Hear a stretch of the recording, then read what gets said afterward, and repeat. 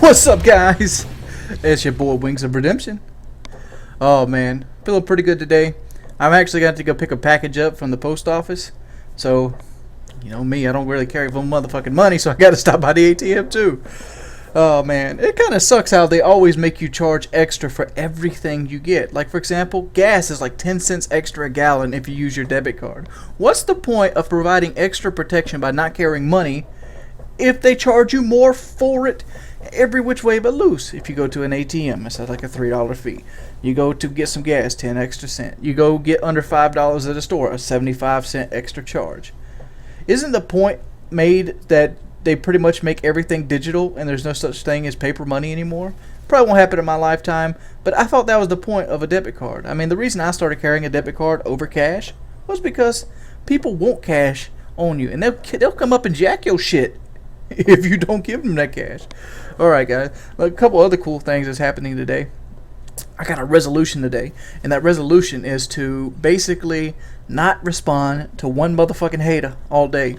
That's 24 hours of hater freedom. I don't know if I can do it. I mean, I've been doing it for so long, but I'm gonna try my ass off. I'm gonna try it hard. I'm also gonna try to get some sniping gameplay today. So I don't know. What game mode would you like to see me try to snipe in, and what sniper would you like to see me use? Because I'm going to get on probably here in about an hour or so, because I got to go to town and get this package and stuff, and maybe try to get some sniper gameplay. Oh, man. Oh, also, Vegas Jamie's supposed to be sending me some beef jerky. Oh, look at this, look at this, look at this, look at this. If you're not looking, just watch it. It's right here. I actually made a video of this the other night.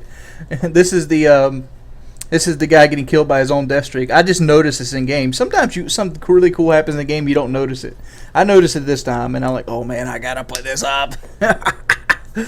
Oh man, you know what? That video was kind of weird. I mean, I don't know if this qualifies as talking to haters, but now I'm questioning myself.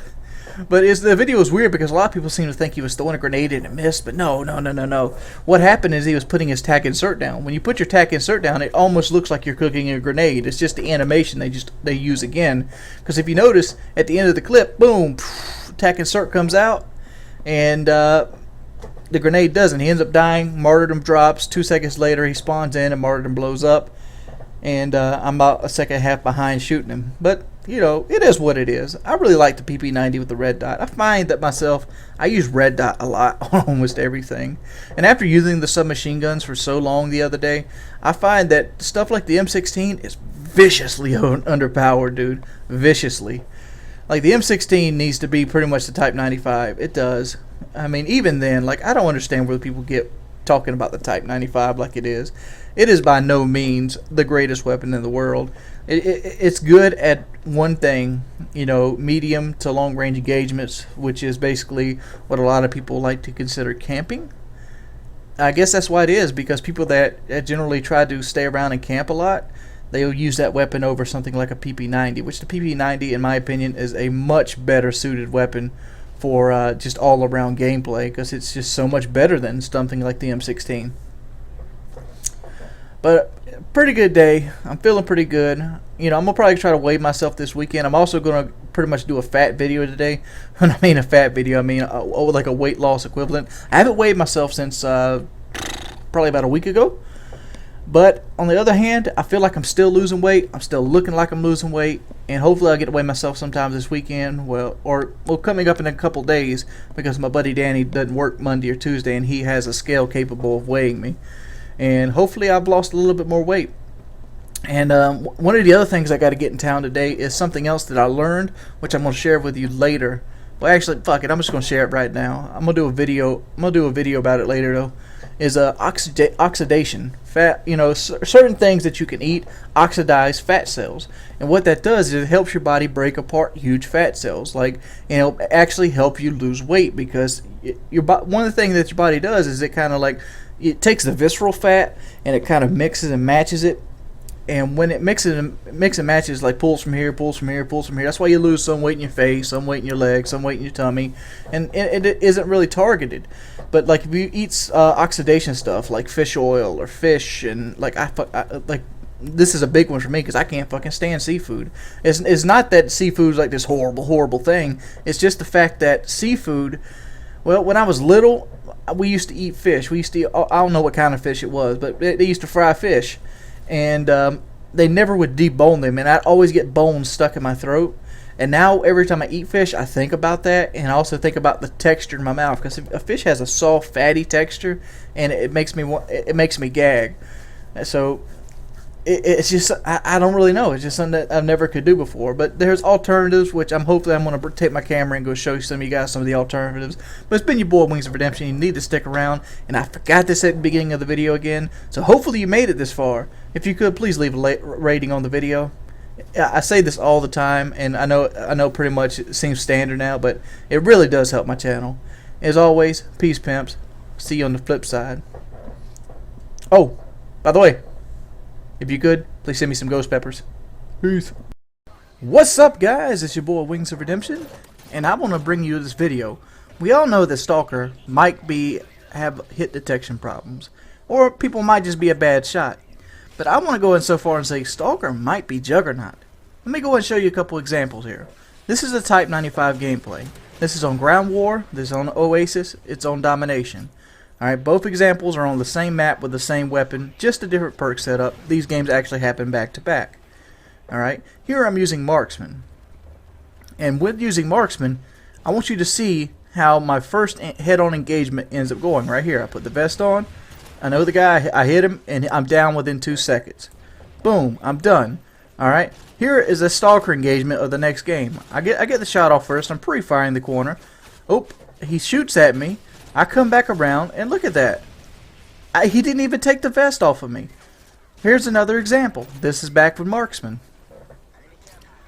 I mean, I could list you hundreds and hundreds of examples of this. I just want you guys to basically talk about how do you feel. It seems like Stalker, there's like 3 really good perks: Stalker, Marksman, and Steady Aim Pro. For most people, you're going to see Stalker and Steady Aim Pro on the 3rd tier perk, mainly because they're very easy to get, and Steady Aim Pro and SitRep Pro isn't. But look at it like this, dude. I think Stalker can help you win gunfights. Watch this. I end up beating 3 people right here, all of them shooting at me without a vest on. Right there. That's ridiculous. Did you see the last time I died? As soon as I fought somebody head on, I was done. But with this Stalker stuff, I can easily just pound my way through the enemy lines. Like right here, boom. Another guy, another gunfight, one head on. Alright, throw my ballistic vest down. Here, this dude, obviously he got cleaned up rather quickly. But I'm pretty sure he didn't even see me on my screen because lag compensation. That's another thing that Stalker seems to happen. Like, how many times have you been playing the game, and you're ADS, you're waiting on a guy, you know he's coming, you have every advantage, you're controlling the engagement, like right there, boom, look at Stalker, just ripping apart a guy with a striker, and every advantage you could possibly have in that engagement, and all of a sudden, he just pops around the corner and busts you in the head with like 1 bullet. And I don't know about you guys, but that seems to be like the motif, it just seems to be the grass and the worm. That's what happens to me, is what I'm trying to say. And I'm wondering, like, I know the game's at the point, it's toward the end of its life, but like, do they need to bring this in Black Ops 2? I mean, like, this perk is really strong. I mean, it seriously is. When I first heard about Stalker, I didn't really think it was going to be anything. I thought they were going to basically make it so like assault rifles and things like that could pretty much move at the same pace as like submachine guns in like Call of Duty 4. Boy, was I wrong.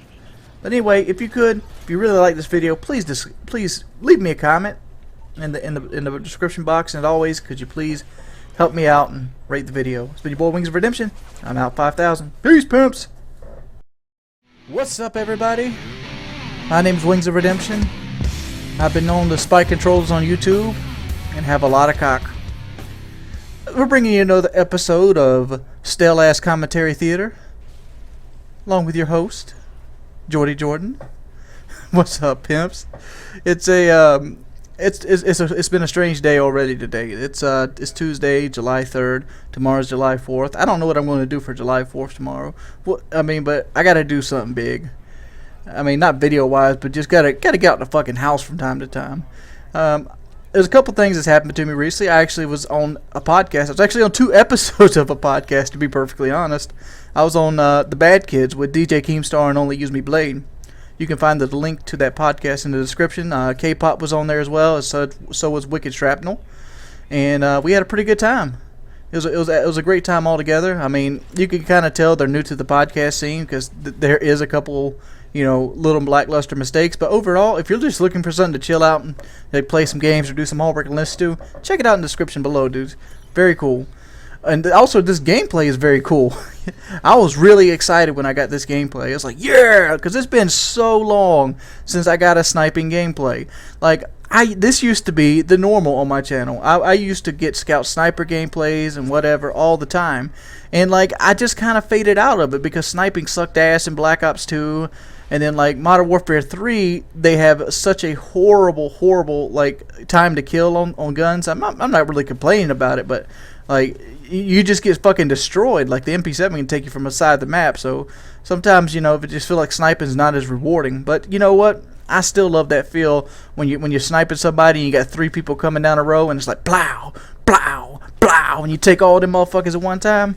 That's a good feeling. It's a great feeling. But let me go and tell you what happened to me today. And I also someone needs to remind me in the comment section that I need to basically tell who won the extravaganza, because somebody did guess the right number. I tweeted him on Twitter last night, but I'm going to give him a better, more celebration, and he needs to contact me if he wants the prize. If he wants the prize. I mean, it's not like if he wants to earn it, but like if he actually wants that motherfucker. Oh, jump shot, motherfucker! But I woke up today. It was like 9:30, dude. I forgot what 9:30 looks like. One of the perks of my job is I get to make my own hours. And one of my hours I don't want to make is 9:30 in the fucking morning. But I get called, I get pulled out of bed, my phone blowing up, and my grandma's fucking neon's got it's the starter locked up in it. And I'm like, oh joy. Keep in mind, it is 105 degrees outside. It is blazing. You can cook an egg outside. And I got my 4 truck hooked up to the trailer, and I got like some washing machines and stuff. Because one of the things I like to do is when I make side money is I like to basically collect metal. It sounds like a bum like thing to do. Like you see like a bunch of crackheads and stuff do it. But metal right now like is $8 a pound for solid metal. Copper's like $3.16. And what you do is you just put an ad on Craigslist, and like a washing machine is like a $25 bill. And they usually come in pairs. So that's like $50 just to go pick up a washing machine. You have a dolly. Works wonderfully. Just a pro tip for you little entrepreneurs out there that might have like a pickup truck as your first car. Use that motherfucker. A pickup truck is a money-making machine. Believe it or not. I mean, as long as you got a strong back and a nice pair of gloves, you can make you some money. But, yeah, so we do that every so often. I mean, shoot, at one time I had like 6 washer and dryers sitting outside the house. So that's all gravy there. But so I took Christine, and Christine is not in the best shape right now. I mean, it's an older truck. It's getting up in the years. I think it's like 11 years old now, and the first 1 and 2 don't work on it no more on the air conditioning. So it's only 3, 4, and 5 that works on it, and it has no back brakes at this point. I did a Woody on the back brakes on this thing. Woody always talks about getting the most out of everything for your money. Like, he really likes to use all the value up in an item before he discards it. I used all the value up in them motherfucking brakes. I put 117,000 miles on the stock back brakes of that truck, and I'm still probably not going to change the rotors because they still not like they're not like kicking back in something. I don't know. It's just something it's something I have to do, and I'll probably end up doing it whenever I get the money to do it. As of right now, Christine's generally just a backup truck, or a truck I use if I got to pull somebody out, because I have the actual tires designed to go off-road on Christine, whereas the Ford pretty much has stock street tires on it, mainly because that's the boss man truck. That's the one you use for cruising around. You don't use that one to go pull some out of a muddy field. You use the old beat-up Z71. That's where Z71 shine at. But regardless, it's not a video about trucks. This is a video about cars breaking down, to be perfectly honest. And yeah, it was 105 degrees, dude. It was stifling out there today.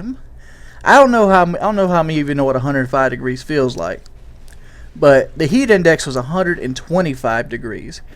So, I mean, dude, we have like humidity is only like 60% today, so that's good. But like if it rains or something around here, we have like a 90% humidity level, and that's what makes it hot, dude. When you have humidity just like that, it makes it so hot. I don't know where I'm going with this shit, but I just wanted to say that my monk got level 60 last night on hardcore. Yay! I mean, if I had like some balloons and shit to pop on the screen, I'd do that right now. Watch me actually go out there and try to actually do that. Oh man, monk getting to 60. So what else is going on in my life with me today? This is like a little update video. Look at this gameplay. I actually, on the end of this gameplay, I go on a Moab streak. I wish I remembered it because I wanted to like count them, but you know, I kind of died to something really dumb. You'll see it. I'm not on a Moab streak right now. I'm like on 2 or 3 here. But toward the I think the last 3 minutes of the game is a Moab streak. If you want to sit there and count them, count along with them. But do you guys like the sniper gameplay? I mean, like, I'm by no means a quick scoper. It's just not what I do. But I am the kind of guy that can put on a sniper rifle and pretty much run around to strong points with it and use it just like you're seeing here. And it's really fun to do. But one of the questions I've always had is like, why do people actually use the MSR? I know the L118 kind of sucks ass. It sucks ass in a way that, you know, it just reloads so slowly. It's like you pretty much need sleight of hand on that weapon to get the reload down. But I don't know. Like, why do people use this? I always considered people use this because of the speed modifier. But like when I see like Zergriz play with it, he uses like let's see, right here's a mistake. But it's all good. I think this actually right here's the Moab. Look at that shit. Look at this. That had to hit, dude. That had to hit. Look at this. Sorry ass hit detection. Let's just go over here and rape him because he's sitting in the corner. Be like C-Nanners pretending like he doesn't care. Get on the corner, noob. That used to always bother me. It didn't really bother me like I get heated, but like it's like, C-Nanners, you're not talking about a camper, are you? Oh man, I'm pretty sure people are like that with me too, though. It's like, Wings, what? You have no right to talk about a camper. All you do is camp. Damn straight, son. I've been known to spike me a controller too.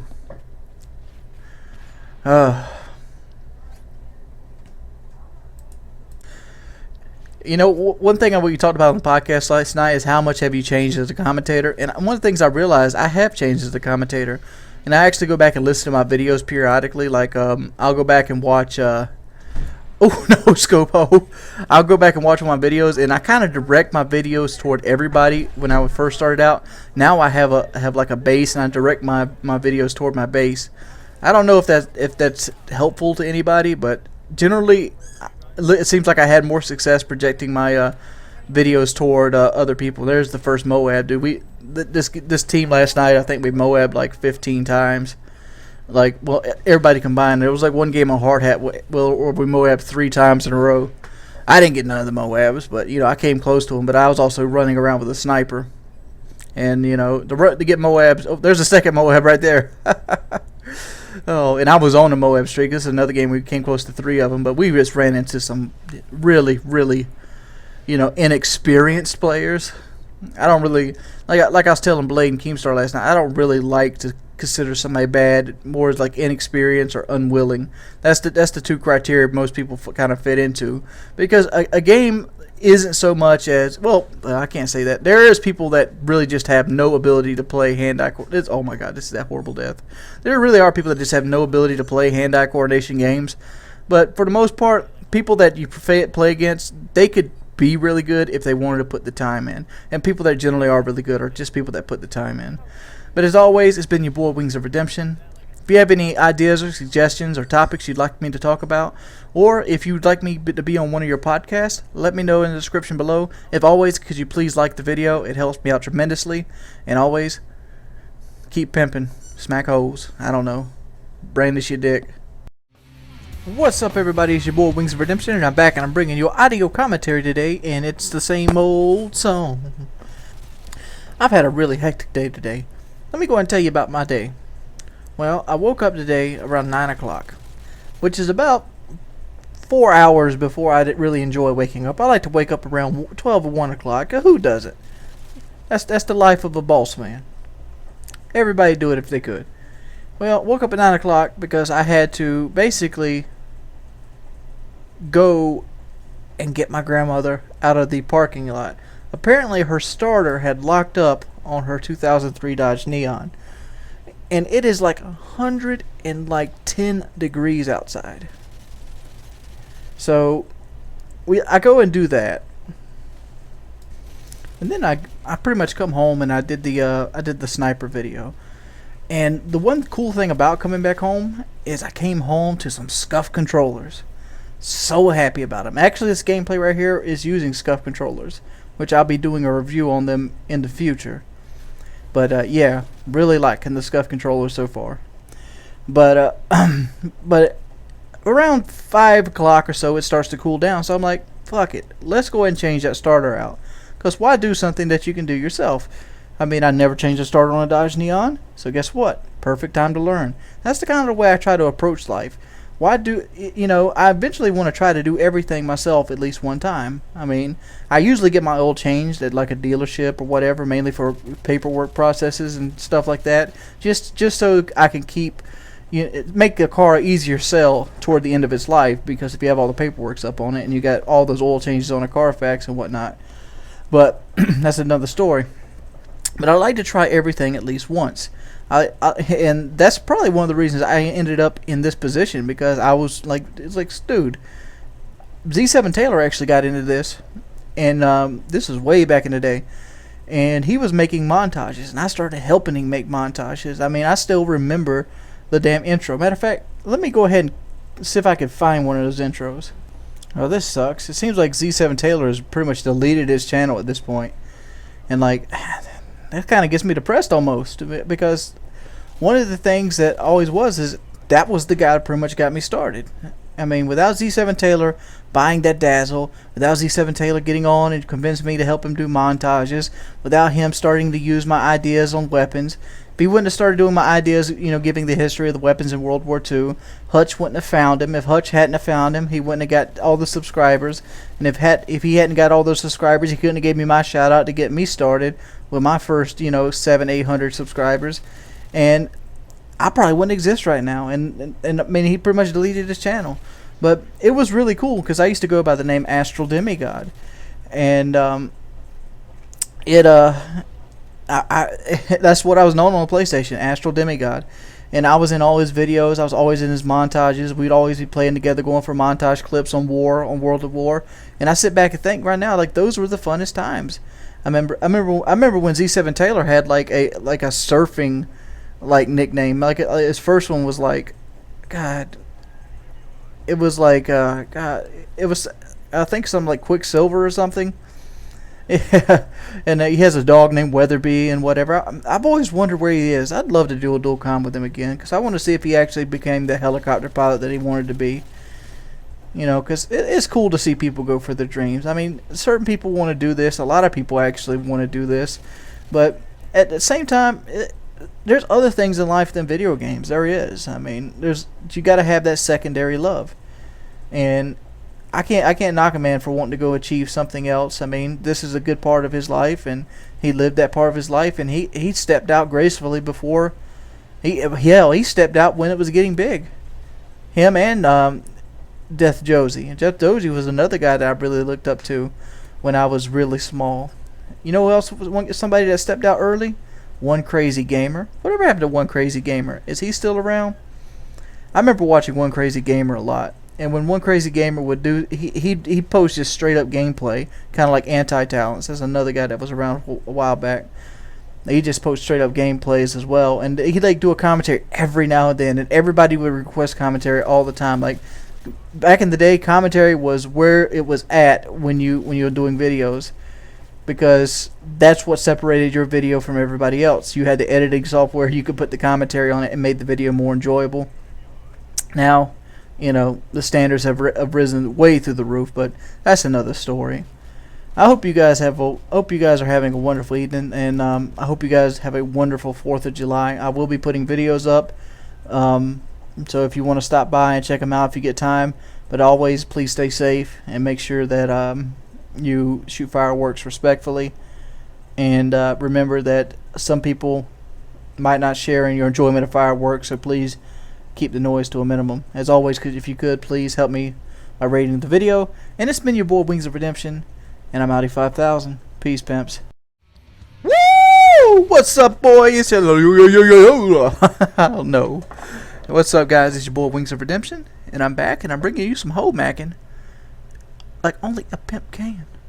But yeah, this is a flawless gameplay with the M4A1 with the Delta Dot, Dead Silence, Assassin, and Scavenger Pro, and I am using a Scuf controller on this, and I really do enjoy the Scuf controllers over and over and over and over again. I mean, I'm not saying that because I'm getting paid or anything. It's just a fucking amazing controller. It makes playing the Xbox so much more enjoyable because the one I have is a wired one, and it has two PS3 concave sticks on it.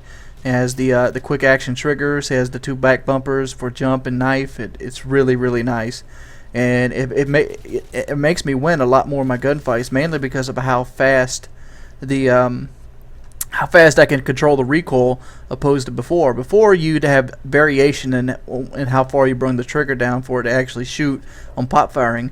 Now, since the trigger movement is very minimal, it's very easy to keep low recoil guns like the M4 and the ACR 100% under control. As you can see right there, plenty of 2 and 3 shot kills. But that's not what I'm talking about today. What I'm talking about today is PlayStation 4. There has been some rumor going around that the PlayStation 4 has been in development since 2010, and you know, E3 just happened, VidCon just happened, and Sony put pretty much no unveilings on the PlayStation 4 yet. But they did do something last night. What Sony did last night was they bought a cloud gaming server company called Gaika. I'm not sure if I'm saying that right. It's Gaika, Gaika. You know, for $380 million. What this leads me to believe is the fact is they're going to go hard against used games, because what else happened this week? EA says they're going to try to take their entire company 100% digital. When you go 100% digital, there's a couple things that's going to happen with the gaming. Just like anybody that bought the Diablo 3 game. If you bought Diablo 3, you'll see the disclaimer that you are not buying the game, but you're buying the right to play the game. What does that mean? That pretty much means that you cannot own Diablo 3. You only can purchase the rights to play the game. Thus, you have no rights to do anything with Diablo 3.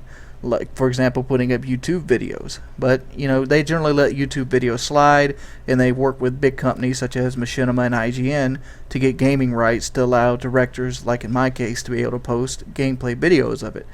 And they basically did that as another reason of how they could take a percentage off on the auction house.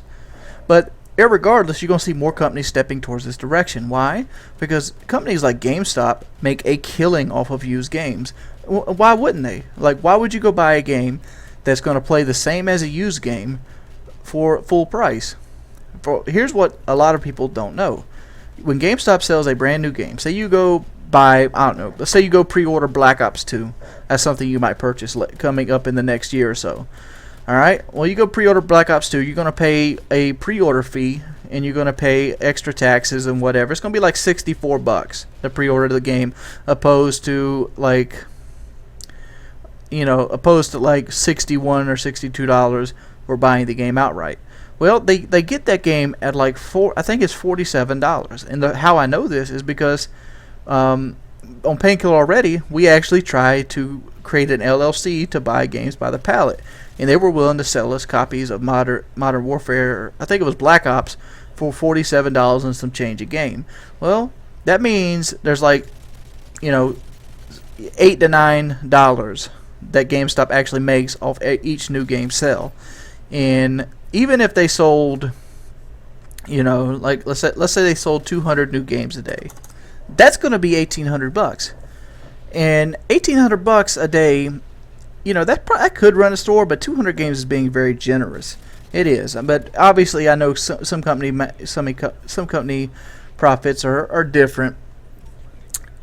But the real money off of games is used games. Like, how many times have you walked into a GameStop and you looked at the shelf and you could see a used game for like, I don't know, like let's say you take Black Ops 2 and you don't really like it. Say it's the worst Call of Duty they ever made, and you're like, fuck Modern Warfare 3 again, and you take that bitch back in. They're going to give you like $30 for it.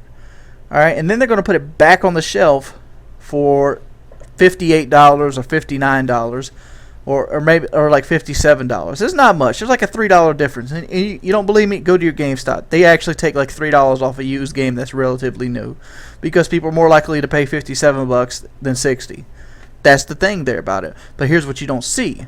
They gave that guy $30 for that game, and even though they lost like $3 off of the total new price, they're still $27 right there profit opposed to $9. So they're literally tripling their money selling a used game.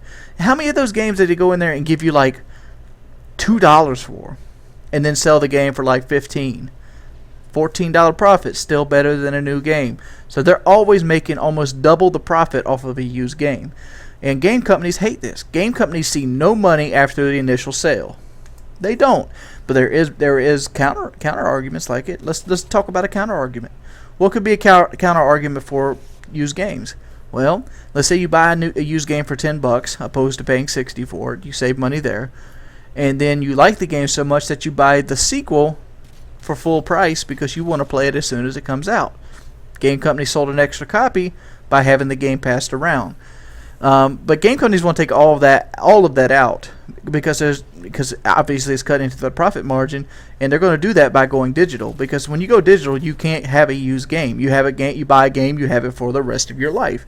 You can't sell it on Craigslist. You can't do nothing with it, and that's the way they're going to do it. Especially, it's going to cut overhead costs because they don't have to physically make games. All they have to do is keep the servers up to allow you to download the motherfucker. But even then, that kind of puts a lifespan on the game. Like, what happens when a game drops its servers? Like, when a game gets old, the first thing to go is the multiplayer aspect of the game. And since now they have servers like Steam, for example, like Steam, but like even Steam remedied this problem by saying that if they would ever go bankrupt, they would take the Steam code out of it, allow you to play every game you have single player. And like, I think we're going to do like some fine-tuned reading if this does happen in the console world, where you have to put your debit card in and, you know, download your game on like the PlayStation Network or on the Microsoft Network. And sorry, I made a pause there because I was sitting there thinking like they'd have to redo Microsoft points too, because they couldn't stay with the PlayStation Network if they kept Microsoft points where you had to buy more than you actually wanted. I don't know. Tell me about your thoughts on this topic. It's been your boy Wings of Redemption. If you could, please rate this video. As always, 38 no flawless, baby. It's your boy. Hi, hello guys. My name is Wings of Redemption, and I've been known to play with my heart. For those of you who've been following the gaming trends today and lately, you'll see that the gaming has changed as a whole lately in the last 2 years. Maybe it's because I've been involved in the internal workings of the game and promoting games and marketing, but I've noticed a complete and severe change in gaming companies. Gaming companies are no longer owned and operated by people that actually live, breathe, and care for games, where games were about making it for a passion. And I don't want to kind of come out here on a starving artist complex, but games in itself, they're getting evil. And what do you mean? Why are they getting evil? Well, when you have companies like Procter & Gamble running organizations such as Blizzard Activision, and you got to understand, like, the guy who's running Activision right now, the guy who pretty much writes the checks and greenlights everything for Call of Duty, you know what he used to do? He used to try to sell people a product that made white shirts whiter. I'm talking about Tide.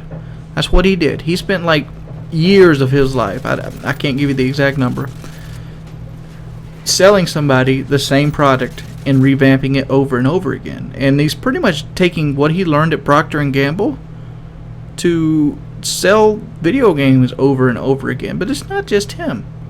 It's not him. It's it's companies like EA as well. Like, look at EA and what they want to do. EA is going all digital, which I talked about in my last video. What well, what is EA also trying to do? They're trying to get into the DLC thing, and Electronic Arts really do love some DLC, and they want to get into the big packages like Call of Duty Elite, almost like Call of Duty Elite coming out with their new Elite TV, where you can strangely, put video up for a service on a pay to play service to show your videos to the world, which you could easily do on YouTube for free. I don't know if that made sense, but basically what it is, you got to pay for Call of Duty Elite, and during the process of paying for Elite, there's a show that if you have a good enough clip will be put on the show, which you have to find. But this also comes with the promises of making tip videos for the game itself, and this is just them trying to strike out at the whole Call of Duty community or gaming community on YouTube, because they want a piece of this pie as well, which is understandable. But at the same effect, you're trying to make people pay for a privilege to post videos on a sub TV station when they can do that 100% perfectly free on YouTube. You know why? Because I bet you money they'll get more views on YouTube than they ever will on Call of Duty Elite TV. Because how many people actually go on Call of Duty Elite TV and look for fucking gameplay clips? It just doesn't happen. It just doesn't. But EA, for example, is wanting to pretty much bundle their DLC more often. What this pretty much is going to mean is stuff like Dragon Age Origins is going to have an Elite. Battlefield just recently had their Elite Premium package come out.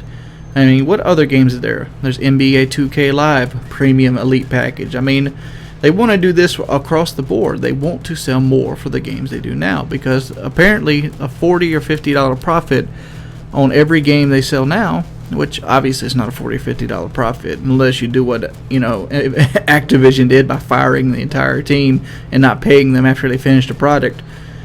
But obviously got to pay people buildings and stuff like that. But they're still making a killing on games, and like they're throwing hissy fits if their games don't meet a certain expectation.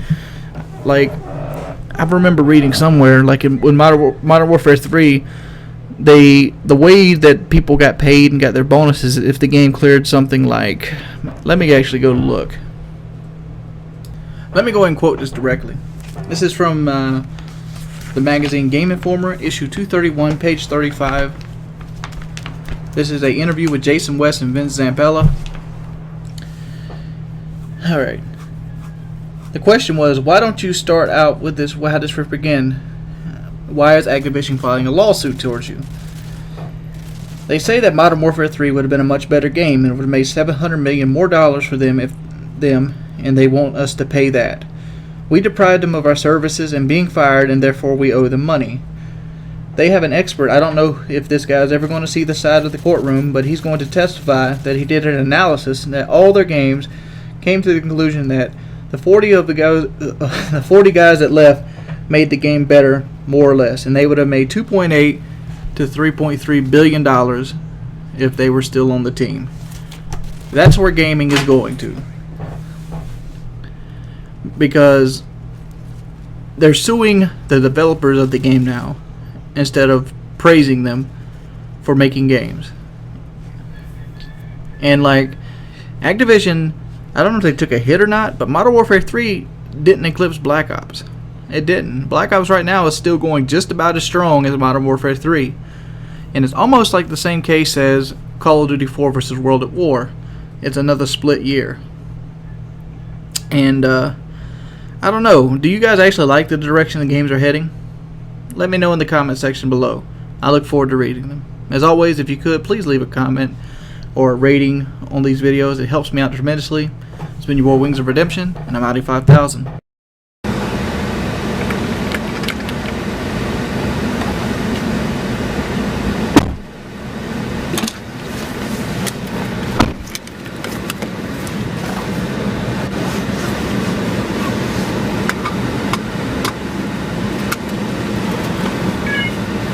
Alright.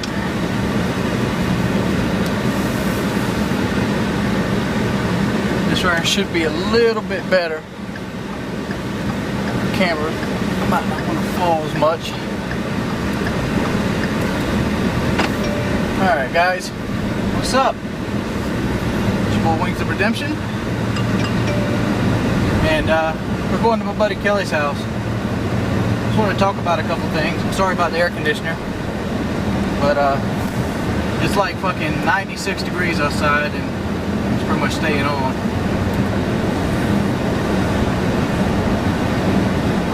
Not that trailer anymore.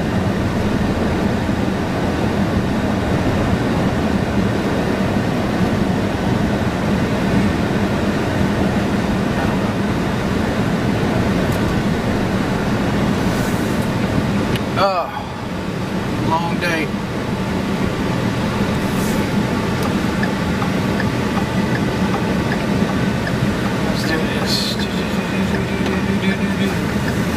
I wanted to talk to you guys about a little oxidation, fat oxidation, to be perfectly honest. I did a video called Fat Oxidation and Things That Happen, and one of the things you'll see all the time in people is that they'll pretty much talk about how, well, I gave up soda and, you know, I lost this many pounds, and you got to kind of figure out, like, yeah, you lost that many pounds because you're not taking in that calories no more. Let's say an average person drinks 2 sugary soft drinks a day. Alright, so it's 2 drinks. That's 190 calories, but for the sake of easy math, let's round it up to 200. Alright? So you drink 2 20-ounce soft drinks a day. It's 400 calories. I mean, throughout the year, that's going to be some astronomical number. I already know this because I did the math in a calculator.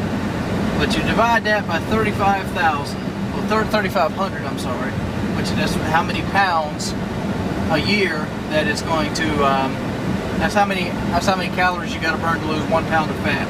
It's 3,500. Alright, you divide that 400 times 365, which will give you a huge number that I can't remember. And after that, what you got to do is you got to divide that number by 3,500, which comes out to be about 41 pounds. So if you were to cut out soft drinks, if you drink an average of 2 soft drinks a year, in that year you'd lose 41 pounds and some change, which is, you know, like I said, you divide that by 2.246, you get the kg of it, which is going to be about half, 22, 23 kg.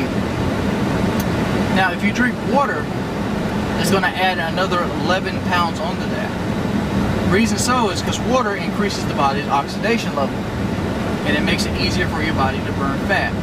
I don't know how many of you guys out there tried to lose weight. When after you lose weight, let's say you've had a hard day at the gym or whatnot, and you know you drink, even though you're drinking water all day, you drink like 100 ounces of water. You go to sleep and you kind of wake up, you got a little bit of a dry mouth going on. What is that about? Well, that's because you've lost weight that day.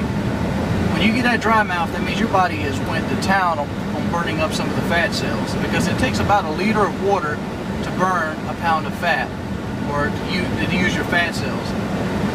And that kind of dehydrates you when you're losing a lot. Like if you're a big guy like me, or a big guy like, you know, Chris, who I'm going to his house. You know, you're going to easily burn enough water during the night to have that dry mouth spell, be, you know, kind of dehydrated when you wake up. That's why it's important to pound a glass of water right away. Another cool ass pro tip about water is if you drink hot water, like room temperature water, like straight out the spigot, that will keep you fuller than drinking cold water.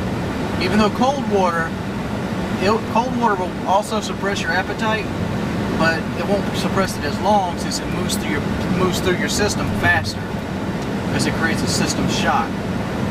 But cold water also burns more calories, which is essentially, it's very minuscule how many calories water burns. Because there's 2 types of calories, there's the big C and the little c. And so you burn essentially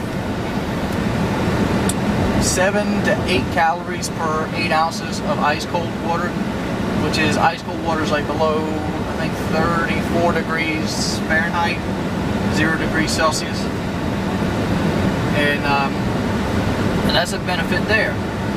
Water is pretty much the key to the diet altogether, because one, it takes away sugary soft drinks. Sugary soft drinks can make you have to burn an extra 41 pounds a year, even though you might do it, say you're, what else is it? Say you're like working construction or whatnot, and you drink a Coke while you're working construction. Yeah, you're going to burn those calories off, and you might not replace them with food or whatnot. But if you don't take those calories in at all, and you don't replace them with food, you're going to lose 41 pounds a year. For a big guy, if you're a big guy like me, because when you're bigger, it takes more calories to keep your body running. Believe it or not, when you're like 300 or 280, 300, 350 pounds, it takes, you know, around 3,500 to 4,000 calories to even keep your body breathing. That's just what it takes. I mean, you're constantly in motion even when you're sitting still. You breathe in, you breathe out, your body regulates the temperature, your body regulates muscles, muscle growth, muscle mass, things like that. So when you go on like a low calorie diet, and you know, and you're doing that little lifestyle change, a lot of people don't like to use the term diet, because I understand where they're coming from in that ballpark, because a diet would mean that you are not making a lifestyle change. Matter of fact, I watched a show last night. One of the shows I watched last night was Extreme Makeover Weight Loss Edition. It was on ABC, and it was about this guy that was 493 pounds, and he ended up losing 255 pounds during a year period, which is huge, which is enormous. It's like losing, I mean, they tell you to lose 2 pounds a week. He was losing like 5. That's like 5 pounds a week. I mean, it's around 4 or 5 pounds a week, which is very impressive. But here's the thing. They did a little 5-minute thing at the end of the video to see where he is 3 months later, after everybody is pretty much gone, the cameras have packed up, the whole nine. You got somebody behind me sitting there beating the streets. I gotta make sure I gotta make this turn nice and gentle. I don't want to knock the camera over again. Sorry about that. I'm driving a little bit more defensive because I've got the camera set up in the back seat on a tripod. But during that period of him going through and, you know, showing where he is 3 months after all the cameras and stuff left, he had gained weight again. And I knew exactly why he had gained weight, because one, he went down to a weight that was uncharacteristic of his body style. He had this like Italian type family, you know, because he had a nice thick head of hair and all. He had some Italian in him. And not trying to stereotype Italians as unfit or anything like that, but then naturally an Italian person enjoys eating, and an Italian person's family enjoys eating as well. I mean, it's not that they enjoy it like because they're gluttons. They enjoy it because they enjoy the family atmosphere it is, and they help celebrate family events and stuff with food. And it just built into his characteristic. He naturally loves food. Instead of going down to 228 pounds, he should have stayed about 250, 260, because that's where his characteristic body style is. He already had a big shoulder base. But I understand that you have to lose 50% of your total body weight to be subjected to the skin removal surgery. And that's something I'm worried about personally as well, because once I lose all this fat, I'm going to have enormous amounts of loose skin. And like he was talking about in the video, that it was affecting his back and stuff like that, and I could very see that happen, because you have like 2 feet of loose skin just hanging off the front of you, and it's no longer supported by weight, you know, stuff like that. It's just hanging. I mean, it might not sound like it would be something that like, oh man, you're just going to cry. No, I'm not going to cry or nothing like that, but the fact is, no matter how much you try to tighten it up, you're not going to lose enough. You're not going to tighten your skin up enough to listen to this motherfucking beat. I don't know if you guys can hear this. You know, I guess if you have subwoofers or something, but this guy is just like drowning me out with the subwoofer system behind me. It's like, oh yeah, kid, you got some subwoofers, man. That's a good example of a dumb kid nowadays. You want to, oh, I'm gonna catch the camera. You want to classify yourself as a dumb kid? Beat your fucking subs like that so other people can hear you. That's all you got to do. You know why? All it's gonna take is somebody to spot you drive a fucking 94 Tahoe, realize they don't put a security system on a 94 Tahoe, follow your bitch ass home, bust your window, and jack your whole system and sell it to the pawn shop for $100. That's all that accomplishes. If you want to put sound systems in your car, and I am a very, very good advocate about putting sound systems in a car. I love a sound system. There's a subwoofer system in this truck right here. There's a subwoofer system in Christine. Every car I've ever had has had some kind of sound upgrades to it because I love music.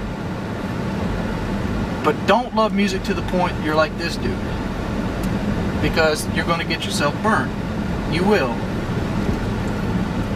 Have it just enough to please the interior of the cab and back it off, because I mean, getting it to the point where it's that loud doesn't help the overall sound or atmosphere of the vehicle. It doesn't. It's just something to impress people with. And when you're impressing people, if people also understand it's something that is worth money. That's like buying a brand new truck and leaving the keys in it with the windows down. The bitch is gonna get stolen. That's just what happens. But back to the weight loss. That was his characteristic. I mean, he's always gonna be a bigger guy. One thing I did notice that they didn't really harp on in the video though was that he had broke up with his girlfriend. He had, during the weight loss segment, when he was about 370 pounds, he got a girlfriend that was kind of heavy as well.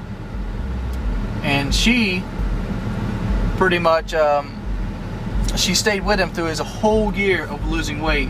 And she was so happy and all this. And as soon as he lost all that weight, he was a very good looking guy. I mean, I ain't afraid to say it. He was a very handsome guy after he lost all the weight. And 3 months later, after the cameras went away, she's no longer important, so he dumps her to the side. And I could see exactly where he came from, because you can kind of tell it in his eyes that he was basically this very, you know, chauvinistic person. And when he took her, he was taking anything he could get, which in my book is wrong. You shouldn't, you know, lead a person on because at the time they're prettier than you, and then once you're prettier than them, you throw them to the curb. She was good enough to stick through with you. I mean, you should stick out with her. I mean, I understand if a relationship breaks down on other factors, and I understand her relationship could have broke down on other factors, seeing as it's an unknown variable. But as a person, I highly doubt that happened that way. What happened is he got better looking. He had other girls hitting on him that was much prettier and in much better shape, and he ended up dumping her because she was overweight. Or another scenario is he could have dumped her because he was trying to get her to lose weight. Like, look how much weight I lost. You know, I've seen the scenario could play out 2 or 3 different ways. It's just what it is. I don't even know how I got off on this rant talking about this dude. What did I start off on fat oxidation? The way you basically oxidize yourself is, you got to understand how fat oxidation works. Alright, let's say you drink a Coca-Cola. We're going back to the Coca-Cola. Coca-Cola has a lot of sugar in it. Or let's say you eat a sandwich or something. Things that create sugar, like bread. Like you eat bread, it turns straight to sugar. Not the sugar like you all know, but a type of sugar. And your body creates a thing called insulin to basically break down the food and create nutrients and whatnot. And you want to use food that is easy to break down, such as water, fish oil tablets, and things of that nature, to basically make it so your body never has to miss that cycle. Because when your body is oxidizing fat, it's when your body's oxidizing fat and then you eat something, you cause a system shock. But say you drink a Coca-Cola, and you know, I don't know how much sugar a Coca-Cola has. I'm gonna say what, 26 grams or something like that. That your body has to stop and use that insulin to help break down that whatever that Coca-Cola you just drunk, and it's going to stop or slow down your oxidation process. And through that,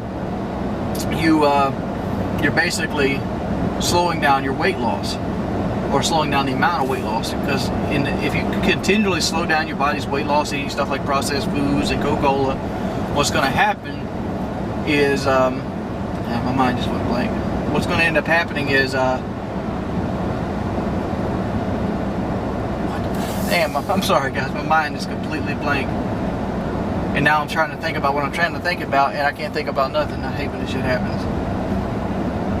What's going to end up happening is your body's going to go out of fat burning mode. Because once your body gets in fat burning mode and gets going, you lose a lot of weight very quickly. and you don't want to kind of like keep staggering it in and out of fat burning mode by eating processed foods and drinking sugary drinks. And even like something like Crystal Light, like if you have to have a sugar drink, I prefer to drink Crystal Light, because, you know, drinking water all day long is, you know, it's kind of drab at times, because it's just got no taste in it. But I am in the same boat as that dude. Like, I love food. It is. I mean, it's gonna happen. I'm gonna tell you right now, there's gonna be a time where I eat me another fucking pizza. It's gonna happen. It might not happen this year, but it's going to happen sometime in my life. I'm not giving up, you know, pizza and stuff like that. I just got to have the willpower to control myself. Instead of eating pizza, drinking a Coke, and sitting around playing video games, you know, maybe, you know, set aside one night a month to eat pizza, and, you know, plan accordingly for that day. You know, there's a million variables that can happen that way. But I know what it is, and I don't want to call it a diet. But like right now, I'm on these Dr. Norman stuff. You know, it's the 4th of July now, so I'm probably going to go up here and like eat some hot dogs or something. So I'm gonna probably go a little over my calorie count today. But, you know, it is what it is. Every time now and then you need a break from something. I mean, I'm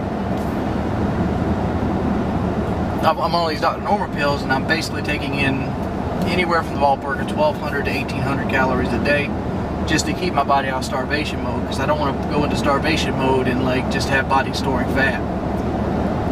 But by the way, this is US 905 at Williamson's trailer park here. This right here is a speed trap and a half, because if you notice right now, the road's 55 miles an hour, and it goes 45, 55, 45, 55, and like a 5-mile stretch.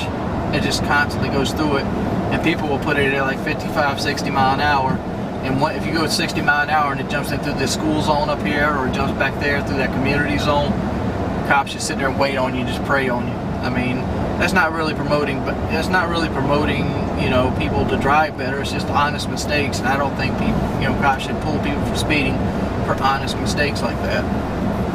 You know, if somebody's going, you know, 80 or 90 down the interstate just because they want to get somewhere because they're trying to pull something, that's when you pull somebody for speeding. Somebody's going 70 through a school zone, yeah, that's when you pull from speeding. But you shouldn't have like little speed traps like this, like in the school zone turns to 35. I mean, that's like a 20 mile an hour difference, and like if you're not paying attention, or like you're going to work or something, you know, you could very easily get caught doing something like that. But I know it turns to 45 here, so I'm going to set the cruise to 45. Pro tip for all you new drivers out there: cruise control is your friend. Not only does it help you get better gas mileage, and it also helps the wear and tear on your car, because you're not constantly accelerating, allowing the truck or the car or whatever's computer system to run it for you. It teaches you very good driving habits. It also allows you to pay more attention. It also doesn't get you as fatigued when you're driving. One of the first things you'll notice when you're driving, or when you started driving, is you're going to have to build a muscle up that pretty much you'll use the rest of your life, that you've probably never used before, and that muscle is one that pushes the gas pedal. You know, this guy with the subwoofers be behind me the entire time. It's ridiculous.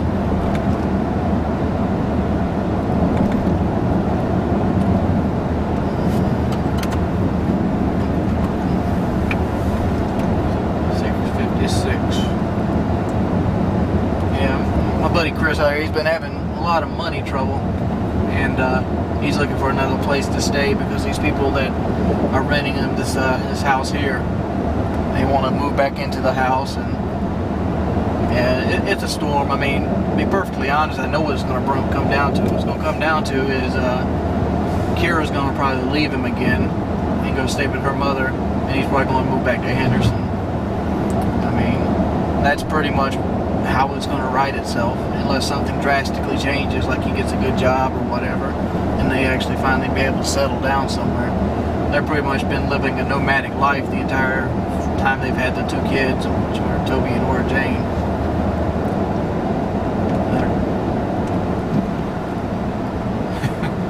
Commentary in real life. it's amazing what kind of skills I've picked up in the last 4 years. When I first sat down at the computer, and it took me like an hour to even think about something to say, because I had no clue how to talk to somebody. And you see it all the time, or at least I do, because I watch a lot of people's videos. What's up, everybody? It's your boy Wings of Redemption, and I'm back, and I'm bringing you a TDM on Downturn. Yes, I did. I went there, Downturn. Downturn's one of those maps you don't get to play a lot because most people just vote the shit out. And it's not really that bad of a map in a TDM setting. It's more, people don't really like Downturn because it has a horrible flow in it. Most of this map is consistent of a bank and a blown out office building. Well, 3 blown out office buildings. And a lot of people like to hide in the bank, and that's why people don't like the map. I mean, obviously, you're the people I'm talking about, so you know why you don't like the map. When you play with a TDM setup and you got a couple UAVs going up and you're having a pretty good time, it's a very easy map to actually play on. As I see when I get dumped on, got a poop right on my face. If you notice my setup right here, Extreme Conditioning, Assassin, and Dead Silence, very cool setup. And you might have noticed in my videos lately, I've been using a lot of the M4. And the reason I've been using a lot of the M4 is because, I don't know, it's just the low recoil with the weapon has really got me to the point where I've been really enjoying it. I mean, I've been using the FAT a little bit as well, but M4 I've just been doing so well with, so consistently. It just seems like I hit a groove. Like, you ever hit a groove with the weapon, and it just seems like you can just kill, and the amount of shots that it kills. Like, you ever watch somebody and they're playing, and it seems like they kill everybody in 3 or 4 bullets? I actually got into that zone for a while last night, and it was a really cool feeling. Like, you get to the point where like your forearms are warm. It's like, rocks and face, you know, just like that. And you can, whereas a normal like Extreme Conditioning M4, you might get like 2 or 3 kills. You end up pulling out like 6 or 7 kills with the standard, you know, 90 round loadout that you get without Scavenger Pro, or like in an extended mags or anything like that. But there's other variations I'd like to make of it. But don't be sad if you see a lot of M4 gameplay, because I end up getting like 9 or 10 TDMs that were pretty much worthy of YouTube, at least in my book, my version of YouTube worthy, which is a lot lower than a lot of other people's. But one of the reasons I've been playing TDM a lot, because I was actually buffing up for one of those clan operations. They have one coming up called TDM Crusher, or like the Vigilant Beast. And what it is basically to get the most kills in core TDM as a clan. And I didn't realize it said as a clan, because I was going to go at it lone wolf, and I would have lost big time versus 6 players. And I don't really have an elite clan. I'm eventually have to join one, because none of my buddies online actually have an elite, or they're either in an elite clan, or they don't have one either. So that's one of the stepping stones that I'm walking into. One of the things I want to talk about with doing those operations, since there is a free-for-all operation coming up, what is the best way to get kills quickly? Like, obviously, it's the assault kill streak. No matter what, when you're running assault kill streaks, you're gonna get more kills than you're not running assault kill streaks. I know there's gonna be somebody out there like, no, I use specialist and I get tons and tons of kills. Well, maybe in a room where they're shooting stuff down, but once you get a room that they're not shooting stuff down, the assault kill streaks will make up for all the times that you weren't getting it. I guess it's like consistency over, you know, blowouts. I guess it's all about finding that right room in my book. Like, I'm using a 5.7.9 setup right here, kind of like in Modern Warfare 2, because I was moving around so much with Extreme Conditioning. But I found that I was killing people just as fast with my gun as I was with the AH6 actually getting kills. I mean, it just didn't get the amount of kills that I desired it to. But at the same effect, it's easier to get than like the paved low. I mean, it might not seem like though, but you know, if it doesn't feel as bad to lose an AH6 versus a paved low. I mean, if the paved low comes out and gets no kills, you know, it's heartbreaking. But when like an AH6 comes out and gets no kills, it's like, oh well. What do you guys think? What would be the fastest way to amass kills in like a free-for-all type setting? Like, what kill streak setup would you use? But over and all, this has been a very fun gameplay. I hope you enjoyed watching it. I mean, you don't really get to see too much Downturn on YouTube unless you're watching an Presador video. But other than that, had a really great time. Let me see, I get my second AH6 Overwatch here. Oh, look at this. Oh, yeah. You can get the delta dot on my little sidearm. I love sights, dude. A lot of people say they try to use guns that have the best iron sights. I always just try to use the red dot. That's my favorite attachment on every game. But it's been your boy Wings of Redemption. If you could, please rate this video 30 and 2. Hopefully you guys have a wonderful evening. And as always, peace, pimps. What's up, guys? It's your boy. Boy. Wings of Redemption. A little Tourette syndrome there. And I'm getting some shotgun gameplay today on Resistance. This is on the Xbox 360. Because you normally see me play on things such as the PlayStation 3. This is my boy Tweet, T-W-I-T, I don't know, whatever he calls himself nowadays. I wanted to talk about something that's in the news again today, the PlayStation 3. PlayStation has set out to make an even slimmer version of their console. Everybody knows that the PS Slim, that's what I'm actually working off right now, the PS3 Slim. And the reason I bought it was the 250 gig hard drive and the fact that my fat boy, the housing in the back actually cracked, so I can't use my optical driver no more. Well, that sucks, you know. But how do people really want these really slim things? Like, you see it all the time. Like, for example, Samsung just brought a notebook out that's like the thin as a piece of paper. And I'm like, yeah, it's nice. It makes it a little bit more lightweight. I can understand it more on a laptop than I can think. But who the fuck wants a slim console? Like, is anybody out there sitting thinking, man, my PlayStation's way too big? I mean, I guess it makes it easier to carry and travel, but I've been playing video games my whole life, and I could think of like 3 or 4 instances where I actually had to carry it anywhere. Generally, I went to a friend's house. They either had a game system, and I could just bring the games and controllers over, or I was going on, like, you know, going somewhere that I was away from my game system for a while. But who knows? But I'm just wondering, like, where's the market? Like, what's the market for these things? Like, they make them slimmer and slimmer and thinner. Like, who cares if it's really thin? I guess it's got to be like a Japanese thing, because I just don't see the market in America for the extra slim consoles. So they have to bring something new with the extra slim consoles. Because I'm like, why are you taking up all your time making sure the hardware is smaller, and then instead of actually fixing the PlayStation Network? Like, one of the big qualms with the PlayStation Network is that it kind of sucks.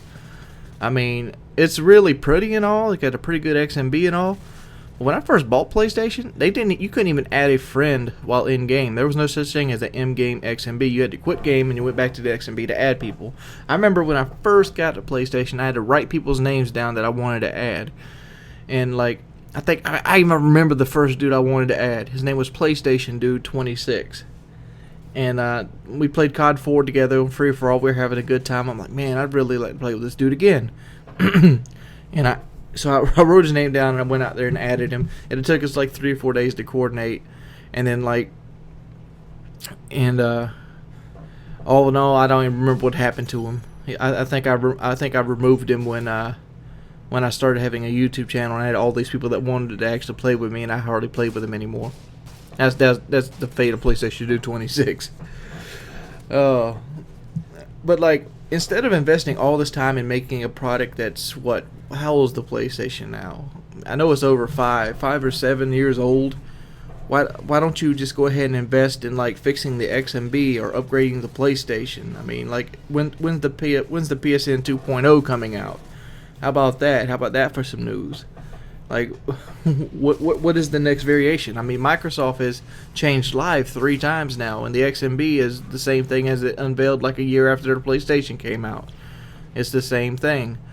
I mean, they pretty much did no upgrades to it. Like, why aren't they trying to upgrade the whole experience to it? I mean, yes, they've added stuff like Netflix, they've added like Quattro and like all that music stuff, but, like, give me the ability to have people to invite without being on my friends list. Give me, you know, cross game chat. Give me, you know, features that allow my XMB to basically work faster. One of the things I can't stand on PlayStation is, like, when I want to look at my trophies, I have to wait forever, dude. There's like a little green bar that goes down, and it's like loading forever. I mean, I can get to my achievements or trophies, like when I'm trying to hunt them on Xbox. I'll just go through the Xbox and I click the achievements in game, and it's up like boom, like that. On PlayStation, I gotta wait for all my games to load at one time. I got to, you know, it takes where on the Xbox it takes like 5 seconds. On the PlayStation it takes like 30 to 40 seconds. And like, why don't you upgrade the performance on the PlayStation Network opposed to making the PlayStation slimmer? I don't think anybody in their right mind thinks, man, I wish my PlayStation was about 1.5 inches smaller. I mean, usually you set it up, you put it somewhere and you forget about it until you need to change games or need to turn it on. I mean, like, out there, anybody really ever ran into a problem where the PlayStation was too big? Let me know in the comments section. It's been your boy Wings of Redemption, and as always, can I get a like for some shotgun gameplay? No? Okay. I'll catch you pimps on the flip side. Also, I'm looking to play some DayZ, but those videos are going to be late night videos. I'm going to play with my buddy Lefty. And also, in case you missed it, my monk has level 60 now on Diablo 3, and I'm very excited about that. It's been your boy Wings of Redemption, and I'm Audi 5000. Peace, pimps. What's up, guys? It's your boy Wings of Redemption, and if you could, please leave a rating on this video. It'd help me out tremendously. I'm getting it out of the way in the beginning of the video, just to let everybody know that watches the video, maybe they not make it all the way to the end. And that's a fucking pathetic intro. Oh, if anybody actually knows what that's from, I don't know. I'll have to do something for you. I'll figure that out later. But in the comment section, if you recognize that music, I was just like little fucking thumbing. Hit me up. We just finished PKA with Total Biscuit, and it was a very cool PKA. It probably wasn't our best PKA, but I very much enjoyed it because Total Biscuit was one of the guys that I've always looked up to in the YouTube industry, mainly because he's got an angelic voice. But a lot of the some of the Brits have that little thing on their side, like God, like what's his name? The guy who used to do all the gun commentaries. Xbox Ahoy. I'm sorry, his name just kind of lapsed from me there. I've been playing a lot of PS3, and tomorrow, and I think on the 7th, which is Saturday, there's going to be a free-for-all tournament. So I'm probably going to be taking place in that free-for-all tournament. Well, it's not really a tournament; it's an elite thing. See who can get the most kills.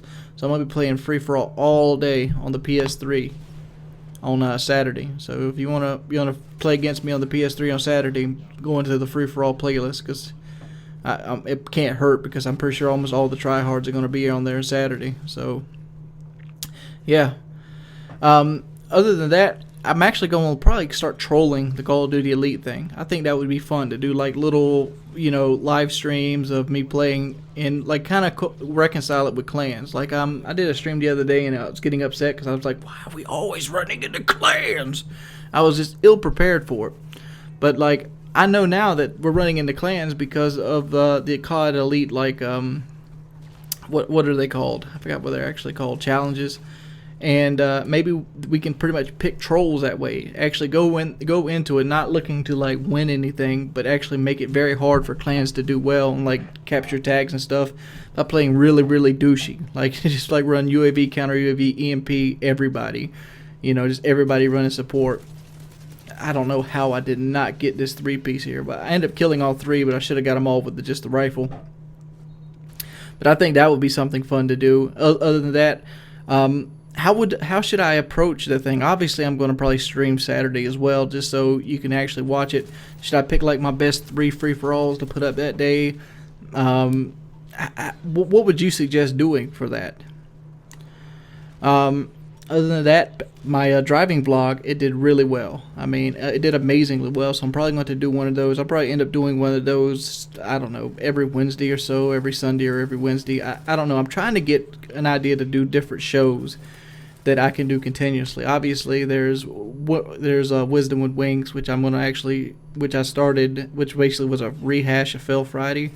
The last one didn't get a whole lot of love, and I think a lot of that was due to the sub boxes. So if you actually want to watch the last week's Wisdom with Wings, it was a very good episode. I took a lot of time into it, but there is a little bit more cussing than usual, mainly because I wanted to be in that flamboyant Wings of Redemption type character, you know, bear trap, you know, fuck your mother. And the device isn't supposed to be, you know, stated as art and something you pat your life on, even though sometimes I attempt to do that. It's more supposed to be outrageous answers that you normally get in what I usually give on Painkiller already. That's actually like a little meme I've been known for, just giving outrageous advice.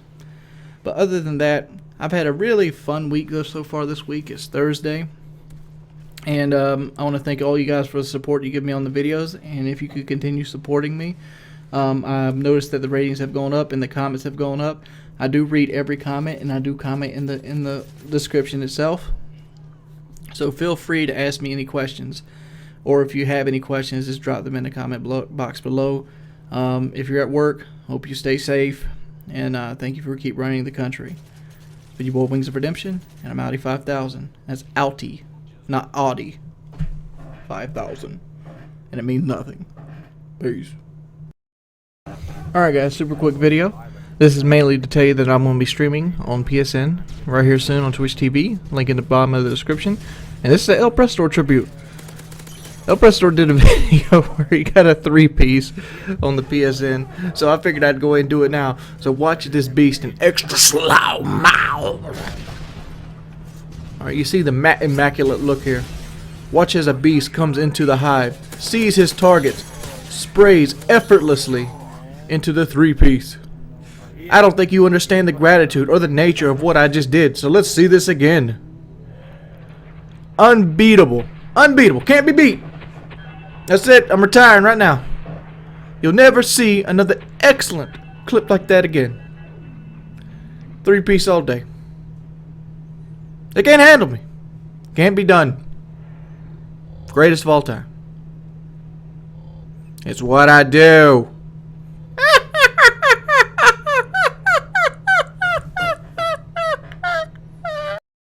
What's up guys, it's your boy Wings of Redemption, and I'm back and I'm bringing you an audio commentary today on Modern Warfare 3. I want to talk about something a little bit more. Let me turn this down a little bit. Sorry about it. I want to talk about something a little bit more. It comes to heart. I did a live stream today, and that was a very fun live stream. It got really cool for a long time. It was actually a lot of close games during the live stream. Well, there was one close game during the live stream. Actually, it was two. And then we ran over, crappy ass COD Elite teams all day, every day. That's what we do it.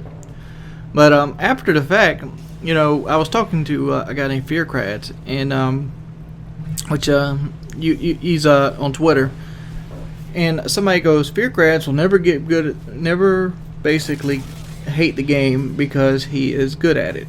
And like I pretty much showed my stats and showed his stats, and I'm like, dude, we're about even. And we're pretty much evenly matched. We just have two different ways of going about the same style. I play 6v6, he plays ground war. I'm more of a defensive player, he's more of a rush player. It's just what it is. It's two means to the same end. And the other day I posted a video where, I like to use the assault kill streaks. Like you even see in this video, I love the assault kill streaks. So because when the assault kill streaks work, it's fucking fantastic. It makes you feel real good. You get real big numbers, you get real big spreads. And this game is a good example of a real big spread. It's a TDM, and it's a 40+ kill TDM. With my boy Tweet. This is on the Xbox 360. And somebody asked, why don't you put specialists on and go for Moab? And I'm like, it's like, seriously? Like, do I really want to do that? I mean, like, do people actually care about Moabs? I see people like Jay Nasty and, I'm Gifted and all these people dropping 1,500 Moabs a game. And it gets to the point, it's like, it's whatever. Like, there's 1,500 channels that pretty much drop Moabs with MP7 specialist. Is that really what everybody wants to see? How many times can you see the same type of game? I mean, I've seen probably 15 of these double Moab type games, and they pretty much are all the same criteria. You either put the ACR on, or the MP7, or the PP90. You put specialists on, and you run around, and you seem like you're in God mode. Every now and then you put on a bulletproof vest, just blah, blah, blah, blah, blah, blah, blah. I'm not trying to discredit, double Moabs out there. I mean, because it's a very cool thing to do. I mean, double Moabs is not something that everybody can pick up the game and do, and there's obviously talent there. But the fact is, like, how many times can you watch somebody Moab on a game before it gets stale? I mean, this right here, what you're watching, used to be the YouTube standard. Really cool games that you ended up getting on like TDM or something, or even close games. I remember close games used to actually have a count on YouTube Where they don't really do that no more. Nowadays, people just won't, you know, blow out Moabs. And like I used to have a series called Carry the Team, and when I'm doing in that series called Carrying the Team, I'd play by myself and I'd try to carry the team. I don't know if you guys, I don't know how long you guys followed me, but there's also another series I was a part of on Machinima called Engineering the Win. That was with me, Hutch, Sam, and Optic Hex. And we basically broke down, we initiated each other's gameplay, and we talked about how we got the win and why the win happened. And the gameplay I've submitted was an M16 gameplay on Rundown. That kind of dates the video a little bit. But on that game, I went like 41 and like 38. And I picked that game for a reason, because one, it showed me doing everything I needed to do for the win. It showed me pushing enemies. It showed me getting the slays when I need to get the slays, getting the tags when I need to get the tags. And I think a lot of people underestimate what happens when you go against people that are really, really bad at the game. Moabs are going to happen. And on the flip side of that, when you go against really strong people that play together regularly, you're not going to do as well. I can guarantee you that very few people can pull out super games consistently against a full team. And like my live stream today was 100% against a full team. I went over 3 KD in probably 80% of the games, but there was a couple games I went negative. There's a couple games I went 1 for 1, and those were some of the harder, more well-rounded teams. Because one, you got to play a full team different than you play like a regular, you know, Magic lobby, so on to say. You play a pub team, you got to kind of wait on people. You can't just get that kill, rush forward, jump the next kill, rush forward, jump the next kill. You got to kind of plan on the engagement and then clean up everything afterwards, because you got to understand, as soon as they spawn, they're going to spawn somewhere near you, and they're going to go back. They're going to throw the flashbangs, they're going to throw the grenades, and you got to plan accordingly. And you got to know when to risk for the tag, when to risk for the objective, and you know, things like that. It's a whole different scenario. I mean, I could show you gameplay like that all day if you actually guys want to see it. I mean, I'm gonna leave it to a vote. If you want to see like one of the very close games where I don't come out on top, get this video to 3,000 likes, and I'll make sure that happens. If you don't want to see the video, make sure this video gets to, you know, 1,500. Well, let's do so same thing, 3,000 dislikes. All right, so that's the barometer: 3,000 likes or 3,000 dislikes, depending on what you want to see. Would you rather see, you know, the competitive style gameplay, or would you rather not see competitive style gameplay? And you know, I kind of know what to upload more in the future, because YouTube seriously can't be getting to everybody wanting to watch the cookie cutter MP7 gameplay. And if people say the MP7 is not overpowered, if it's not overpowered, then why the fuck is it in every person's video that runs a Moab? That's the question. I'm not hating, I'm congratulating. Big ups to everybody. I'll be streaming again tomorrow. I'll drop another video tomorrow as well, if you guys missed it, and because tomorrow's the free-for-all lone ops, and I'm actually going to go for it. So I hope I'll catch you then. As always, if you could, please leave a rating on the video. It's been your boy Wings of Redemption. I'm Outie 5000. Peace, pimps. What's up, guys? It's your boy Wings of Redemption, and I just want to talk about something here today. I don't know how many people follow me on Twitter, but if you want to follow me on Twitter, it'll be in the description of this video. But I was recently on a podcast with a group called The Bad Kids, which is Only Use Me Blade and DJ Keemstar. I starred in the first 2 episodes as one of the special guests. You know, so big ups to them. You can check The Bad Kids out in the description below. But on that show, we made a bet. We talked about Mr. Sean Hutchinson. Hutch was one of the original guys, one of the big guys, and he's a voice in the community that pretty much, when it's silent, it's missed. Even if he doesn't do videos and he's just there, as soon as you take that voice away, the community realizes they're lost and it's missed. And we made a bet. Only Use Me Blade said Hutch will never be back on YouTube. And I go, no dude. Hutch is just no way he can stay gone from YouTube. And DJ Keemstar pretty much backed me up. Hutch would have to be back, and we put a 3-month time limit on it. And anybody that follows Hutch on Twitter realized he's talking about coming back. And I knew he would come back for this reason alone, not because of YouTube money, Money has little to do with any of it. And with somebody like Hutch, I can guarantee you money has no effect on him. Hutch is just that kind of person. He's not a person that looks at monetary gain as a means to an end. He is a person of morals. He's a person that has his opinions and he sticks by them regardless if they're going to be financial hardship or not. That's just the way I pictured him. But here's the reason why I think Hutch can without a doubt never leave this community. And if you guys remember, Woody went on a vacation about last year sometime, and it was a 2-week vacation. He took his wife on a 2-week cruise, and during that period he came back. He goes, "Hey Wings, dude, you know what I missed the most?" And you know what he missed the most wasn't the YouTube money. It wasn't the fame. It wasn't, you know, hoarding, you know, subscribers over the smaller channels' heads. You know what he missed the most? He missed the interaction. And that's how I know that right there alone is how I know that why even if you took every dollar out of this YouTube community, if everything started back to zero, if people started uploading again just for the hell of it, I would still be here. Because I started this when money wasn't here. I started this because I wanted to do this. I started this because this is what I felt like I wanted as a hobby. And through that, monetary gain came from it. But no point in my life am I ever going to consider stopping this just because the money stops. I mean, there's things that you do basically when you make videos just to make videos. And that's mainly because of the section of life that you're in at this particular point.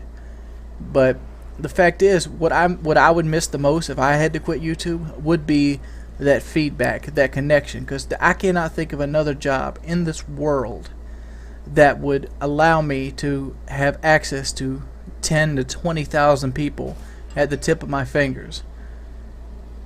And it's just something that you miss, because when I'm in this section, when I'm on YouTube, I'm somebody. When I'm on YouTube, there's people out there that care about me. When I'm on YouTube, you know, it feels like you have a family at all times. It could be 3 o'clock in the morning. I have somebody that is willing to talk to me. There's been so many things that happened to me that would never have happened to me without this community. Like when I was feeling down, I had Joe Lowe's on to give me a pep talk. I mean, how many other guys out there have a professional UFC fighter willing to stand in, you know, give you a pep talk, make you feel better? I was feeling pretty bad last night. A British girl that I met her in real life at this point, but Paintball Kitty, she pretty much called and we talked on the phone, and you know, just talked about each other's problems. That would have never happened. How many times on Twitter have I sat here and talked about what direction should I take my YouTube videos in with my Twitter subscribers? How many times have I, you know, beasted teams in public lobbies with the followers from Twitter? How many people are on my friends list that wouldn't be there if, you know, if YouTube didn't exist? How many, you know, friendships have I applied for? How many people, you know, sat there and tried to help me out? How many, you know, letters have been sent? I mean, like, believe it or not, I have every fan letter that's ever been sent, and I've read every one of them. And that reminds me, I still got to do another fan mail. But that's the reason why I think Hutch could never stay gone from this community. It's not because of the money. It's not because of, you know, the fame, the glory, anything. It's not because of any of the perks. It's because of you guys. And it's because of you guys that makes this job what it is. And that's the reason I still do this every day, and that's the reason I want to do this every day. That's the reason there's 3 videos every day waiting for you. Because I feel like if I don't put out the effort to put 3 videos out or 2 videos out, I feel like I'm slacking and I'm not holding up my end of the deal. But here's to you. Welcome back, Hutch. What's up, everybody? It's your boy Wings of Redemption, and I'm back. I'm bringing a little audio commentary today. And one of the things that I want to go ahead and put a disclaimer on this video. This video is not beast gameplay. This video is by no means you know, the pinnacle of bashing on people in public rooms. This video is basically against a full COD Elite team. By no means a GB team, but a COD Elite team. And it's some of the hardest stuff you'll actually run into in a public setting. This is the RPD clan. And this is something we did the other day on a live stream where we were basically trying to ambush the clan ops. The idea was that there was a kill confirmed clan ops at 2 o'clock. And I was going to grab my guys off of PSN, and we was going to run and basically try to make it hard as possible for people in the clan ops to run into easy matches. So that's what we did. And this is the very first game of the live stream. So yeah, there's going to be periods and times in this game where I struggle to go even. There's going to be periods in this game where I'm dying back to back. And it's going to happen mainly because I'm facing against players that are as good or even better than myself. So if you're expecting a MOB, or you look up to YouTube commentators and expect that every game they ever play is like 100 to 1, you're probably barking up the wrong tree. Because MOABs don't happen against good players. MOABs happen against people that are really, really bad. And I don't care what MOAB you get, there's never been a MOAB against a professional team. You know, a team that plays together normally. Just doesn't happen. I'm not saying it's possible. I'm saying I can almost guarantee that it hasn't happened in Modern Warfare 3 yet. And that's just that. Some of the ideas how your gameplay changes when you're up against a good team. You know, every now and then you'll run up against a really, really strong team. And how does your game change based off that? Well, one thing, kills aren't as important anymore. That might sound stupid. Kills aren't important in a first-person shooter. Obviously, you're going to need to be able to go 1 for 1. You're going to have to win gunfights and be able to lose gunfights at the same time. Your kill streak loadout is a lot more important. Running stuff like Specialist is actually going to hurt your team because it pretty much keeps the enemy team having their full radar. You want to pretty much put on stuff that affects the radar as a whole. As you see right here, I'm using UAV, counter UAV. Some people are using UAV, counter UAV as a whole. And you want to kind of have it blotched out. Obviously, there's stuff like Assassin and stuff, but if they put Assassin on, they're at a disadvantage versus stuff like Stalker and like Quick Draw. So you have gunfight advantages there. It kind of balances out. You got to treat Call of Duty games like a chess match. I'm using an M60 because I'm playing a support role here. And the M60, you know, most people consider it a bad weapon, but it's not really that bad a weapon. I'm using it pretty well against players that probably consider themselves above average, and they can pretty much run pub rooms all day. And I'm easily winning gunfights with it. I'm losing some too. By no means is the M60 going to stand up against a PP90 in a close range engagement. But on the flip side of it, you never have to reload, and you can in those battles where you can get 2 or 3 of their team at a time and really set them back tags, you can do that as well. And that's why I'm using the M60, because one thing it's tags against good players are a lot harder to get because they're attacking starting somewhere near it. 2, they're pretty much going to be running in groups or pairs. Everybody on the team knows what they're doing. There's nobody sitting in the corner just lollygagging that's going to give you a free tag. You pretty much have to fight for most of the tags you get. And, you know, situations like that right there that I just passed are rare and few between, so you should take advantage of them. If you look at the score in the game right now, it's 42 to 41. It's 45 to 41 now after a death. It's a really close game, and what makes this game so cool is you have to see at the end. But there's, like I said, there's subtle differences that change. Like you stop thinking about the kill death spread, you start thinking about the tag spread. And that's how the game is supposed to be designed to play it anyway. But the fact is, they never implement a matchmaking system that puts you against good players. A lot of people ask me, what am I going to do if Black Ops 2 integrates a skill-based matchmaking system? Well, first off, I'm going to accept it in open arms, because one, all it's going to do is make me a better player. And like, how's it going to make me a better player? Because it's going to force me, if I'm playing up to my skill level, to face people at my skill level consistently. And games such as YouTube games, I'm hoping will take a drastic change from what they are now. Because, you know, YouTube games now are basically a pissing contest to see how many MOABs or how big of a kill streak you can run on people that pretty much don't even know how to play the game. They pretty much just run on low sensitivity, sit in corners, and just fire, you know, recoilless weapons at you in hopes to kill you. You know, if you're doing like a Halo style where you're actually facing good people, I think that would make the game much more enjoyable. Sure, it would be frustrating to begin with because it wouldn't be the norm that if you're used to like beasting on bad players. But eventually you'd get to the point where you probably liked it. And like I really did enjoy facing full teams. And like I do enjoy facing full teams because it makes me use skills that I normally wouldn't use. And it makes me feel emotions that I normally wouldn't feel, other than just being mind-numbingly boring, you know, shooting people as like they're I don't know, a pinata waiting to be smashed with a baseball bat.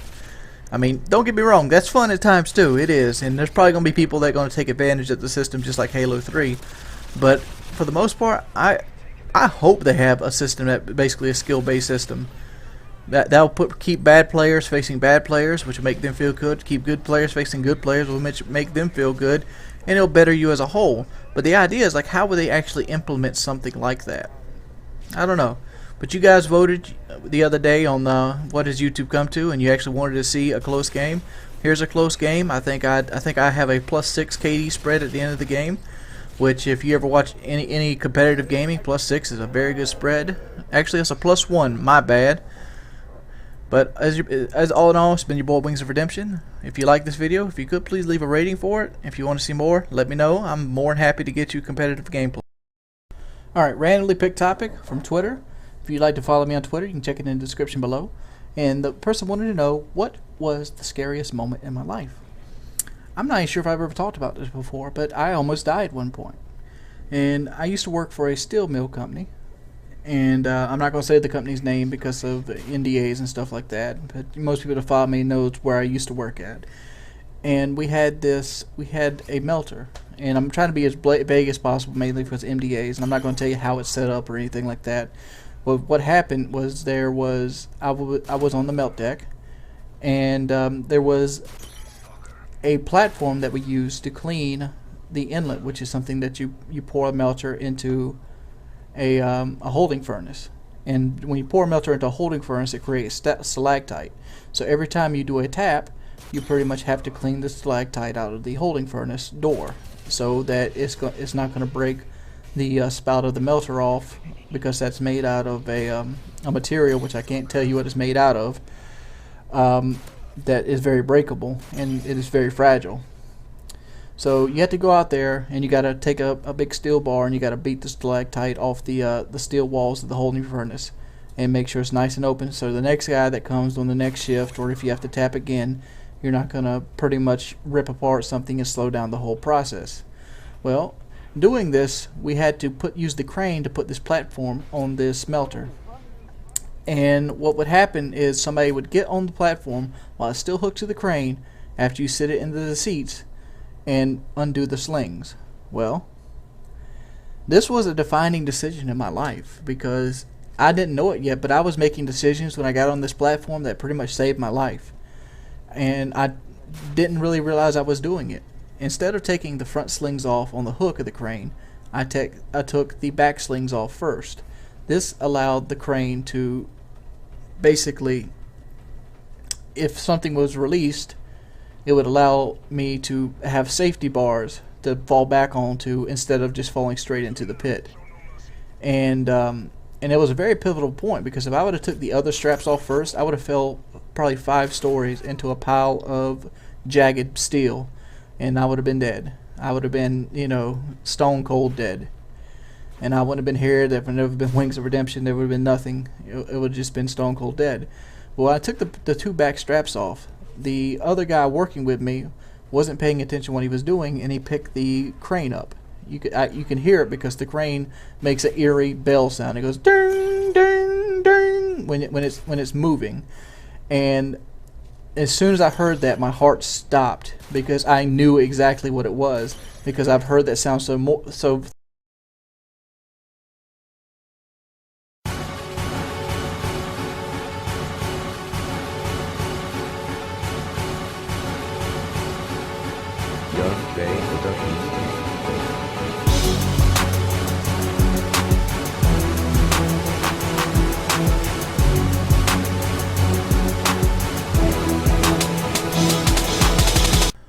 What's up, everybody? That was my old intro, and this is actually a pretty old video. I I'm going to go ahead and let it roll for a little bit. This is how the videos used to look when I first started out. And I used to sound something a little bit like this. And I am back with another commentary for Persona Gaming. I was challenged. I recently came up with a new way to play the Riot Shield. Basically, a guy named MBulk11 sent me a private message late at night, and he goes, "You should try camp." Yeah, see, my people remember my videos more fondly than they actually were. I really had a really bad mic, and I really hadn't hardly any kind of color correction.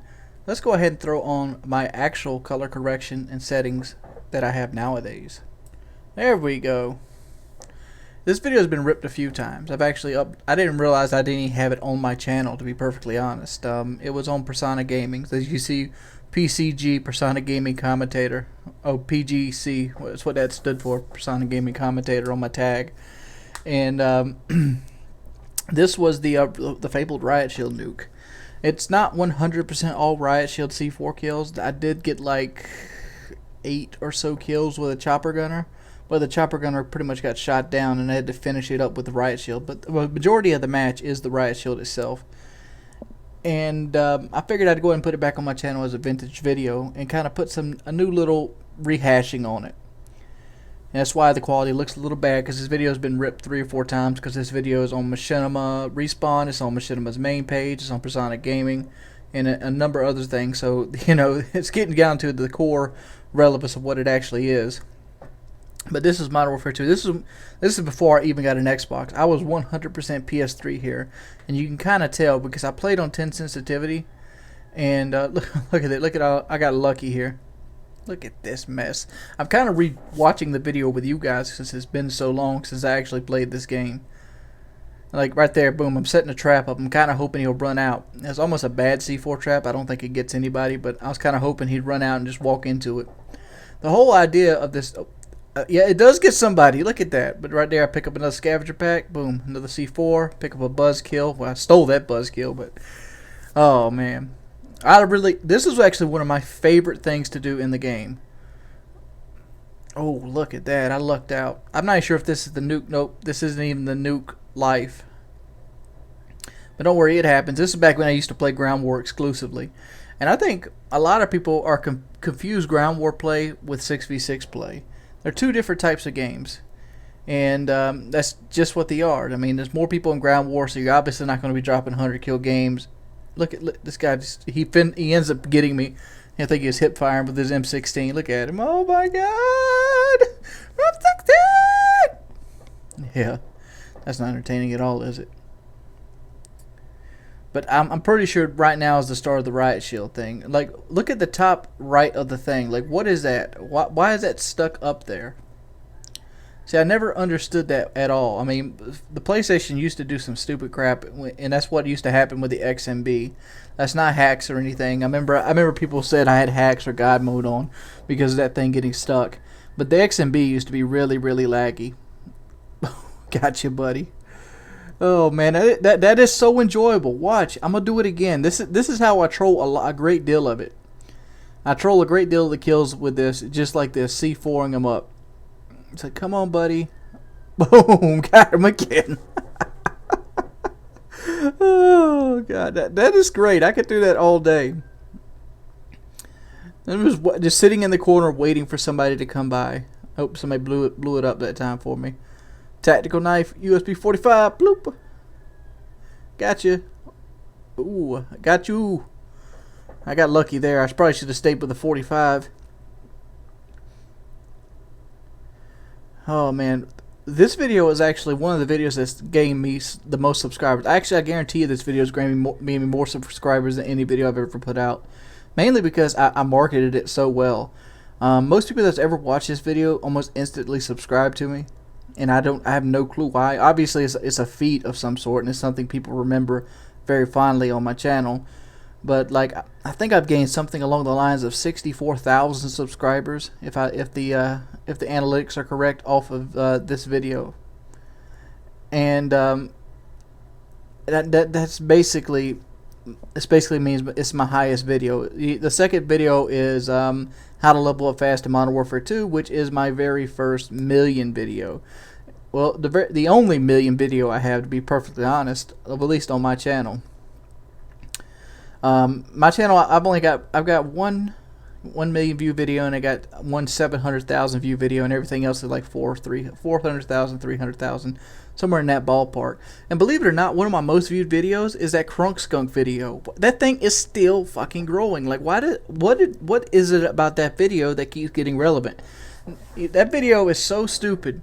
It was so poorly done. I even lose the game, but you know, people subscribe off that video, and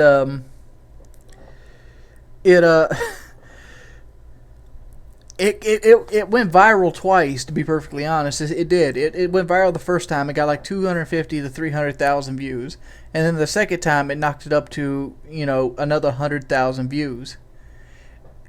Oh God, he's using the dual. Those were actually the glitched Model 1887s too. Like, just to give you an idea of it. For those of you who didn't play Modern Warfare 2, the Model 1887s had akimbo on them, and when the game first came out, the akimbo would basically shoot almost like a fucking bolt action rifle. It would just murder people from miles and miles away. And here I am again with this trolling on the C4. I guess I'm kind of lucky they didn't shoot me right there in the middle and block out my entire view. Boom! I got him again. Holy crap! It's so fun, dude. That is so fun. People talk about camping is not fun. Look at that. If you're doing this, this is fun. I wish you could do it in Modern Warfare 3. I know they have C4, but you only can do it one time. They really need to allow you to redo explosives again. I mean, all they got to do is just take noob tubes out the game. Like, how many people actually sit around and still use noob tubes? Got you. Oh, a double. See, here's where I actually go into the helicopter. That's what I was talking about. Somewhere down here. I'm actually looking for a good spot. I don't, because I could taste the nuke. I had no intention of getting this nuke with the riot shield all the way. So I go over here into my own little home area, and let's go ahead and speed this up a little bit. Because chopper gunners, you've seen them one, you've seen them all. I end up getting like 8 to 10 kills with it though.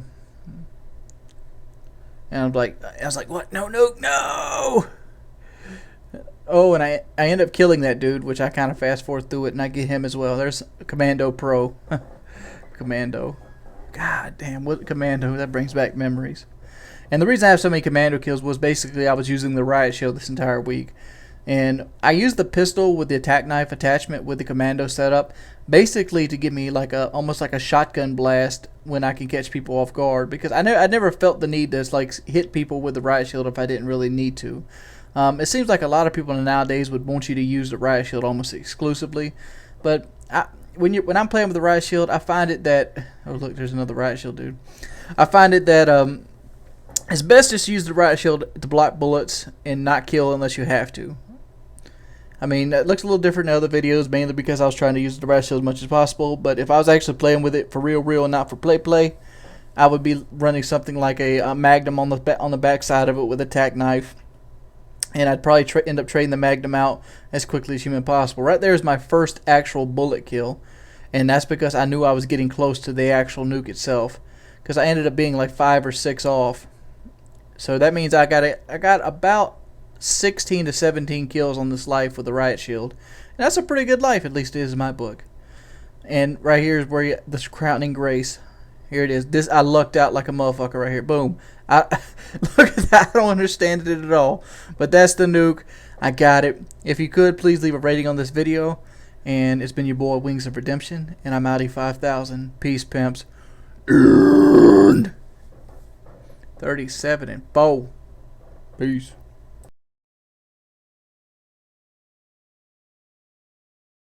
Good morning. What's up, guys? I hope you have a wonderful morning. And go ahead and set it off right. It's an early, bright morning day, so most likely school's out, so the kids are not listening to this video. So I'm going to set this off right for all the people going to work in Wonderland today. Maybe you're listening to this in your truck or on your iPhone. This is a Beast 20 in 1 in case you're not watching the video, and in case you want to go back and watch it. This is all or nothing. What is my opinion of the all or nothing gameplay? For the most part, I don't like it, to be perfectly honest. I actually started liking it more once I actually got a Scuf controller. Mainly because I actually can knife people now. As you see right there, I get a 2-piece knife. And I was just really energized this whole playthrough. As you can see, I'm moving really fluently. Like, I don't know, I've just been playing a lot of Call of Duty lately, as you can tell from my videos, and the more I play Call of Duty, the better my shot gets, the more I react, the more I worry about stuff behind me, and the less mistakes I make. One of the things I always try to pinpoint myself is when I'm making mistakes. You ever play the game and realize you're making a mistake, but you do it anyway? And lately, that's what I've been working on. I've been working on trying to eliminate those little mistakes that you make just because you're lazy. When I'm talking about just because you're lazy, you run across an area instead of around an area. You take chances hoping nobody's around you. Things like that. And if you notice on all of these games that I might be posting today, because most of these are going to be some type of free-for-all, you know, public game. I had a really cool live stream last night, and I'm mainly posting these because I was supposed to do the Lone Wolf Clan Ops free-for-all thing, but I kind of got busy and I was out the house when it happened because for some reason everybody paces their time around the Pacific time. Well, I know the reason they do it. They do it because of that's where the headquarters are located at. But well, if you put something Pacific 8 o'clock, that's like 11 o'clock Eastern, and you know, motherfuckers might have something to do at 11 o'clock Eastern. There goes my first and only death right there. But one of the cool things about Clan Ops is you can get perks up. Like, one of the things I've been doing lately is I've been using this to get stuff like Steady Aim Pro and Extreme Conditioning, which Extreme Conditioning is quickly becoming one of my favorite perks, because I didn't realize it to begin with, but there's a lot of times I can get away from people with Extreme Conditioning, like around the corner, that I normally wouldn't be able to, and it does save you a lot of deaths. And it kind of put in perspective with the Scavenger on this game compared to the other Call of Duties. Well, actually, there's another death. I'm sorry, I had 2 deaths this game. Well, it kind of put it in perspective on what perks do. Scavenger's more of a domination spawn trap type perk, where Extreme Conditioning is actually better for stuff like TDM and free for all and stuff. Obviously, if you're using specialists, you can use it all, but you know, that's just my opinion. I'm using sleight of hand and Extreme Conditioning more, and I'm not even using sleight of hand that often, because in TDM, how often do you actually need sleight of hand? Well, I guess if you play something like your boy Mellow Gamer, where you're almost always in the spawn, you'd probably need sleight of hand.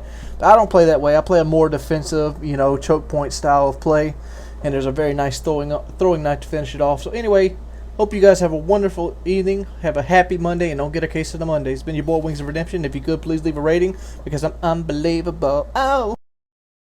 Dun dun dun dun dun dun dun dun dun. What's up, guys? It's your boy Wings of Redemption, and I'm bringing you some One in the Chamber. One in the Chamber, if many of you might know, it seems to be my game for lately, and I've been really enjoying these community FFA playlists, because when I'm just tired, you know, and I don't really want to try extra hard, even though it looks like I'm trying extra hard here, I jump on these things because I don't really care if I win or lose them for the most part. I mean, it's just like that. I mean, I only missed 1 shot here, but luckily I had 2 extra shots this entire game. I'm not going to ruin it, but this is the very first game of my live stream. I had like a little 30 or 45 minute live stream. Oh, get on, son. What are you doing? Oh, man. You ain't got nothing for me. Bam. Get down. I need Thunder to commentate on this shit, because I'm about to run the train. But I love running these little videos, and like the next couple of videos you're going to see are just some of the highlights of my live stream, because I found them really exciting. I mean, it might look like I'm running around a little circle, but I'm actually not. Oh, specialist bonus. You know what kind of put me down? I could almost get an all or nothing nuke if they had like higher kills. Like, I literally going hard in the motherfucking paint. Look at that bitch sitting in the waterfall. What is he doing? Who is that? That's Crypt Everett? Oh, he left the game right after that. But there's this one dude right toward the end of the video. Let me go and fast forward a little bit, because there's some dead parts here.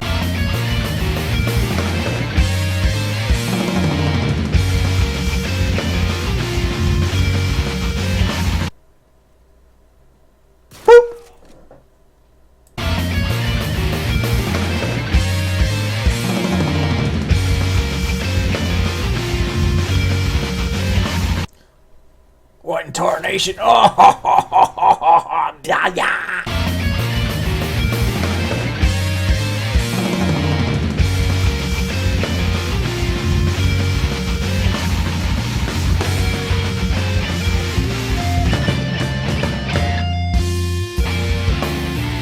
Dump a butt it up. Oh, there you are. Oh, man, look at me just macking this hoe. Let's go ahead and finish this flawless up. Where could this guy have spawned at? Let's go do a little bit of Wings classic head glitching. Motherfucker! It's your boy Delonte from the 2-1 motherfucking bow. That's a flawless one in the chamber, bitch. Hope you guys enjoyed the video. What's up, guys? It's your boy Wings of Redemption. And it's going all or nothing one more time. Late night video! What's up, dudes? It's your man, Wings of Redemption. And this is actually, I think this was the 21 gameplay I was talking about earlier this morning from the morning video. And I'm sorry if you guys are basically tired of seeing these kind of things, but I really do enjoy these little, one in the chamber and, these little fun games. I mean, because that's all they are, is little fun games. It doesn't hurt too much that I'm actually really damn good at them. But, that's without saying. But, pro tips for all in the chamber, or, all or nothing. Don't be afraid to use your pistol. I know a lot of people kind of frown upon using the pistol.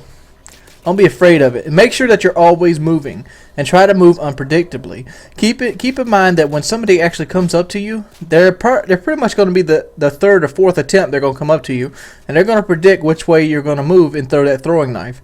Let's look right here, for example. I ran up here. Why did I run up here? Because one, I got shot in the back, so I know the guy has bullets. And I know it's just a high traffic area. See right here? Boom. And I just I waited on him because I was going to do a little corner knife on him and get the advantage. But he never ended up coming. So I seen my chance to get away, and that's what I'm doing right now. Instead of staying in the fray right there and fighting it out, I'm getting away. For some reason, I wanted to continue on the streak. I didn't want to lose my bullets. That's why I did it. It's not because I didn't want to stay in the action. It's because I didn't want to lose my ability to shoot my bullets. Because, just having that ability to shoot at someone is huge. It's almost like, you remember the game mode in Black Ops? The name escapes me. I'm going to be perfectly honest, it does. Where you switch guns like every 25 or 30 seconds. And you basically go up through perks, and then you get like double XP toward the end of it. The way you win that game is basically by keeping a streak. Streaking is the key to winning that game. And it's pretty much the key to winning this game. If you can keep that pistol, the longer you keep that pistol, the better you are, the better you're going to be, because you don't have to get into the knife range at all. Like, not to mention every time you kill somebody, you get another throwing knife, which you can randomly throw for some sweet ass clips.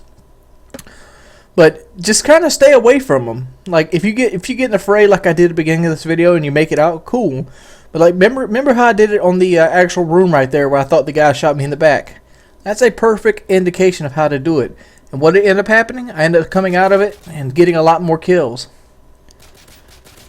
Oh, look at that. And I finally lose my first death right there to a guy with another pistol. I had nowhere to go. I was cornered. But just be picking people off, because it might take a little bit longer than just bum rushing people and just constantly doing the throwing knife. But if you're anything like me, I suck with the throwing knife. I pretty much have to knife that first person. And if I can knife that first person and get away from them, I can generally win all or nothing. And that's really the goal at the end of the day, is to keep winning. But it's been your boy Wings of Redemption. I hope you guys enjoyed this video. As always, if you could, please rate. And I'm out at 5,000. Peace, pimps. What's up, everybody? It's your boy Wings of Redemption, and we're playing some Demolition today on the Xbox 360. And this is like a 20-minute game series, and so this is just the tiebreaker round, because this is the round I did the best in, to be perfectly honest. And today we're going to do a little Q&A, a little quick Q&A from people on Twitter. If you'd like to follow me on Twitter, you can find it in the description below if you want to take part in the recent videos. The very first question comes today from... The very first question comes from this guy, Devin M13, and he asks, how many dozens of women do you sleep with a day? The correct answer would be 0 dozens of women. 0. Let's go ahead and get into the next question. Our next question comes from Sean Walpole. Sean Walpole. I had to say it, like, I wonder how Sean Walpole's like high school career went with a name like that. But his question is, what is your favorite color? And my favorite color would have to be blue. And it's not really a dark blue. I like the really, really bright blues. Like you see like the Ford has a Ford blue flame metallic blue. I like really those really bright blue colors like the ocean. The next question comes from Jim Serio at Sticky Towel on the Twitter. Are you God of Death that always is on Woody's live stream? No, I'm not God of Death. That's not me. My two aliases well, I actually have 3 aliases altogether. Well, I'm just going to list the names I usually use. On the PS3, I have the Jolly Roger, which is basically the pirate flag. I have Space Orange, and I have Unlimited Envy. Those are the tags you'll see me using on the PlayStation. On the Xbox, I have Unlimited UAV, and I have Defined Boss. That's my 2 handles on the PlayStation. I don't really have any more handles based on that, mainly because I'm too cheap, too broke, too po. But thanks for the question. This next question is a doozy. It's from Newbie of Duty at Newbie of Duty on Twitter.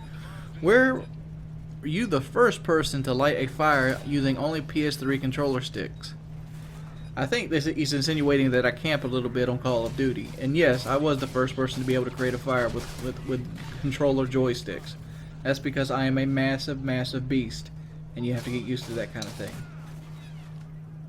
Oh, this is a doozy of a question. This is from Eli at YOUTUBEZ1 on Twitter. I've always wondered, I've always seen you as a lovable, kind, caring guy. Was it because you were raised that way, or do you believe no matter what, you'll turn out as a good person? I've had an abusive dad, and I can never be like him. Not a chance. I was wondering if that of you. Well, I never really grew up around a lot of people that hated a lot, to be perfectly honest. I mean, like, not hated in like the theme that you use it on YouTube, but hated as in like just, a violent, vicious person.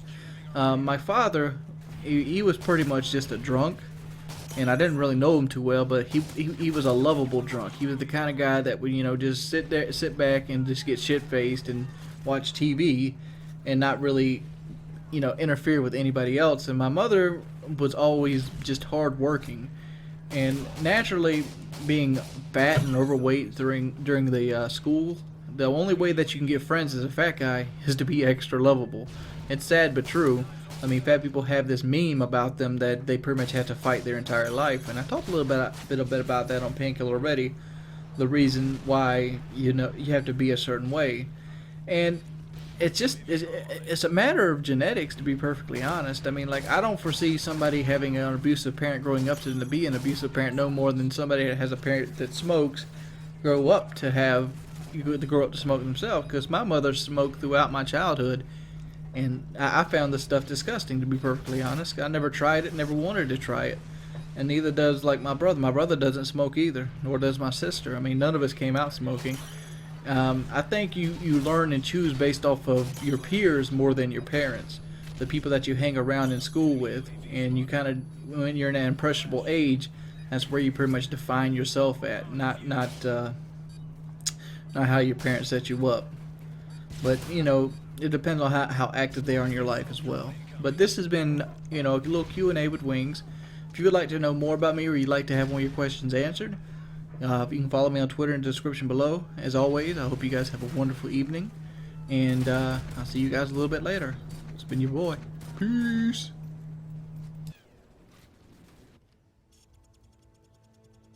It's a draw. Stand down. What's up, guys? It's your boy Wings of Redemption, and I'm bringing you some audio commentary. And that's pretty much the only kind of commentary that I usually can bring.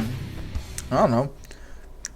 I don't even know what the gameplay this is. This is one of my old gameplays with the Fad. I just like to discuss a couple things. One, I'm addicted to DayZ, and I love it. And two, we got Painkiller already 100 coming up.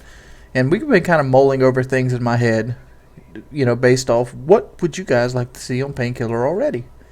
What would you like to see for 100? I mean, over the top, not just guest-wise. I mean, like, I don't think the guest is going to be the big, defining deal for PKA 100, but, what do you think would make it stand out and be special? And I don't know if we can do 10-hour marathons, because, one, you run out of stuff to talk about.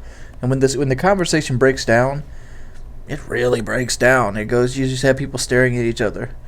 I mean, Would you like a day full of vlogs based on everything? Would you like to see us all hang out? Would you like to? I don't know. You guys tell us. Other than that, what are you guys playing lately? I mean, like, obviously I've been playing DayZ. You see it all over my channel. But what other games are you guys playing? Anybody out there playing Slenderman? Anybody out there, you know, still playing Fallout? I mean, Fallout's a game I keep going back to. It's one of those games that it kind of never gets boring. And I just love that whole post-apocalyptic, you know, setting. I mean, obviously there's other games I'd like to play. A couple of games I like to play I never got time to get around to. One would be Stalker, you know, Diaries of Chernobyl. And another would be... what's the name of that game? The Witcher, Assassin of Kings, Part 2. Those are two games I've been wanting to play for a while. I just hadn't got around to it, mainly because, you know, just straight up time. Well, I've also been doing some thinking as well. And one of the thinking I've been doing is I noticed that my Call of Duty videos do substantially better than anything else I put up on my channel. And I think a lot of that comes from people don't really subscribe to my channel for gameplay. They kind of subscribe to my channel for me.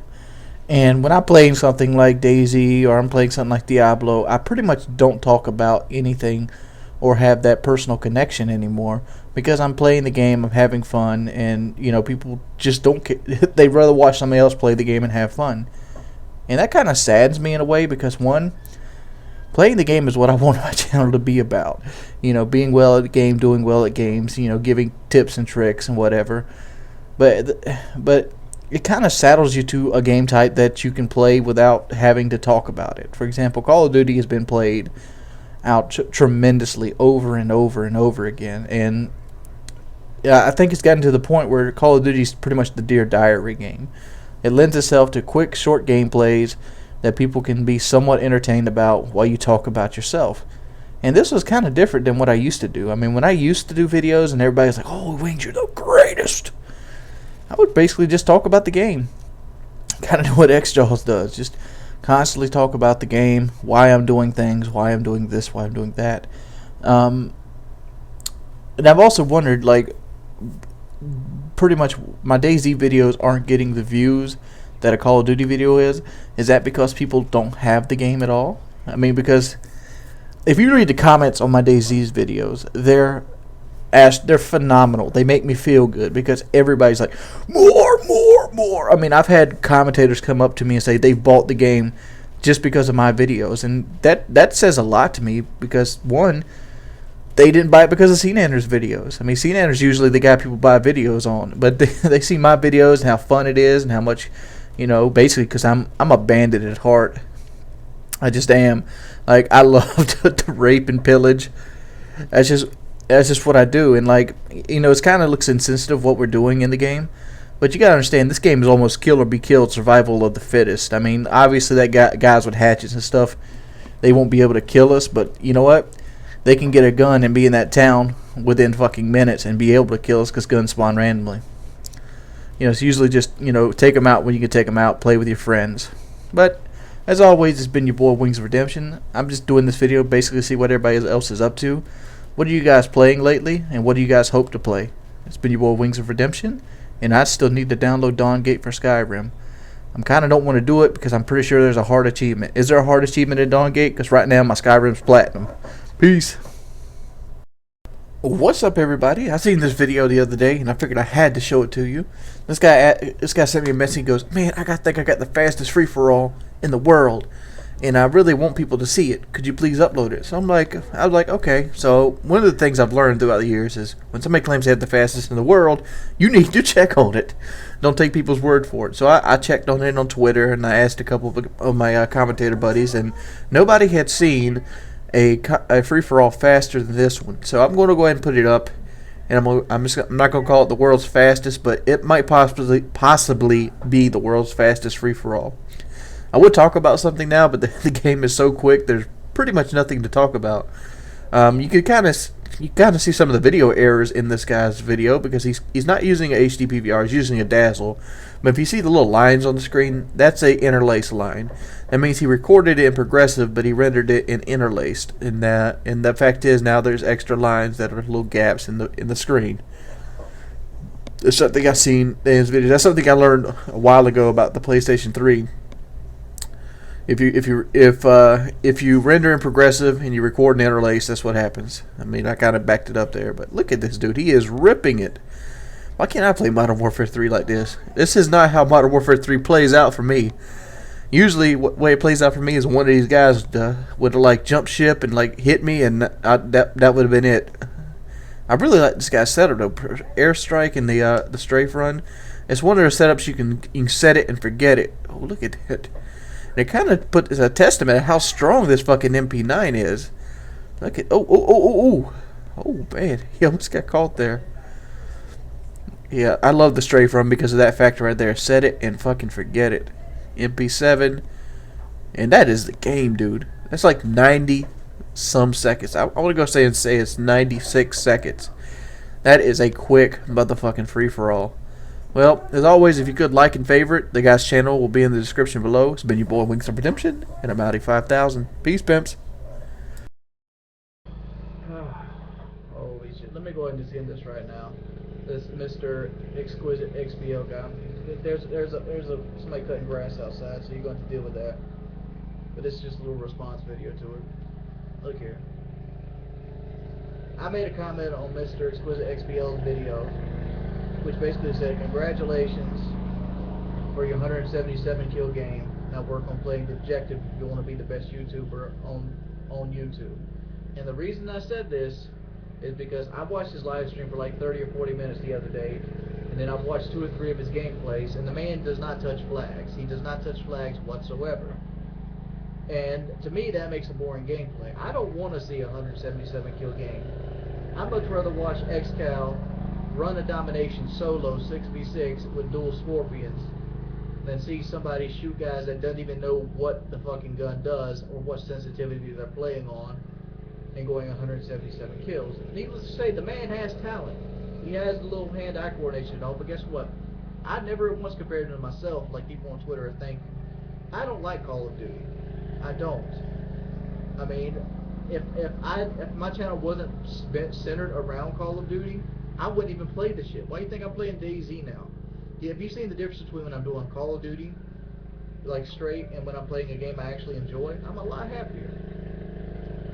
So I'm not calling out MrExquiziteXBL. I just gave the man some advice. If he wanted to consider himself the best gameplay commentator on YouTube, he needs to step up his objective game. End of story. Period. But he basically came back with me and asked me that since someone of my stature, what a fucking stature means. I mean, I'm nobody, dude. I am the smallest big channel out there. I'm like Reno. If you want to impress me, get a Moab against a COD Elite clan in 6v6 and win the game. Period. That'll impress me. But this is just my response. Hi, my name is Wings of Redemption, and I'll be breaking down this gameplay here today for you. We'll be cutting it up into parts and showing what we did wrong and why we did it wrong, and we'll be showing the exciting conclusion of the game. One of the first things that we might have did wrong was actually right here toward the beginning. We ended up capturing B right off the flame, and instead of actually staying up here to guard it, I tried a flank maneuver, and it failed. Won't you go ahead and watch it with me?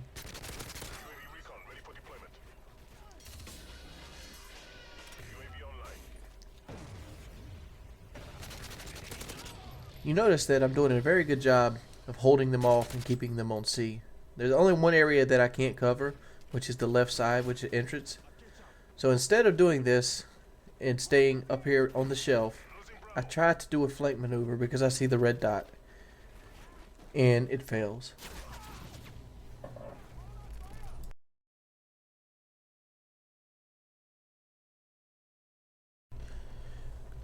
The next mistake I made in this game was this one. I get a 3 kill frag right here. Instead of compromising on this 3 kill frag and going right to the hill, I decided to run a right cutoff to try to keep people from flanking around. I look on the hill and ended up taking out a 4th guy. You might think this is helpful to the team because I'm getting 4 kills, but that's not the case. There's a 5th kill because look at this. they end up still owning the hill, and nothing was accomplished. And thus, in turn, slowed us down on the flag cap of B by around 5 or 6 seconds.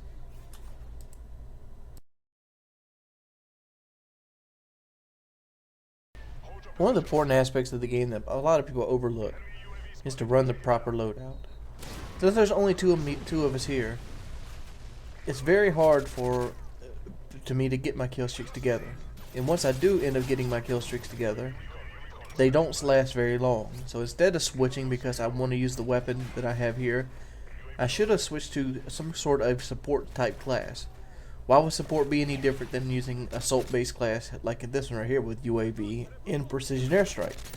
Well, one, I could have ran the Recon Juggernaut.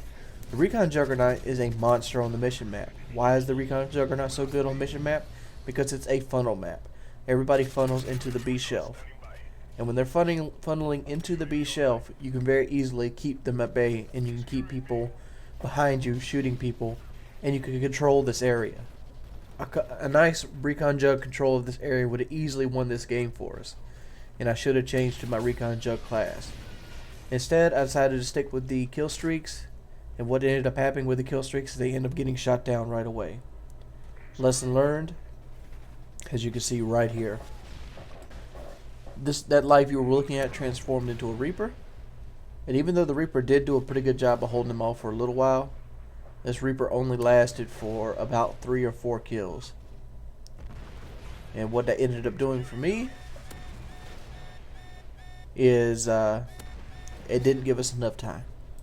Even though it looks like the Reaper did a pretty good job at holding everything off, it didn't buy us the time that we needed like the Recon Jug would have. But this is all in hindsight. And there was no telling if the other team would be able to kill the Recon Jug faster than the Reaper. I'm just doing this based off experience.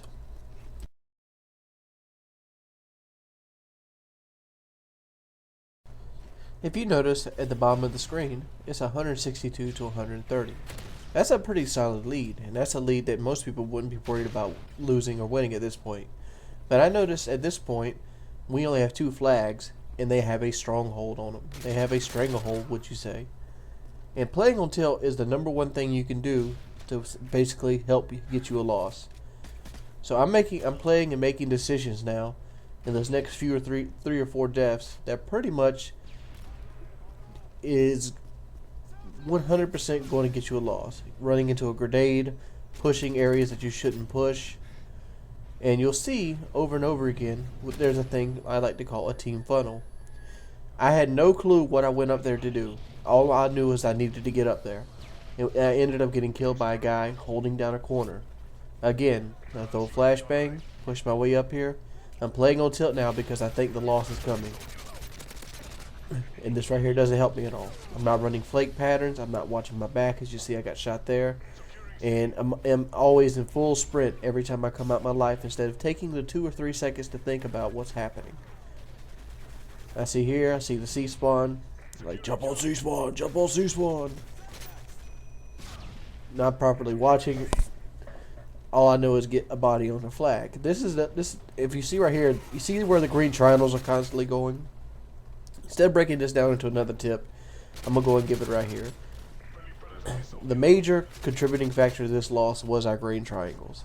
I'm dead serious. At this point in the game, I'm killing 2 or more people alive on average in the game, and I've captured a great deal of the flags. Lefty is also in the same ballpark. Me and him both played very strong games, and the reason me and him both played very strong games was the reason the game was so close.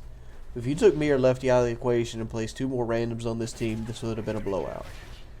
But you see here, my KD is starting to falter, as I'm sitting just under a 2 at this point. And over again, you'll see the green triangles run up the hill, get destroyed because they have no clue how to break these people.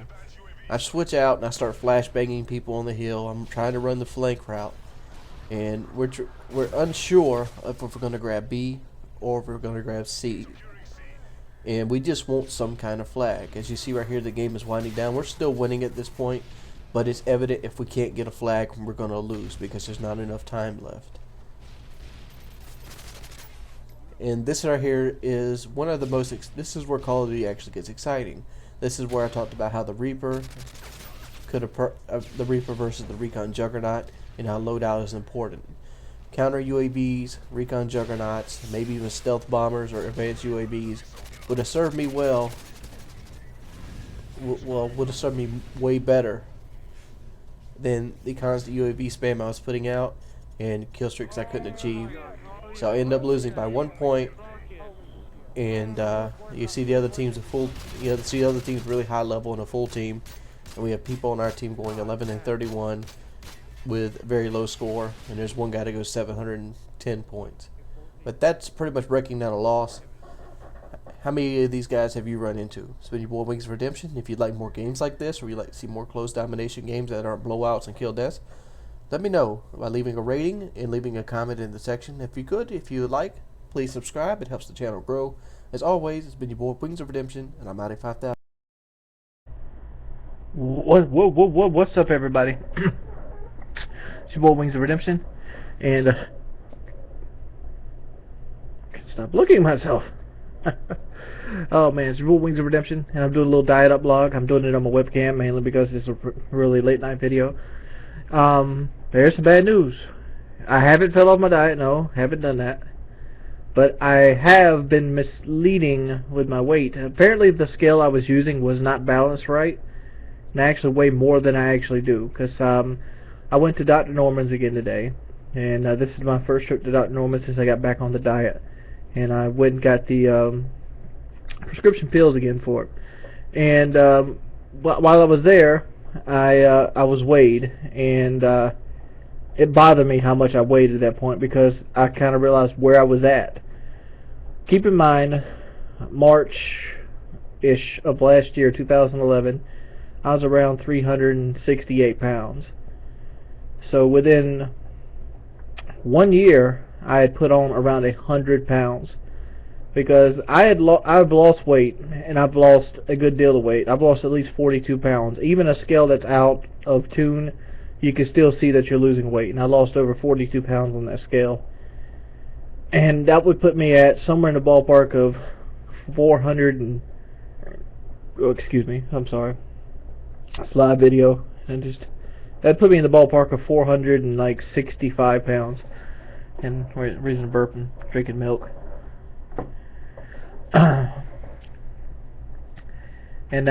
But I weighed in at 424 today, and I'm like, dude, seriously, I gained 100 fucking pounds during the last year. And like, you don't realize you do this kind of stuff. And luckily I'm on track now, but it's amazing how much weight I put on. And I put a great deal of weight on, and within the last 2 to 3, well, it's been how long since Shalene moved out? It's been 2.5 months. So it's been about 4 months since she moved out, but the 2.5 months at the very beginning of it, before I got back on my diets, when I probably put on substantial weight. I was probably sitting around 400 pounds in February of this year, 410 pounds, and then I just bumped up, and I probably put on 40 extra pounds. But hopefully, I'm starting back over. I mean, now I'm going back in with guns fully loaded. It's been about 2 months since I've been on the diet. I feel like I've lost about 40 pounds. I mean, I've looked like I've lost weight. My clothes are fitting better. You know, they're starting to fit me again. But this is the same exact goal I started with last year in January. I started last year in January with 425. I weighed in today at 424. So it's not a horrible starting point, but it's a starting point that affected me so bad it made me want to cry. Because it's like, I was expecting it to be around the 400 mark, but I was kind of hoping it would be under, when it was actually almost the exact same weight that I was when I started last year. It kind of let me down, but you can't let stuff let you down. You got to keep on keeping on. So I'm going to go into a 2-week detox period. This 2-week detox period is basically going to constitute me going to eat 0 carbohydrates.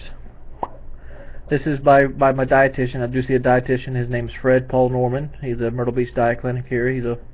He's a United States renowned dietitian, and he basically gave me some tips, which I'm going to basically share with you guys right now.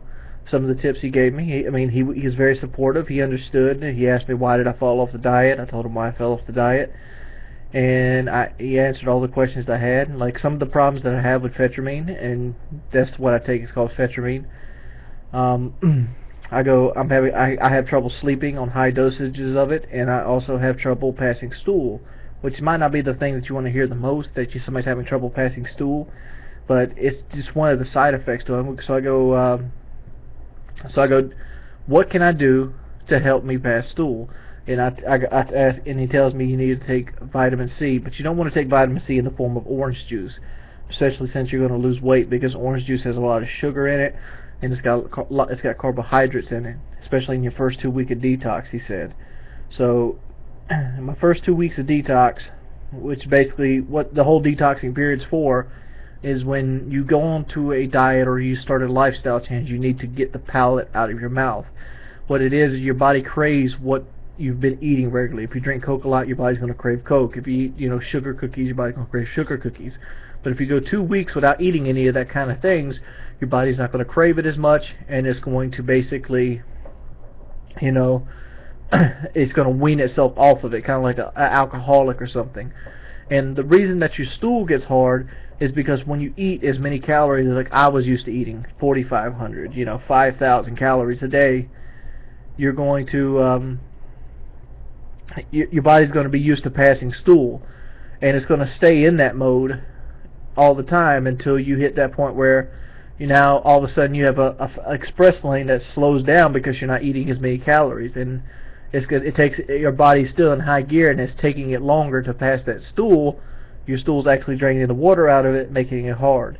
And I've noticed over the last month or so since I got back on Fetramine that my stool actually has hardened up, and it's actually becoming to the point where I'm almost getting constipated again. And constipation sucks. If you've never had it, take my word for it, it's one of the worst feelings you'll ever have. It's like passing a baby. I don't know how passing a baby feels, but I think it's as close as a man can get as passing a baby. But he told me to take vitamin C tablets and get CVS for like $1. He also told me to take fiber pills right before going to sleep, and basically increase your water intake. So if you're getting off Fetramine, that's the way you got to do it, so you don't end up hurting yourself. And yeah, that's pretty much what I learned today, and that's the weight loss update. My sciatic nerve has started acting up really bad in my right leg, and I think that's because, well, I asked him what caused my nerves to act up like they are, because I talked about how my legs go into sleep and stuff, and how I don't really have insurance, so I don't really go to doctors to check this kind of stuff out. And he said basically it's because the core of my body is not strong enough. I have to work on the core, and to work on the core I need to eat a lot of protein, such as grilled chicken, protein shakes, take a lot of fiber, and actually build my leg muscles back up to the point where it can hold my core. Because what I think had happened is that my right leg, which is obviously my weaker leg, I think it just stopped being able to hold my weight as long as I wanted it to hold my weight. Because when I got like 450, 460 pounds, it was just like I give up. It was tapping out, and hopefully everything changes. I'm gonna try to get back on camera more. I've been really took up and playing a lot of DayZ. I've actually been playing a lot of Call of Duty as well, so it's not like it's the end of the world. But yeah, I've been having a pretty good time playing everything. I've been enjoying games more and more, and video games are fun again, especially since I've had this absence of Call of Duty. I can actually get on Call of Duty and not really care about how I'll go. I played Call of Duty last night for about 2 hours, and I had a good time the entire time. I was fucking around with shotguns. I still don't understand what the Spaz 12 does. Why would you put the Spaz 12 in the game when you have the USAS 12, which is a longer, more consistent one-shot kill, but it's fully automatic versus a pump action over here? I don't know. Been your boy Wings of Redemption. I'm also going to be doing letters tomorrow, so if you have fan mail, you can always send me the 1548 P.O. Box, Conway, South Carolina. And there's a special surprise in the fan mail video tomorrow, so stay tuned. I hope you look for that. Hope you guys have a wonderful evening, I'm probably gonna go play some DayZ. Peace, pimps. What's up, guys? It's your boy Wings of Redemption, and we're doing a little fan mail today. And we generally do this series. And what I do is I generally pick 5 or 6 of my favorite letters of each week. And obviously this week we got a lot of letters. So we obviously are not going to read all of these today, but I will read all of these in the future. I'm picking the top, not the top, but you know, I'm picking 5 or 6 that I really enjoyed. And if your letter didn't get read this time, and you know you wrote a good letter, that's most likely going to make it on my next video. Mainly just going to do this for time links, so the video isn't like 45 minutes long. So let's go ahead. This next guy, he has a YouTube channel, and you can see his YouTube channel right here. Here goes. What's up, Wings? My name is appreciated if you didn't say my name, and I'm from a small in Scotland named Kilmarnock. I'm not sure if I'm saying that right. I'm 26 years old and probably one of the oldest subscribers. I've subscribed to you ever since you did that dual con with Hutch. I've just finished watching your latest fan mail video, Life, Death, and 3 Inches of Blood. I think it's great that you get so emotional when reading your fan mail, and I'm thrilled that I'm getting it. That you seem to be thrilled when getting them. One of the main reasons I decided to write this letter is to try and give you a little something to look back to. After all you've given me hundreds of hours of happiness through your videos. I started watching Call of Duty videos around the Modern Warfare 2 era, and I was looking for some tips to try to improve, so eventually found Hutch, and through him I found you, amongst other guys, but you were the only person that helped me improve as I could relate to your playstyle. I don't really play much Call of Duty anymore for obvious reasons, however, I still consider myself part of the community, and I still continue to watch your videos. Your videos are always one of the first videos I watch when I sign into YouTube. I don't really have much else to say. Keep doing what you're doing. I'm Audi 5000. That's really cool. His YouTube is Dancing Through Sunday. If you want to check him out, you can click the annotation in the top box. Okay. I don't have the envelopes with these guys, so I can't tell you where they're from. But this one sent a picture. And as always, all the pictures will be at the very end of this video. And so you can see them in HD close up as possible, because I don't know how well the camera is sitting for me here. Dear Wings, let's start off with this letter by saying you have single-handedly inspired me. I'm 17 years old and I finished 11th grade. At the age of 12, my parents got divorced and I had to move away from my hometown into a city. I was at the time suffering through depression and having suicidal thoughts. I was also eating my emotions and putting weight. Wings, I want to personally thank you for writing this. Thank you in writing this on this piece of paper. Thank you for helping me get through such a hard point in my life, and every day after school I would immediately jump into the computer and check out a new video. I eventually started working out, and this also inspired you. Eventually started working out. This also inspired me to do the same. So every day I would ride my bike at the local YMCA and work out for hours. I ended up dropping hundreds of pounds. Oh no, he ended up dropping pounds. I'm sorry, put hundreds in there. Wings in my life affect me so positively, words cannot express my gratitude to you. You are a huge influence on my life and one of my role models. As for most likely, I guess I play a lot of Call of Duty. From your videos I have adapted to your playstyle, I control my piece of the map, and win my gunfights. Every video I watch multiple times, I try to implement your playing style into my game. I grew up on the N64, even though it was for me a little old. Then I switched to the PlayStation 2. From there, the PlayStation 3. For me, I found the controller superior to the Xbox. Well, anyway, Wings, much love. Keep up with the diet and the workouts. I hope everything works out, and I'll keep you in my prayers. Tanner. And he also sent this picture, which you can see at the end of the video. Oh. This one's from Mike. I'm from New Jersey and I watch your videos every day. I wanted to start by saying you're the only YouTuber I honestly can listen to for hours. There's just a way about you and your videos that is special, and I can tell you that you're a great person by listening to your commentaries. By watching your videos, I realize that you're caring for others. You think of others before you think for yourself, and people who do that are heroes. Wings, you are a hero whether you like it or not. This year in my English class, I wrote an essay about heroes, and my question was, what defines a hero? I immediately thought of you and Ashley Seals. What you did for Ashley and her grandmother was amazing, and you're a hero for that. Not many people have a caring personality in this world, and I hope I do when I get older. I can be just as good a person as you. I also love your weight loss videos. I've too suffered from weight loss problems when I was 15, and I was 260 pounds. When I first saw your video about your weight, it really inspired me. Losing weight is a very difficult thing to do. Anyway, I've lost about 25 pounds in 4 months, and that was the hardest thing I had to do in my life. Wings, you really inspired me to get fit. And I can do it, you can do it. Just don't give up, stay focused, believe in yourself, because as we all know, we all can do what we want to do. We want to succeed. Stay fresh, man. Really cool letter from Mike. Alright, now we get to some of the cool parts. Well, shit, the whole video is a cool part, don't get me wrong. I mean, you can probably see throughout the video I've been getting emotionally unstable reading letters. It really touches my heart, I think, that so many people care about me. But some people do send me stuff, and I'm going to show off some of the stuff I got sent. Here's one of them.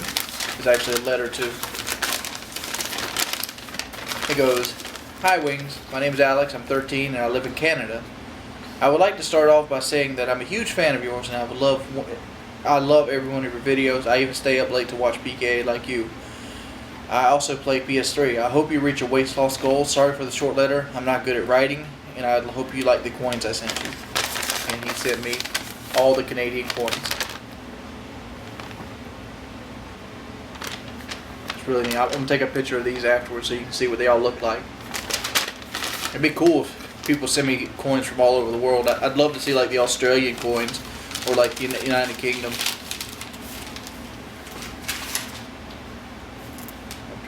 I kind of lost the letter for this one,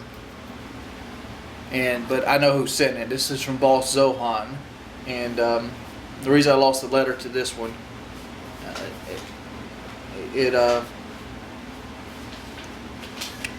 is because it came in a box and the letter was kind of attached to it. But this is chili garlic sauce.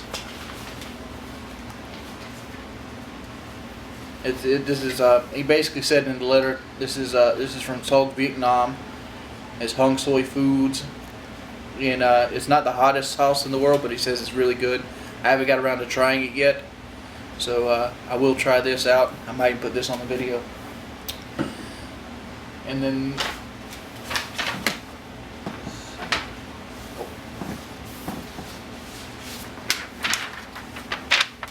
this is a really touching letter too. This guy sent a letter and he sent something for me. Now I just want to kind of share it with you. I've been a subscriber for a number of years now, 3 to be exact. You should put out quality content that never ceases to amaze you. After release of Modern Warfare 3, I unsubscribed to almost every Call of Duty commentator out there because I started to lose interest in the series. But with you, I just love listening to. No matter what you're playing, hell, I'd even watch you commentate over a blank screen. Maybe the reason I like you so much is that because we are so much like each other. Just like when you say you never put someone's needs above your own, that's just like me. It's also impossible for me to say no to someone just because I love helping people out. No matter how much I don't want to, so I always say yes. A year ago I was struggling with my weight and weighing at a monster 300 pounds at just the age of 15. But when I said you were going to lose weight in 2010, I knew it was time for me to do so too. So I lost over 85 pounds in almost a year. But without your commentaries, none of this could have ever happened. It was your words and wisdom that pushed me through the tough times in my weight loss journey, and I wish you would have stuck with your diet like I did, but I know you'll make it in your own time. This is why I'm sending you a brand new shirt that isn't your size.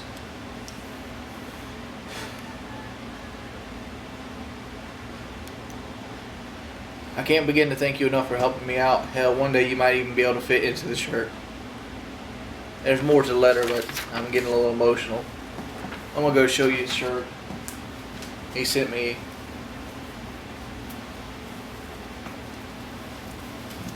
an XL shirt.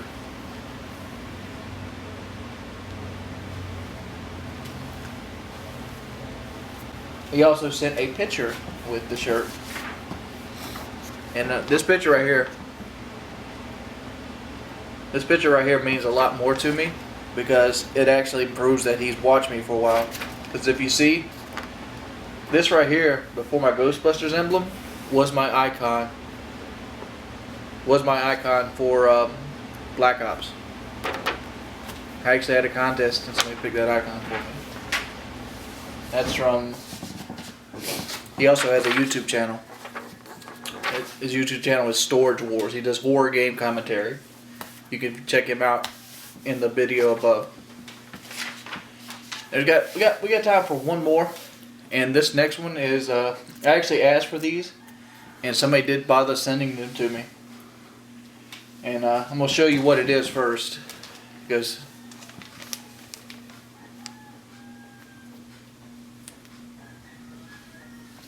it might look like brown leaves or whatever based on the camera angle, but you can smell them through the package. These are 10 ghost chili peppers, and they're strong. Like, it's burning my nose right now just holding them up.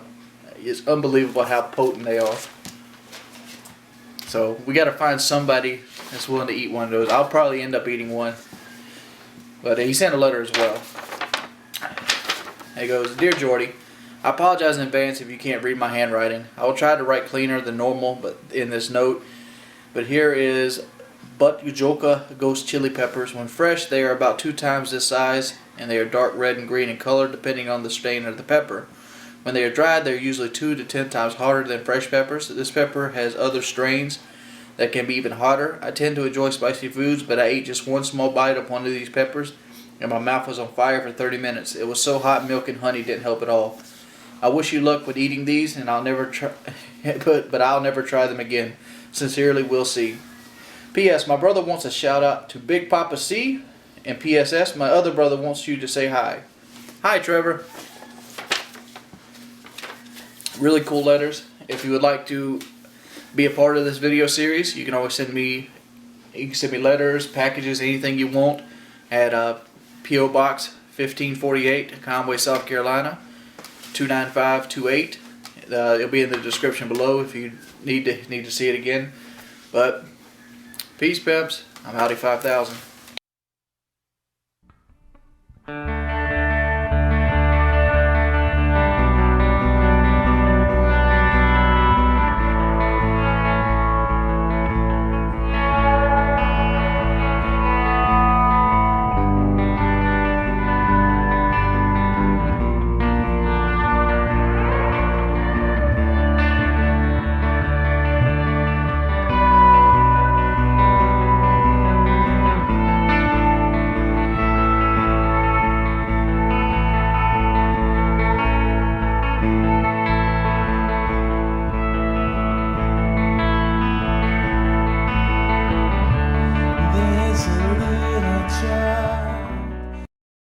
What's up, everybody? It's your boy Wings of Redemption, and I had a pretty good day today.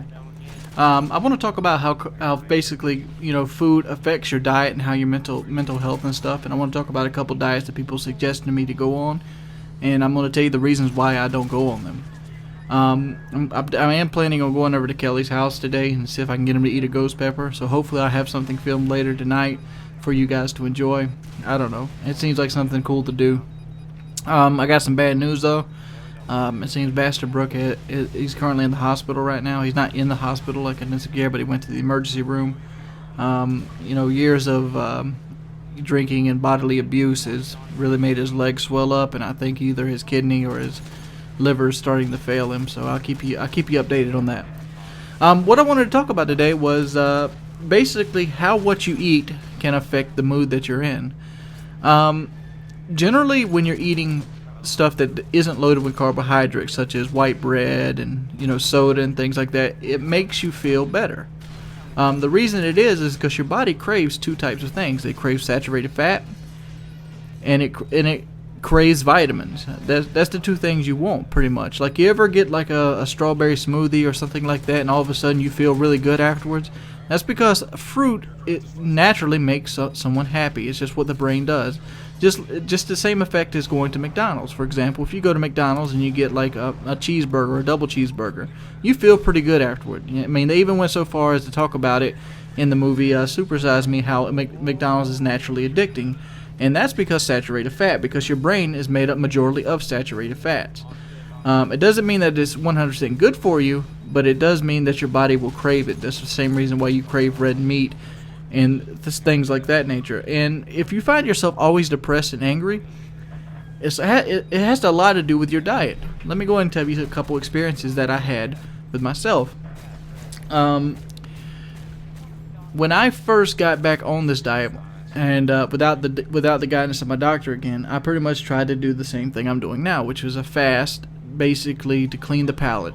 What do I mean when I say clean the palate? Well, when you clean the palate, you're basically getting out all the taste buds that you normally would have, such as you know, McDonald's or, you know, pizza and things like that. If you can get through those 2 weeks without having those things, your body kind of forgets that, and it forgets about them, and they don't crave them no more. They crave what you're actually eating. And that's the reason for basically a carbohydrate fast, which I'm on now, because carbohydrates are the #1 cause of depression. It is.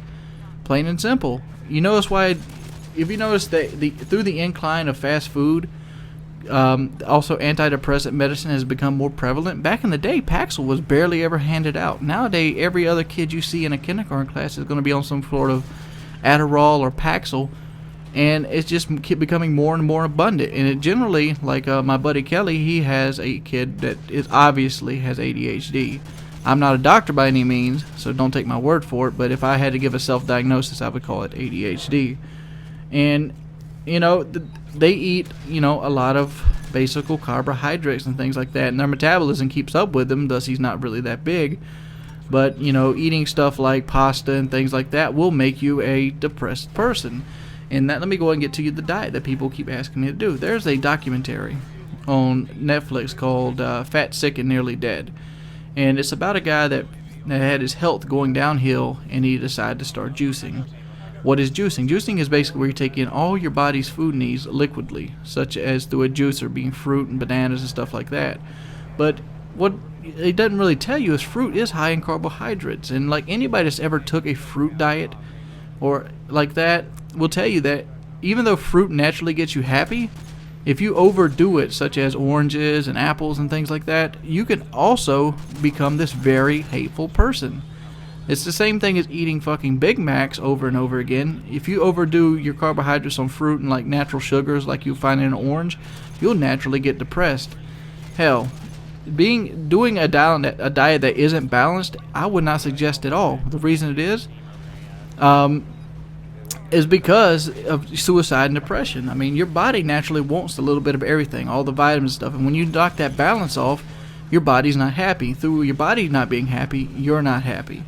And like I even had a subscriber write to me recently talking about the juicing diet and why not to do it, and he had to quit because his wife said he was getting too mean. And I can believe that. You know why I believe that? Because when I was neglecting food in my body, this was just last Wednesday. I hadn't ate much, and I really had undercut my calories way too much, and I was just depressed. I was crying, and as soon as I ate a sandwich, I went up and fixed me a roast beef sandwich on wheat bread. As soon as I in there, I could feel my eyes pop, and I was happy again. My body, all the emotions, all the pain, and all the sorrow that I had, and all the woes were gone. And I think maybe you should look at your diet if you're feeling these things and see what you're eating, count the carbohydrates in it, and kind of adjust accordingly.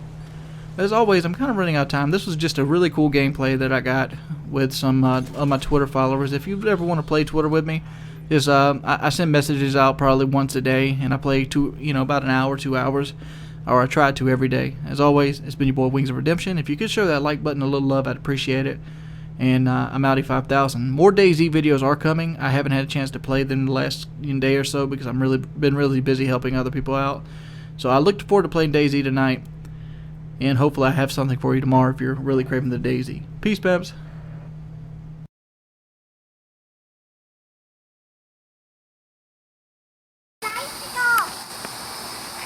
Recording.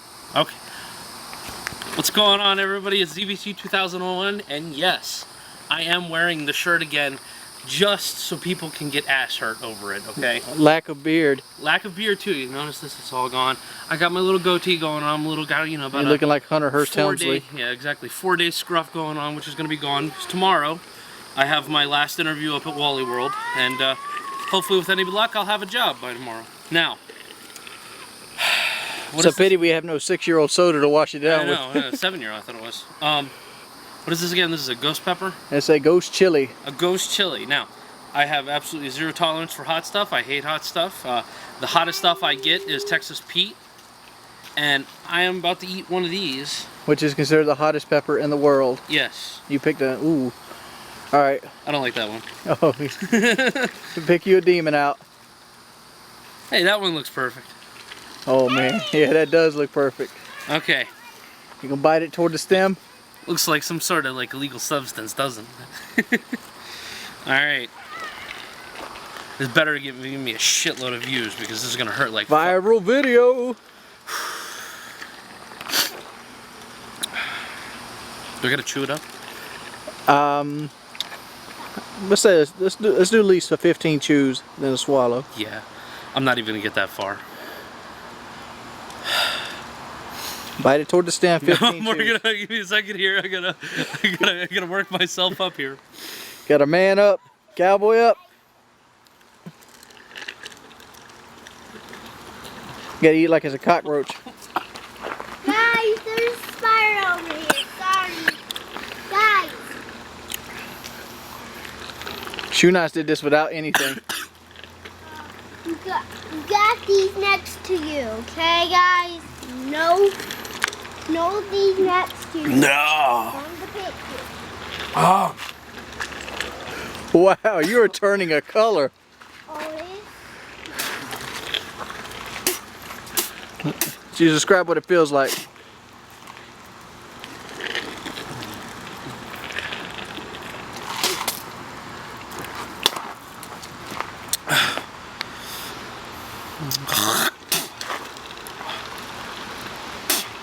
What's wrong? Working on it.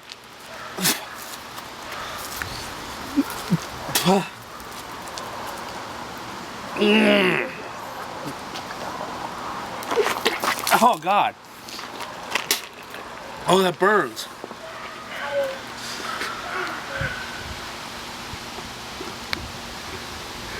It makes you wonder why they create substances like I this. think it looks like hamburger.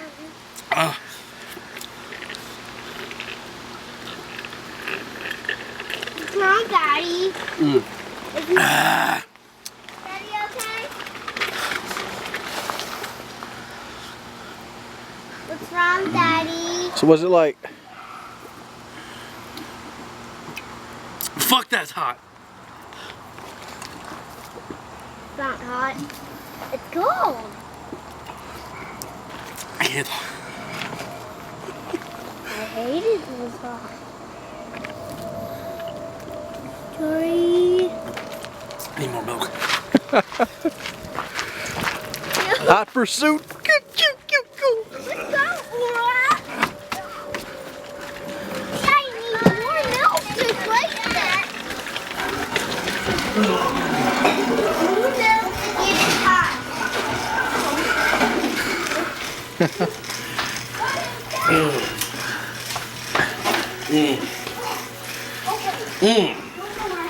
Does it burn down the esophagus? Mm-hmm.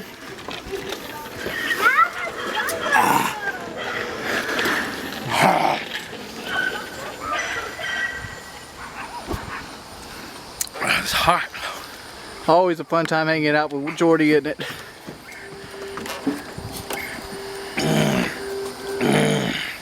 Hey, Daddy. Oh, it's hot.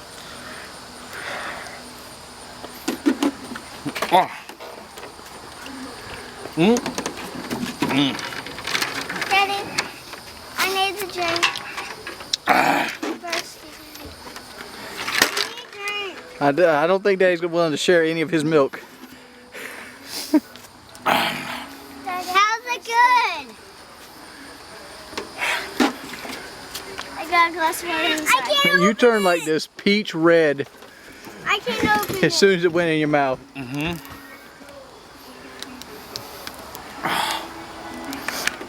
Ugh. Ah. Milk all the way down to. Daddy. Mm. Mm. This is unrelenting. What? Unrelenting? Is that the word? Unrelenting. Well, if I was going to tell you it'd last 45 minutes. Mm-hmm. Mm-hmm. Mm-hmm. Mm. Mm-hmm. You can buy me some more milk. I'm gonna go ahead and knock out that milk challenge too then.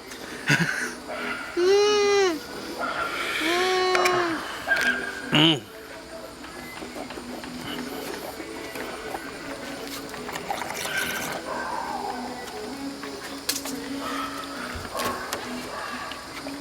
Mm. Hey, Daddy, don't yell at us. Mm-hmm.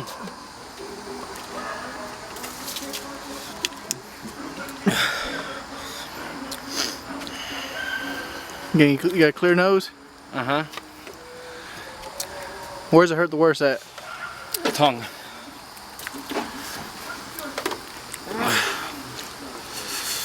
Right back here. My tongue.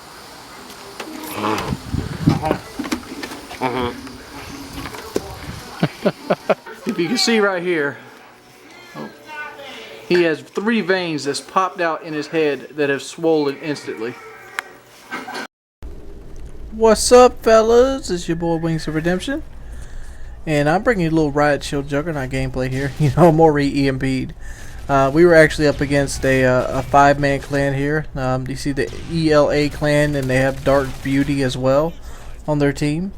But I'm not going to really talk about that. I just wanted to go ahead and showcase the Recon Juggernaut I had in this life because it really pissed them off. It did. You can even hear it. Well, you can't really hear it on the gameplay, but let me tell you, they were very unhappy every time I killed them. So sit back and enjoy that. I want to give a little bit of update news on Bastard Brook. It is currently 4 in the morning right now. And he did get committed to the hospital. He has congestive heart failure. And his liver and his kidney are both at the max. They're really pushed out. So they pretty much are keeping him in the hospital until they can actually figure out what to do with him, to be perfectly honest. And I'm probably going to try to go see him tomorrow when he's in the hospital. Probably try to get video footage of that if I'm allowed to. Remember, the hospital is private property, so filming at the hospital is somewhat difficult. But, you know, there's always ways around everything. But, it kind of sucks for that because, you know, Brook is my friend. He's not my grandpa or anything like some people want to say. You know, Bastard Brook and Gangster Grandma. He's actually my grandma's boyfriend. And he lives with us. He's like a he basically a painter. He's a handyman, a jack of all trades, and he's look at these guys. He's always had real bad trouble with his drinking, and I think it's finally caught up to him. I pretty much had to convince him to go to the hospital today by telling him about somebody else that I used to know. I'm like, you know, I used to know a guy who used to black out all the time, have coughing spells, and wake up with his head busted in the floor and not go to the hospital. And I'd be like, you know what that guy died of? Brain cancer. Yeah. It is what it is, dude.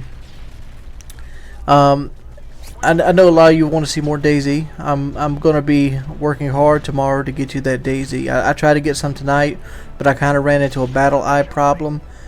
And another thing I want to do is I want to play Slenderman. I honestly want to play this game. I mean, I love scary games, and I've been kind of avoiding everything to do with Slenderman because I don't want to like pick up on any mechanic that will basically break the game for me.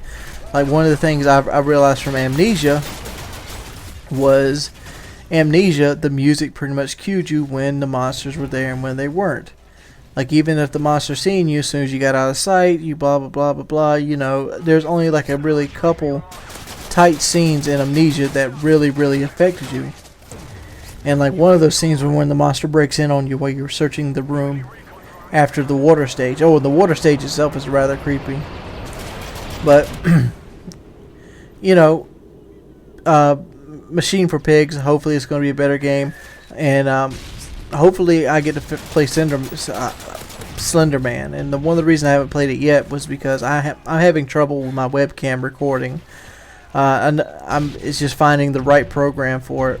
My webcam didn't really come with any kind of pre-recording software, so I pretty much had to find it.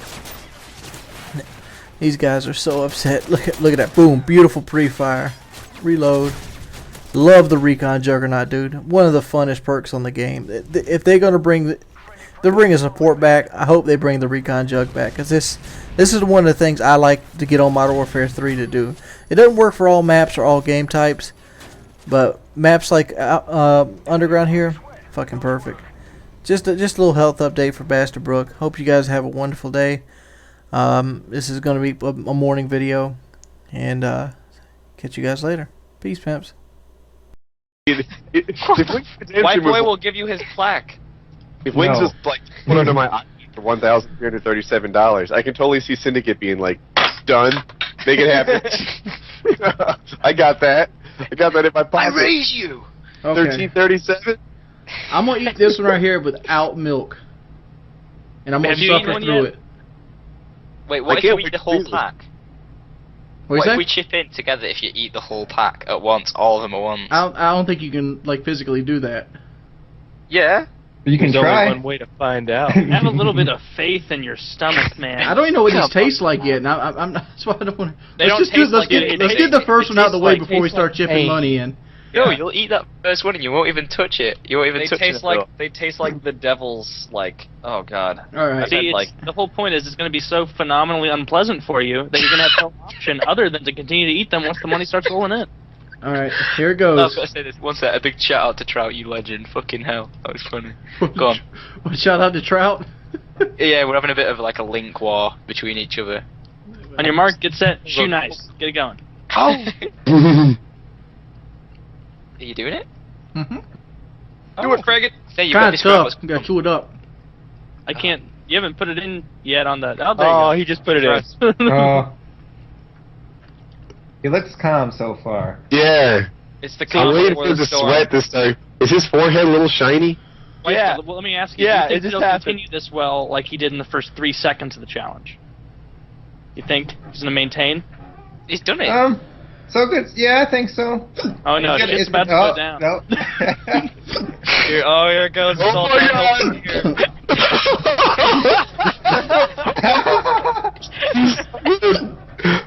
He's got the hiccups.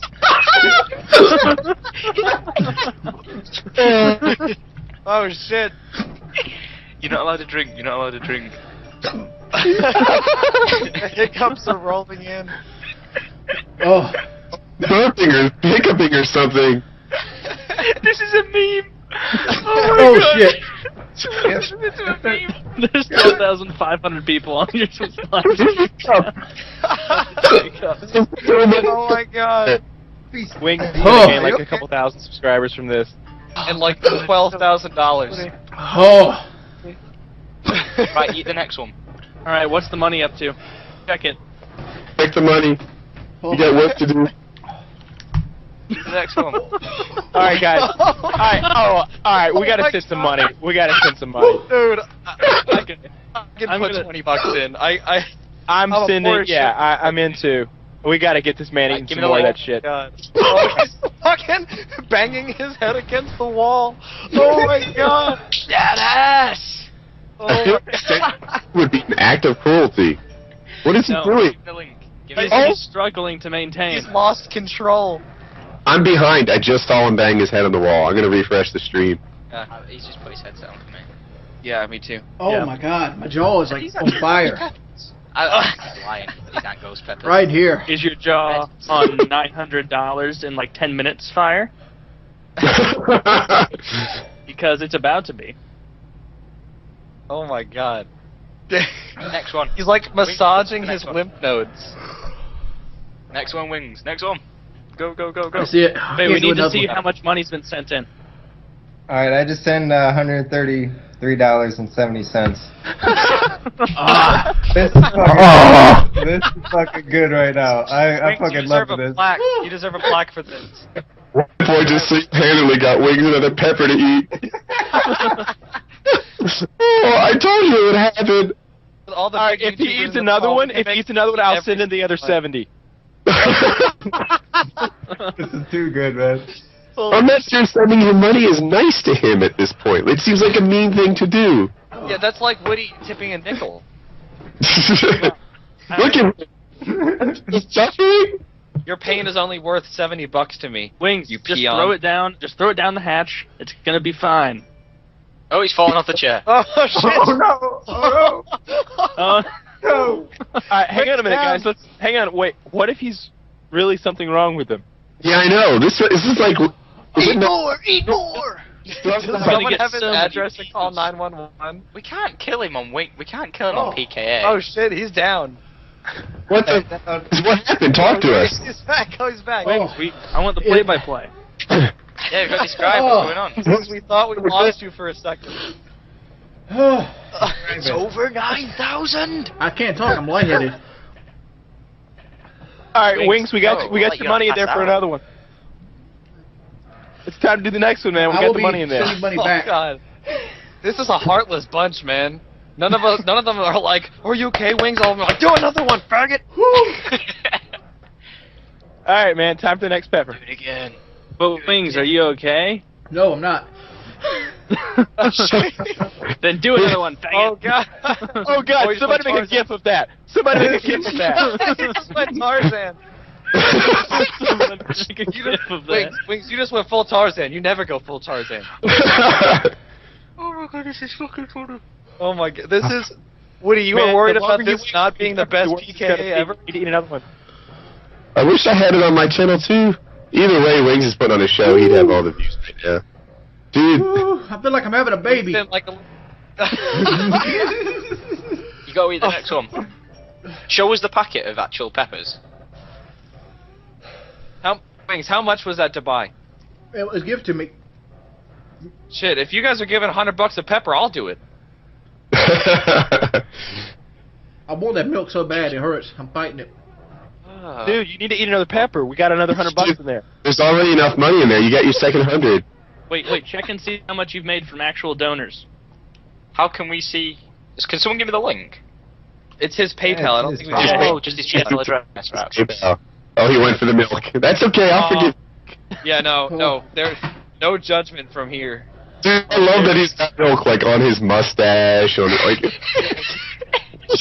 You drank that milk with total abandon, with this reckless abandon. He's How about ready to pour the milk on your head? I don't know if you can see this on camera, but my hand's got like slight tremors in it. Put that shit up on How camera. much to cut a finger off? Sharpie and Pooper. How about this one? How much to shoot a gun in your room? How much to re-bayonet your TV? Wait, no. How much do we need to give you to sniff it? We need to get involved in this conversation. We're throwing money out for random things, and I need to know the prices. Let me set up my YouTube live stream. We'll get this going. Yeah, really. I wish I had some. I have ice cream in front of me. What will you pay for that? What are you gonna do with it? It could be like, Woody, for every $1,000. How much would you give Woody if I sent him a raspberry couple of these Mike's ghost hard peppers? lemonade. I'd do it. I wouldn't be such a puss about it. You need to get a camera on all of us and simultaneously A do puss. it. I lasted like 5 minutes without anything. Dude, you're a better Alright, man man. than my Wings. It's time for that second pepper. Dude, what you need to do is Second just eat pepper them ain't happening, quickly, man. so then you have one like period of really Whoa, awesome. whoa. Pepper's gotta have. My $133 is out there, man. It's 30 cents. I even told y'all Sent you let me get the 130 first one down before you donate. He sent you $133.70. It's a elite amount of money. Yep. Come on, Wings. Just do it. Just do it. I'm not Keep even the got money. the first one yet. Do it, What's faggot. happening? It's done tomorrow. Tomorrow you'll be like, you know what? The pepper pain is gone and the money's still here. Are you Oh, kidding me? my This good time old- tomorrow, his asshole's gonna be on fire. Shut up, you.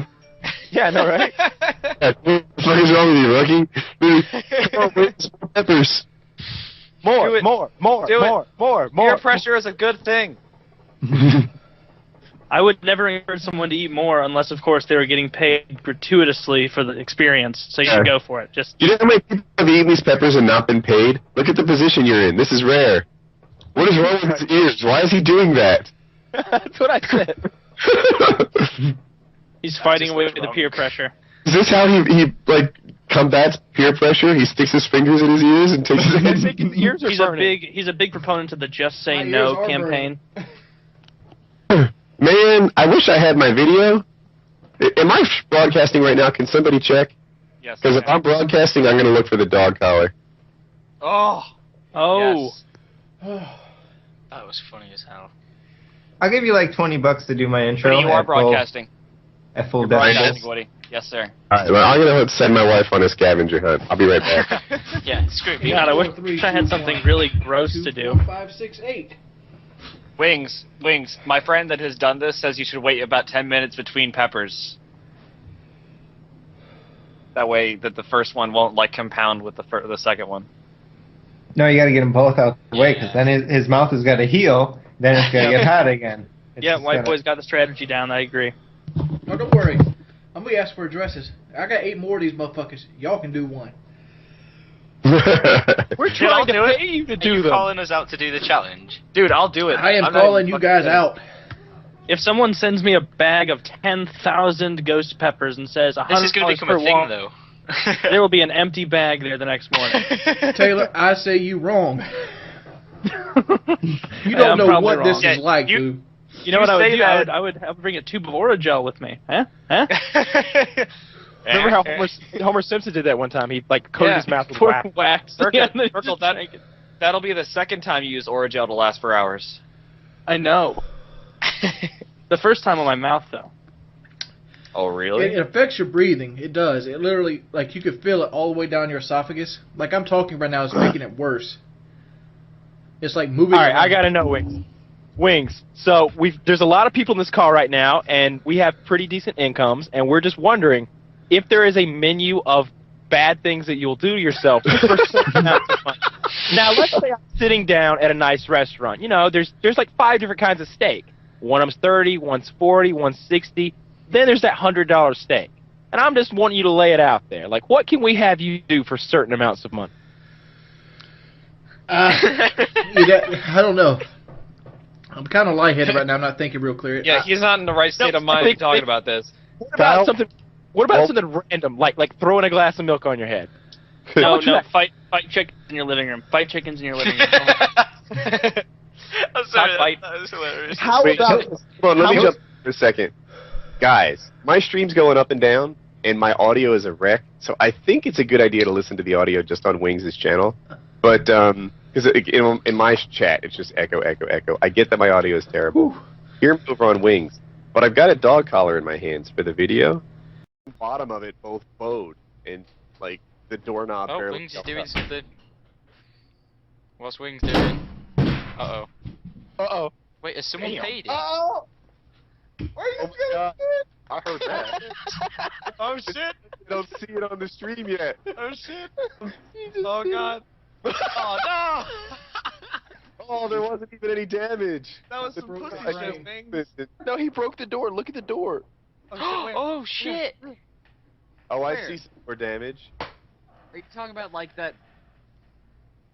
Oh, damn! Finish the job, Wings. No. Yeah, Did you put a crack in the door? Dude, it's already done. You gotta replace it. Yeah, he cracked it. Ah. In it, I'm sure. On the front, is that a big crack? Oh, Kitty recorded it. That's. What's up, guys? It's your boy Wings of Redemption, and I'm back and I'm bringing you audio commentary because it's the only way I know how. This is about the 5th try on this video, and the reason this is the 5th try is because I keep kind of like fading off and going on to other topics, and by the time I actually get around to what I want to say, it was 6 minutes long. And I'm going to go through that as the first tip. Know what you're going to talk about and don't beat around the bush about it. You see, one of the main mistakes I see a lot of really up-and-coming guys make is they always spend like 15 minutes setting a topic up, talk about the topic for 30 seconds, and then put an outro on it. This is what Chris Move would call a new move. The reason this is a new move because the fact is you keep a person on the edge of what you're going to talk about, and then you give them a letdown, an anti-climax, and that's instantly going to lose you subscribers. And my second tip, and this is going to be a big one, is remember that YouTube is about entertainment, and that's all it's about. If you want to do YouTube as a quote-unquote second source of income or quote-unquote job, what you want to do is entertain people. And if you can't entertain people, it doesn't matter how good you're at the game. It doesn't matter how, how well you edit. Remember, editing isn't required. It's a tool to make something more entertaining. If you go ahead and click the browse button on the top of your YouTube page and you go click the gaming tab, you'll see a lot of people on there. You know what you won't see on there? A lot of people that are like really good editors. Like, look, let's take Blue Xenophobes for example. Blue Xenophobes is a channel centered around Minecraft. I don't know how many guys there are. I mean, I don't really follow the channel myself, but I've watched a few of their videos, and the ones I've seen wasn't very heavily edited. But the fact is, they're very entertaining. The reason they're entertaining is because they keep it enthusiastic and they keep it up. And that's basically, people show up now to hear about them. They don't show up to, learn about Minecraft. They show up for the personality. And that's the real goal of the channel. When you can establish yourself as a personality, that's when you know that your channel has succeeded. You gotta kind of like drift yourself apart from all the other deers in the herd. You don't want to be seen as, another Gameplab Moab commentator. You don't want to be seen as, another up-and-coming all-star commentator. Look at all the people that's really broke out lately. Who's the big guy right now? Minnesota Burns. Why is Minnesota Burns the big dog on the block? Well, he's the big dog on the block because he was doing what people considered entertainment. And keep in mind, what some people consider entertainment, what others consider entertainment is different. And a lot of people seem to enjoy his content. And he doesn't do a whole lot of editing to his stuff. I mean, editing's there. Editing's there in every video you pretty much see. Like this video right here has been edited itself. But did you catch it? Have you noticed that in the very first 30 seconds of this video, there was a hum that I usually don't leave in, but I decided to take it out? Have you noticed that Call of Duty is really rich in color right here? That's color correction. The hum is noise cancellation. I mean, I could put text all over the video if I wanted to, but I don't think it added anything to the video, so I'm not going to do it. Over editing does not equal views. It doesn't. People always tell me quality over quantity, and I know what needs to be done. It's all about the fact of needing to do it. My channel motto generally is this: I enjoy putting out videos. I enjoy the whole ordeal of subscribers on YouTube. It's actually the thing that drew me into YouTube in the first place. Having the ability to talk and interact with subscribers. It kind of started out, watching Z7 Taylor and seeing my video ideas and how they were accepted, and then it kind of moved on into my channel, and that's why I upload so many videos a day. And that's pretty much the main reason why I upload so many videos a day, because I want to interact with fans. I want them to, to go see the ups and downs and share the joys with me. On the flip side, it's one of the most detrimental things you can do. The reason is because you kind of oversaturate your content. Your videos are no longer an event; they're a casual thing, and people can get burned out on you really quickly. And another thing is you get burned out really quickly, and you lose pretty much all your juicy stories, and they won't see as many views. For example, let's say you upload, let's say a big channel. Let's use Woody's Gamertag channel for example, since he's the one I'm most familiar with the scenario with.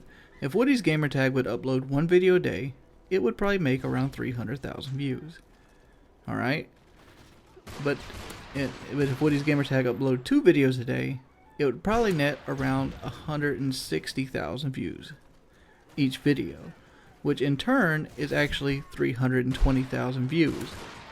If he would upload a third one, it's a diminishing rate. The third video probably won't get as good as well, or might detect from the other videos, especially with the way the YouTube sub box works now. You gotta kind of determine how the sub box works, and there's ways to take advantage of this, which we're going to get back into here in a little bit. The sub box works right now, as you see, it shows your most recent video, and is based upon likes if you get put in the highlight box or not. So you can put a video out that will never make it to someone's highlight box based on what they were currently watching. There's many of videos of mine that never made it to people's boxes because what they're currently watching wasn't in the trend of what I was putting out.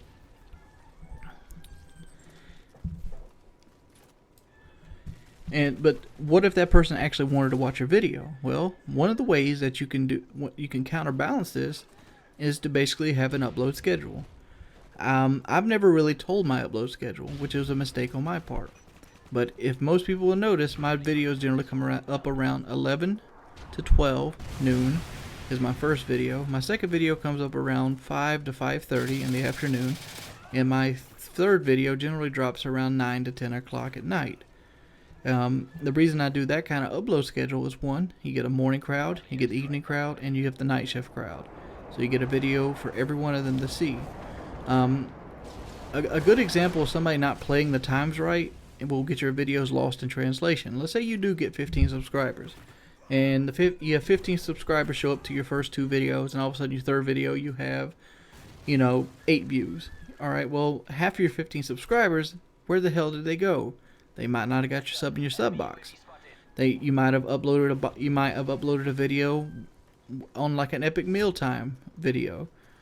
Generally, like, you got to learn other YouTuber schedules. Like Epic Mealtime generally would upload on a Tuesday. I don't know if this is still the same thing with them, but back in the day they would upload on a Tuesday. So on Tuesday, Epic Mealtime is going to own the homepage, and all the people that might be subbed to you might also be subbed to Epic Mealtime. And you probably will get a lesser view count on that day unless you have a video that can compete with one of theirs, which is really hard to do. Oh man, this is such a huge topic. I'm running out of time. This is probably going to make big thing up in the comment because the last minute I'm going to probably squeeze in the best tips here is. Alright, quick tips, since I was really long-winded the entire video. You want to pretty much set up a persona. You want people to be able to follow that persona. That persona could be you, but you want them to like you as a person, or like you or hate you as a person, and you want them to be able to resemble you. People naturally when you put a face on everything, people naturally gravitate to it. Look at White Boy's thumbnails. Look at PewDiePie's thumbnails. Look at PewDiePie's channel. His channel is one of the fastest growing on YouTube. And one of the reasons it's the fastest growing on YouTube is because people can relate to them. He constantly has, become a bro, blah, blah, blah, blah, blah, blah, blah, blah, blah. He puts his face on every thumbnail. He has his face cam on everything he does. He keeps himself in front of you. And when he's keeping himself in front of you, it's more likely to link somebody to actually know you more as a person than a voice behind a microphone. This is something that I've been kind of lacking on lately, and I'm probably going to start working on as myself. And it's something that's subliminal like that. I mean, this is just what I've took from in the last couple updates. This is what mainly people are looking for. If you don't believe me, go look at all the other big channels. Look at Toby Turner. Look at Ray William Johnson. Look at, Miss Hannah Minks. Every one of their thumbnails or every one of their videos has them in it somewhere, and you have a face value. People want to follow somebody and see a life that's not their own. YouTube is an escape. Make sure that you're creating it as a escape for somebody else. That's how you make a successful YouTube channel. There's more to it than this, but I'm out of time. It's been your boy Wings of Redemption, and I'm Audi 5000. Hi, what's up? It's day one. Day one of what, you might ask. For those of you who've seen the film Fat, Sick, and Nearly Dead, there's a little dietary thing called juicing, and I talked about the effects of not having a balanced diet on the body and how it can pretty much lead to suicidal tendencies and rage and stuff. And the next 3 days or so, I'm going to be going through that stage of very depressed and very mad because part of the diet is not eating at all. You pretty much drink micronutrients through juice, fruit, and vegetables, and you let your body eat what your body has. By me, the spare tire. As you can see right here, when you watch this video, that we bought a juicer. And yeah, let's take a look.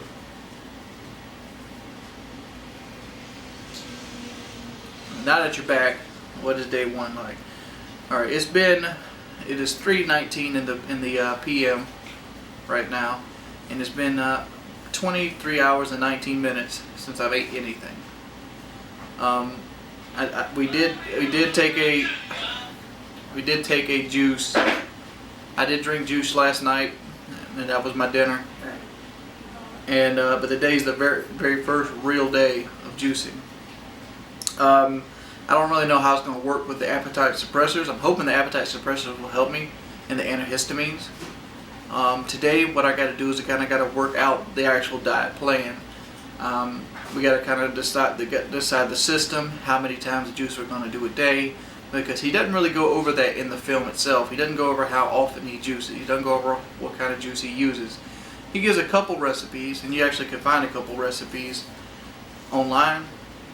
So there's a book that actually came with the juicer that we bought, and it was one of Jack LaLanne power juicers. It's about $100 at Walmart, and we're going to go look through that here in a minute and see if we can find a couple recipes that, you know, really stands out to me right here. Like, here's the recipes that come with it. There's 2 books right here, and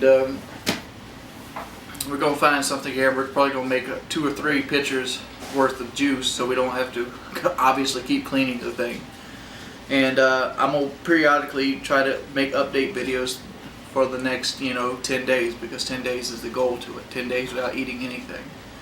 And what is this going to affect on my channel? Well, the first 3 days are going to be hard, and it's going to be hard to the point where I won't be able to do videos. So I'm going to pretty much, I already have the DayZ videos made. Those are made, those are rendered. I might do Call of Duty videos, but for the most part, what's going to be on my channel is going to be these type of videos, these vlog style videos where I just talk about, being hungry and things like that. And I feel like I'm not in the Hurt Locker yet. I've done a 24-hour fast a number of times, and that doesn't really bother me. What really bothers me is once the headaches start kicking in, once the depression starts kicking in, and that usually happens somewhere around the 30 or 31, 32 hour ballpark. And I'm hoping that the juice will actually kind of fight some of this, and especially since I'm on the appetite suppressor, it doesn't really bother me as much, and hopefully I'll make some good videos. So let's go ahead and step in and see if we can make a picture here.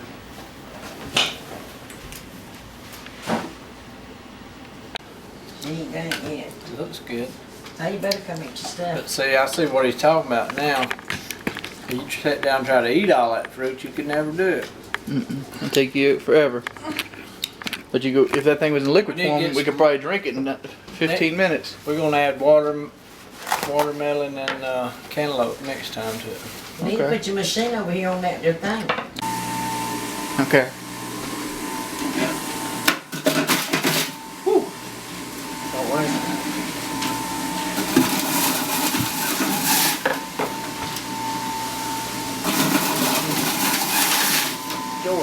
Yeah.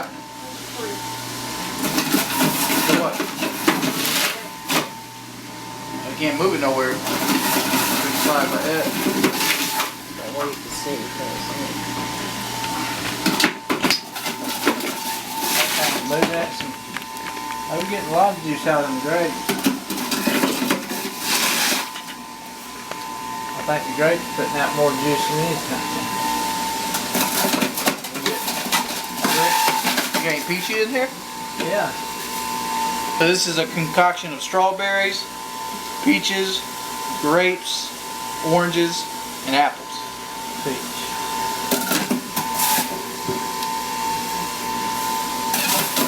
How many ounces is that cup? Oh, we'll see when we pour it up.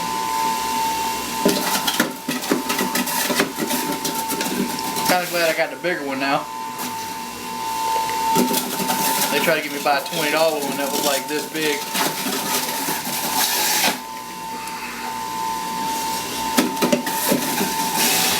That thing moved. That'll be a way to stop that. What?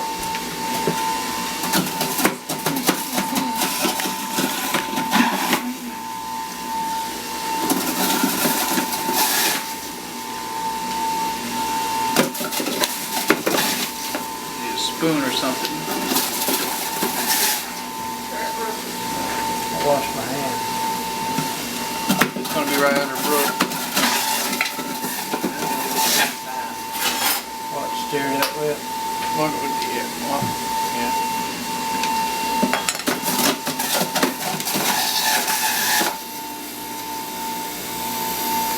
That's a lot of fruit. You're showing his face. You're not gonna use all of it. You're showing his face on it.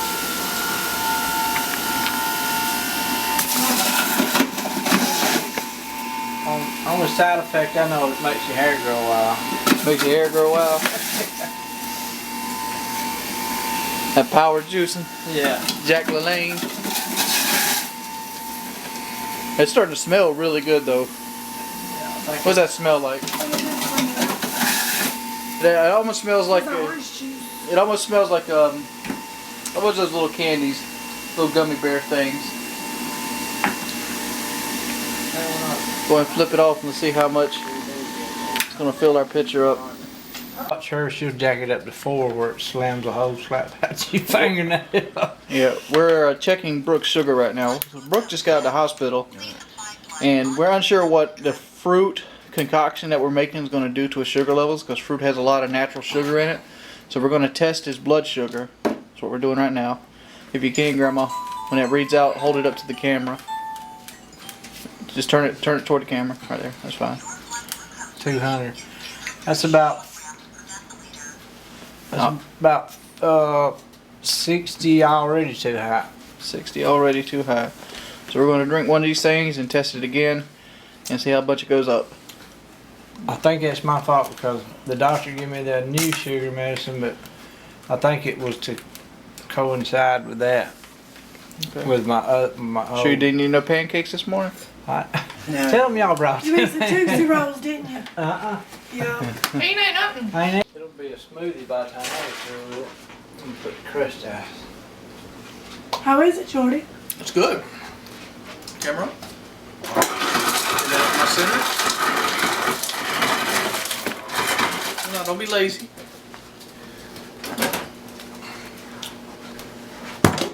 There's Brookie, baby. Alright, there's 2 unhealthy people starting a healthy regimen. Where'd I learn all them big words at? Georgia. Down south. Is it better with ice?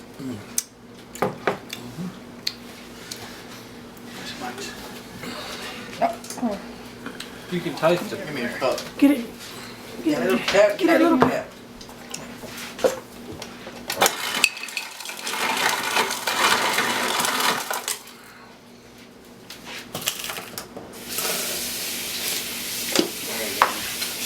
Where's your man?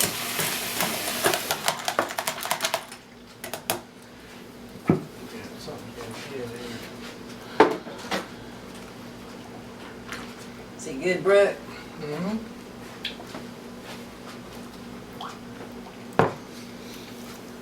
Which is how many calories you think that is? That's a lot of fucking fruit. Yeah, what time is it? He's going to edit it.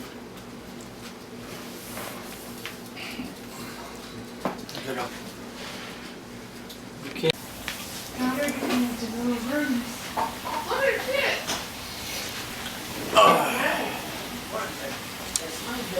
But that's the fruit juice process. We made 64 ounces of fruit juice. See right here, I'm gonna be drinking all this all morning. What are you talking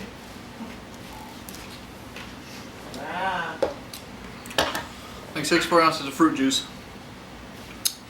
We gotta go later today and start getting the stuff from Main Green, which is we need kale leaves, we need cucumbers, ginger root, we need green apples, and we need celery.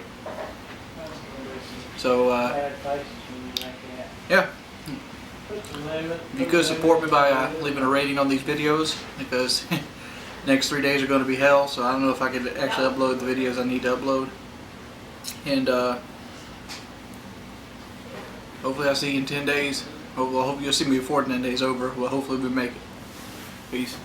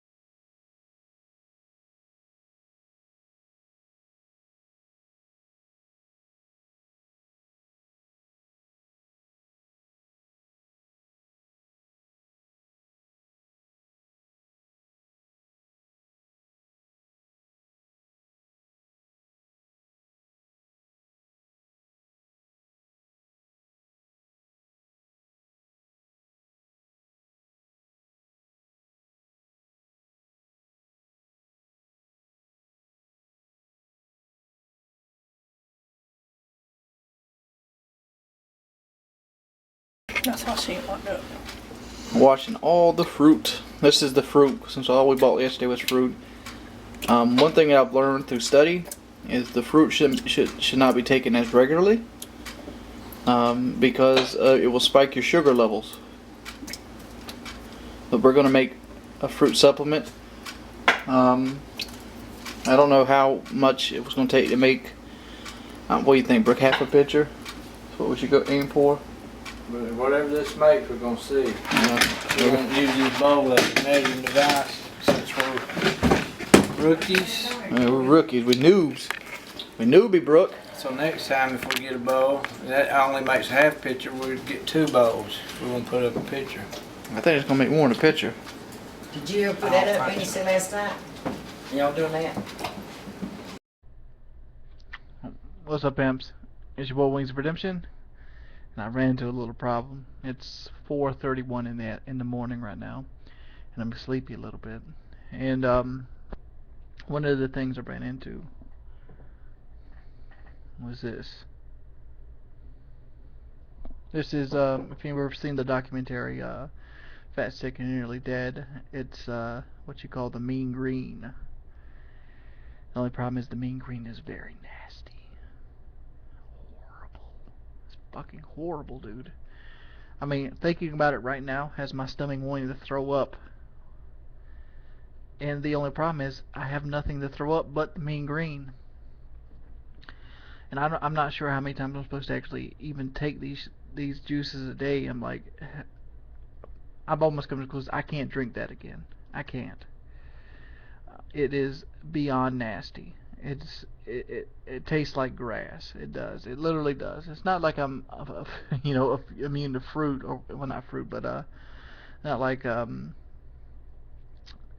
opposed to eating vegetables. I love vegetables. It's fucking string peas, fucking black-eyed peas, asparagus, broccoli. Love vegetables. Love fruit. I eat them all day. But that concoction right there, it just doesn't work for me. And like, you ever get to the point where something hits you so bad that you don't want to try anything else like that? I'm like that. I mean, like, I could ask for another recipe, but it's like, oh, I don't know.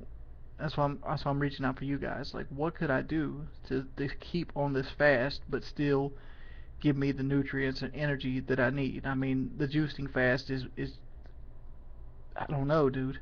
Like, the hunger's not bothering me. Like, I haven't eaten. It's 4 a.m. now, so I haven't eaten in like almost 2 days. I mean, it's been about 40 hours since I've ate anything, and I'm perfectly fine. I mean, like, I'm by no means tripping balls here. Oh my God, eat. No. I mean, I wasn't even hungry most of the day. I'm a little hungry now, but it's like really late, and I'm probably just about to go to bed. But I don't want to fast without having the proper nutrients in my muscles and stuff, because I felt great all day. I did. I felt wonderful. Sorry, I just sat there and thought about what that stuff tasted like, because I kind of forced myself to drink it. I was playing some Call of Duty at the time, just playing around with the PlayStation 3, and like every time we would win, I'm like, okay, you got to take another big sip of this, and I'd always be like,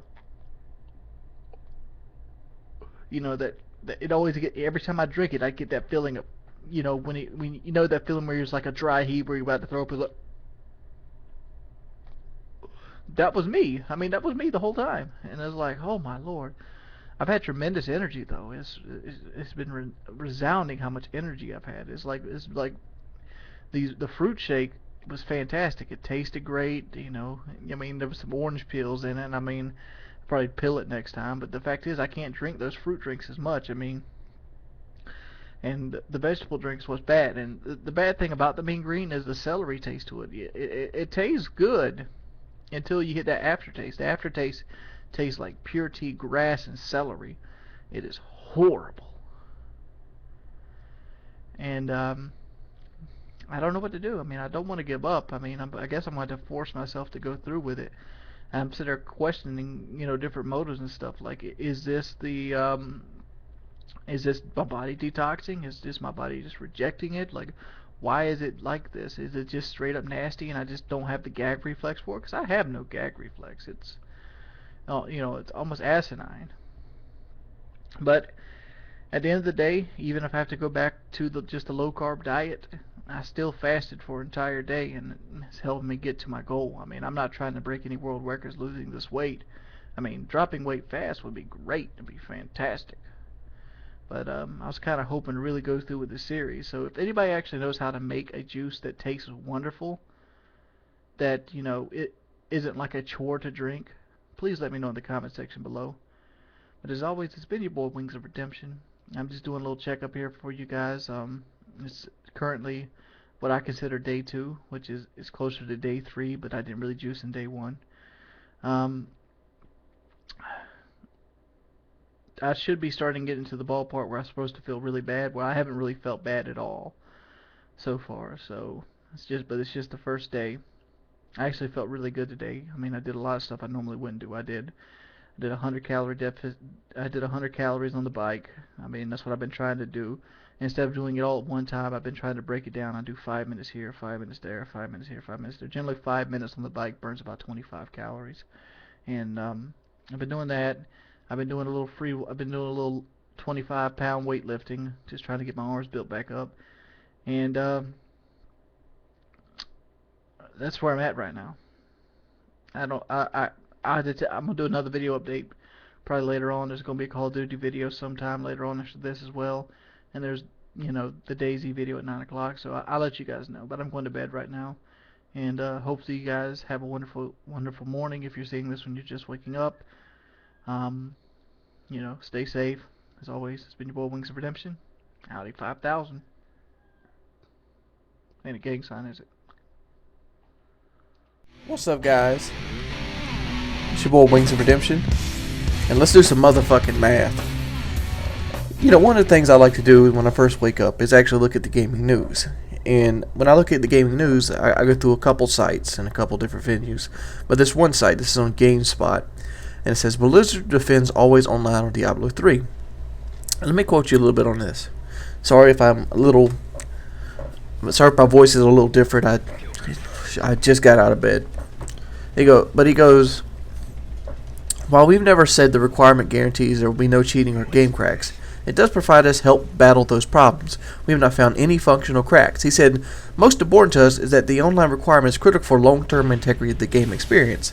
Everywhere in the update, Maureen spoke about the Diablo 3 real money auction house. He explained how Blizzard's primary goal for the service is to provide convenience and peace of mind for players who otherwise would use third-party services to buy and sell items. Maureen admitted that the auction house isn't perfect and stressed that gamers could continue providing feedback so Blizzard could implement the changes. Okay. Let's go and do some fucking math here. I know a lot of you don't really care about Diablo 3, and that's why Diablo 3 has nothing to do with the gameplay video of this video. But this is more than just a Diablo 3 thing. This is a moral thing that I cannot stand myself. I cannot stand when somebody wants to give me a bullshit answer like that. You see it all the time via politicians. You see it all the time in Activision. Don't give me bullshit. If you want to let me know, let me fucking know. And here's what I know. Alright, there's a 15% surcharge on every item sold by Blizzard. Okay? Let's look at the real money auction house for a minute here. Let's say on average the real money auction house has 200,000 transactions a day. Let's say the average transaction is $5. This being from the sum that some items sell for $250, some items sell for $1. Let's say $5 is the universal average of the auction house, just for mathematics' sake. Alright? So they take 15% of $5. So 5 times 0.15 is 75 cents. Okay? So they get 75 cents of that as their money. Alright?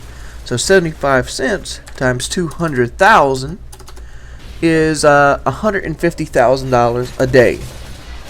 You're trying to tell me that you, as a developer, want to basically give somebody this because, I mean, no, you wanted to cut somebody else out the action. You're doing the same thing as Activision's trying to do with Cod Elite to the YouTube community. That's what you're doing. That's all you're doing. And you're making a $150,000 profit off that. Oh, excuse me, there's overhead. Let's subtract probably, you know, $200 for the server, and let's subtract, you know, the other $10 an hour for the guy that probably runs the real money auction house. You know, so this shit cake can go down. Let's just overcompensate for it. Let's subtract, I don't know, let's say $1,200. Oh man, now you're at $1,400, you know, $148,000. You're really not eating now. And these are all hypothetical situations, you know. This is the basis behind this, because this could go up and down. I mean, but they're clearing $100,000 a day using the real money auction houses, and that's not even counting what PayPal is getting, because PayPal takes another 3%, and they also round it up to $1 if you use the if you use it through like Blizzard Cash, but that's a whole different story. That's retarded, dude. That's what that is. And if you want to sit there and spout out, you guys remember when Modern Warfare 2 was out? I don't know how many of you guys have been following me this long, but when Modern Warfare 2 was out, Hutch did an interview with Robert Bolin, old Bobby Bolin. And during that interview, this was the time when Modern Warfare 3, the first 6 months Modern Warfare 2, I'm sorry, I said 3 just a minute ago. First 6 months Modern Warfare 2 was out, it did not fucking work. There was hacked lobbies, there was care package glitches, there was Javelin glitches. And the Javelin glitch was the big topic at the time during this interview. And Hutch goes, what do you think about the Javelin glitch? He didn't say it in that words, but that was the context of the question. What did his opinion on the Javelin glitch? And what he said was, you know, it only affects 1% of the community. Bull fucking shit. Javelin glitch was in every fucking game that was out. Every fucking little scrub, every little bitch motherfucker that couldn't play the game wanted to be a whore and just run around knifing people, and as soon as you died, you let off a fucking javelin that killed 4 people. That's what they did. Everybody turned into Only Use Me Blade then. There was Only Use Me Javelin. And affect 1% of the community? Care package glitches affecting 1% of the community? Dude, what 1% of the community? You're bullshitting. That's what you're doing. And I understand why they got to do this. This is the company's trying to save face, but don't sit there and bullshit me. It's just like trying to tell me that, you know, putting map pack, you know, expansion pack or like map pack DLC on disc isn't a fucking money whore scheme. If you put a map on that fucking disc and you sell me that disc and then you sell me a key to unlock that fucking shit on the disc that I bought, that is stealing in my book. That's what that is. I paid $60 for that disc. I should get everything on that disc because I now own that disc. Every piece of information on that plastic I purchased. So why am I having to pay more money for the same shit that's on that piece of fucking plastic? It's because fucking video games are getting evil and fucking corrupted. Money is not the root of all evil. Money is just a simple monetary means set up by a republic. It's something to say, you know, instead of, you know, how much is this chicken worth? This chicken's worth this amount to this item. And every system has an economy. But the fact is, instead of looking at money as the root problem, it's like looking at a gun as a root problem of a shooting. The root problem of the system is just people are getting too greedy. They want to make more and more money. Call of Duty Elite came out. You know, EA seen how much money Activision made with Call of Duty Elite. Oh, all of a sudden, here comes a motherfucking EA, you know, premium pack. And you know, and EA's taking it a step further. They're trying to swindle every fucking dollar they can out of people nowadays. Back when I was growing up, video games costed like, you know, $30. And that was the high-end ones.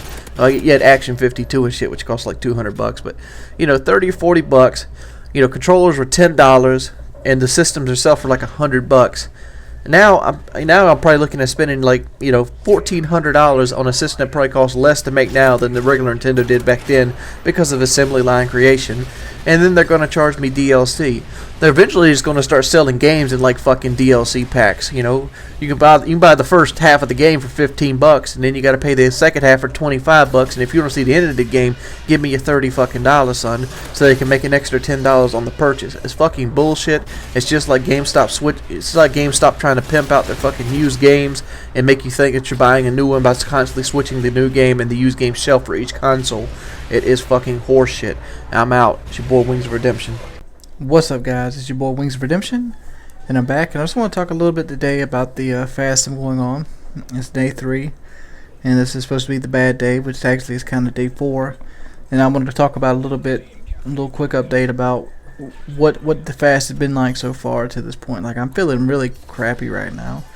mainly because I'm not really taking in the micronutrients that I should, and I'm thinking about coming off the fast already. I did drink another glass of Mean Green, and ended up throwing it up, and I just couldn't do it. I mean, like, just the smell of it almost made me throw up. I mean, like, my body just rejected it. It's like almost.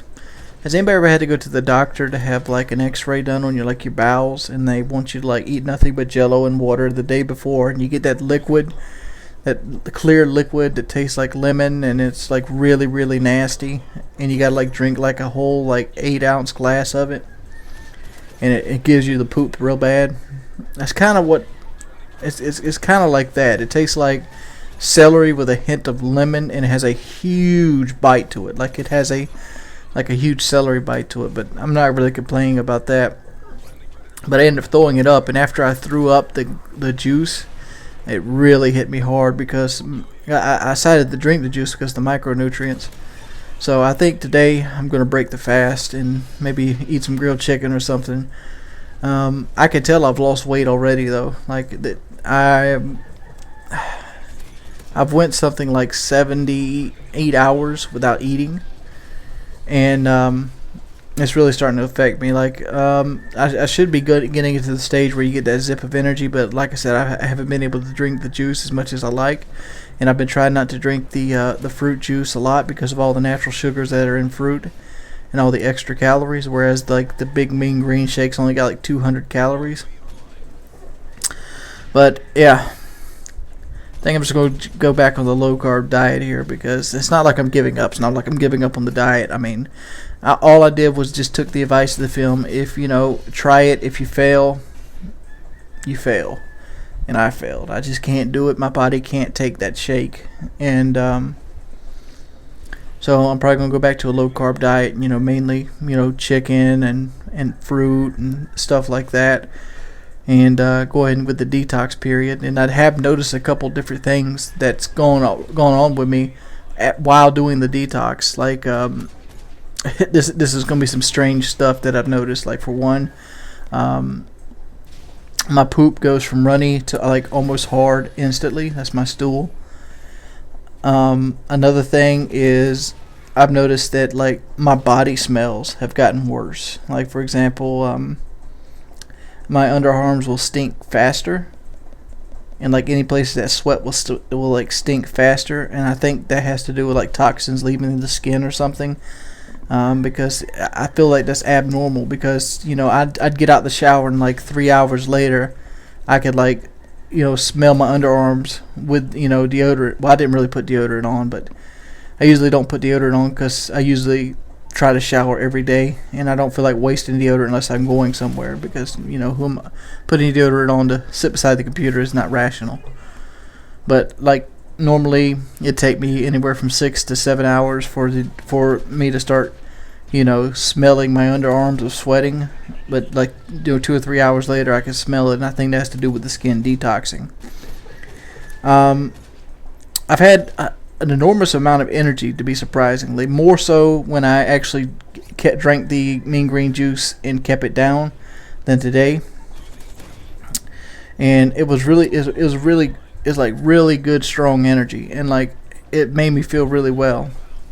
And believe this or not, like during this fast, my leg has stopped hurting. Like it's not stopped hurting, it's taking longer to initiate the hurt. Like for example, I'm able to ride my bike like 20 minutes at a time now, because I've been doing it for like a month and a half, and it's normally would hurt my knee, but now I usually go around somewhere around the ballpark of 13 or 14 miles an hour is what the thing says, but I could just ramp it up to like 16 miles an hour, and I can still do the same time with the same longevity. So I guess that's a good sign as well. But that's something else that I've noticed during this diet. Well, this fruit section of the diet. I mean, it's a good diet. I just can't stomach it. Like, I just don't have the gag reflex. I just don't have the iron stomach. And a lot of people look at you and like, "Ooh, you're fat, Wings. You're good at eating. Why can't you drink something?" I'm not good at eating. I'm just good at eating a lot. Like, if anybody's watching me on the Billionaires Bash, we had to have this contest, who ate pizza, who would go first, this kind of thing, and like Blade would destroyed me. I mean, like, the only person there I could probably beat was White Boy. I just can't eat fast. I have a small mouth. I mean, but the fact is, like, I eat consistently and I eat for enjoyment. It's like almost like an addiction. Like, I'll just be sitting here randomly like, you know, some chicken wings would be great right now. And that's what I'm trying to cut out of my diet. Like, not eating is not as hard as I thought it would be, though. Like, I didn't think there was any chance on this earth I could go 70 some hours without eating. And I did it. I mean, and it's a comfort because it's 6:16 a.m. right now when I'm doing this video, day 3, and I haven't weighed myself, but I can tell you right now that I've lost weight. And well, I can tell you right now I've lost weight mainly because I feel better. Another reason, one of the big noticeable reasons, this one's going to sound stupid, is when I was at my biggest, which was like 460 pounds, I have an F-150, and the F-150 has a bar under the seat on the right shoulder pad, and I could feel that bar because my weight would push down into the leather seat so much that it would feel that bar. And now at like 424, or maybe like, I'm probably like 418 or something now, that's just guesswork, that bar is not as noticeable anymore after the last 3 months. And, like, you know, in driving the truck is more enjoyable at this point because it doesn't feel like I'm sitting on like a 5-gallon bucket trying to drive. And you actually can feel the padding now, and the padding actually has some support to it. Whereas I was before, I was gonna pretty much give in, which is one of the reasons I decided not to give in. You know what I mean by giving in is like, you know, buying new clothes, adding padding to a seat to make it more comfortable to accommodate your size.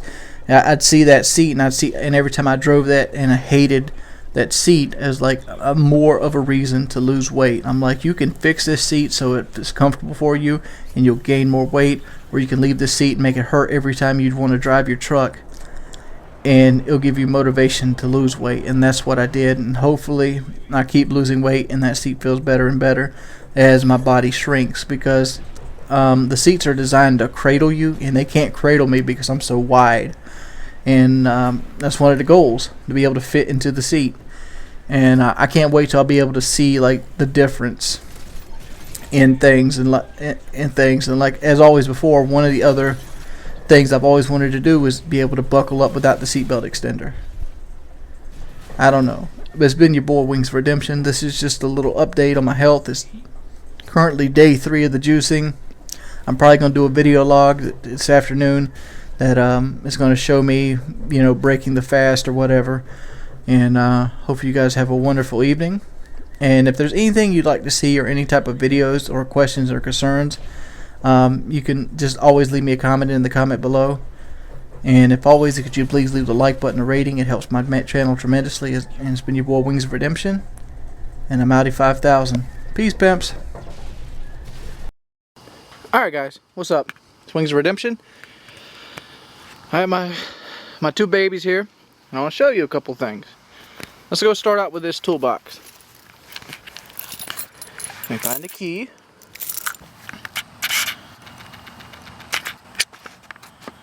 This is my toolbox of Christine, okay? I have, you know, standard tools like wire wrist brushes, you know, I have a power drill set. I have a ratchet kit over there. See that black box is a ratchet kit. I have a 85,000 pound toe strap. Let's go up and around here. You know, I have a set of gloves, staple gun. I have a 30-foot jumper cable capable of working in you know, negative 30 degree below zero weather.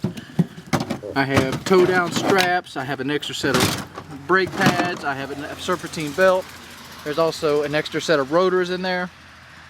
And you might go, Wings, why do you have all this stuff in your toolbox? And my question would be, well, my answer would be, well, in case I need it.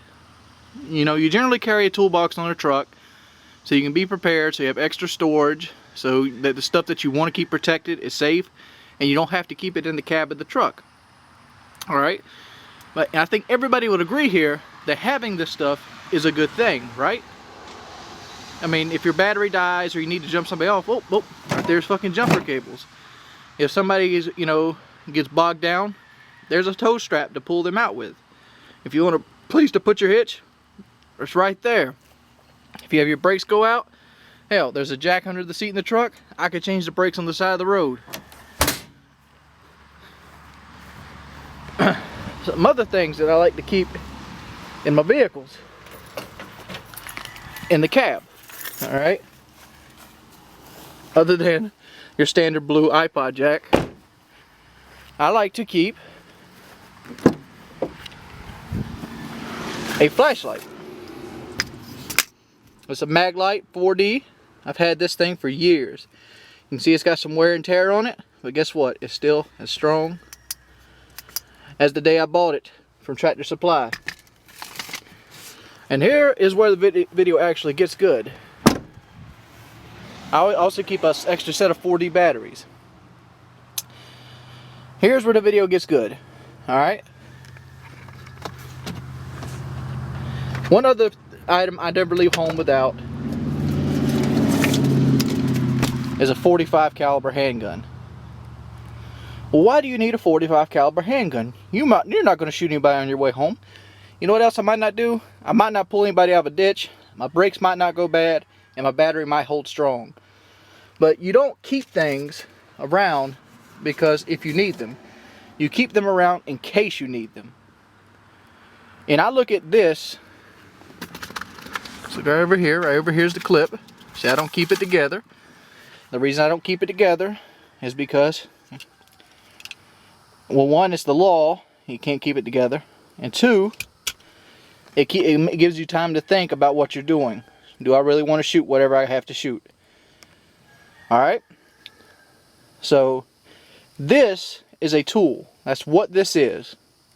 Just like a tow strap, just like a jumper cable, just like anything else that you see in the natural world. This right here is the tool I carry in case somebody wants to threaten me or one of my loved ones, or some animal wants to do harm to me. What if you break on the side of the road and there's a family of wild pigs? That's a big what if. But guess what? Could happen. Same way a battery could die. Same way your brakes could go out. Shit can happen. And people look at guns like they're this horrible thing. But a gun to me is no more than a hammer. That is all it is.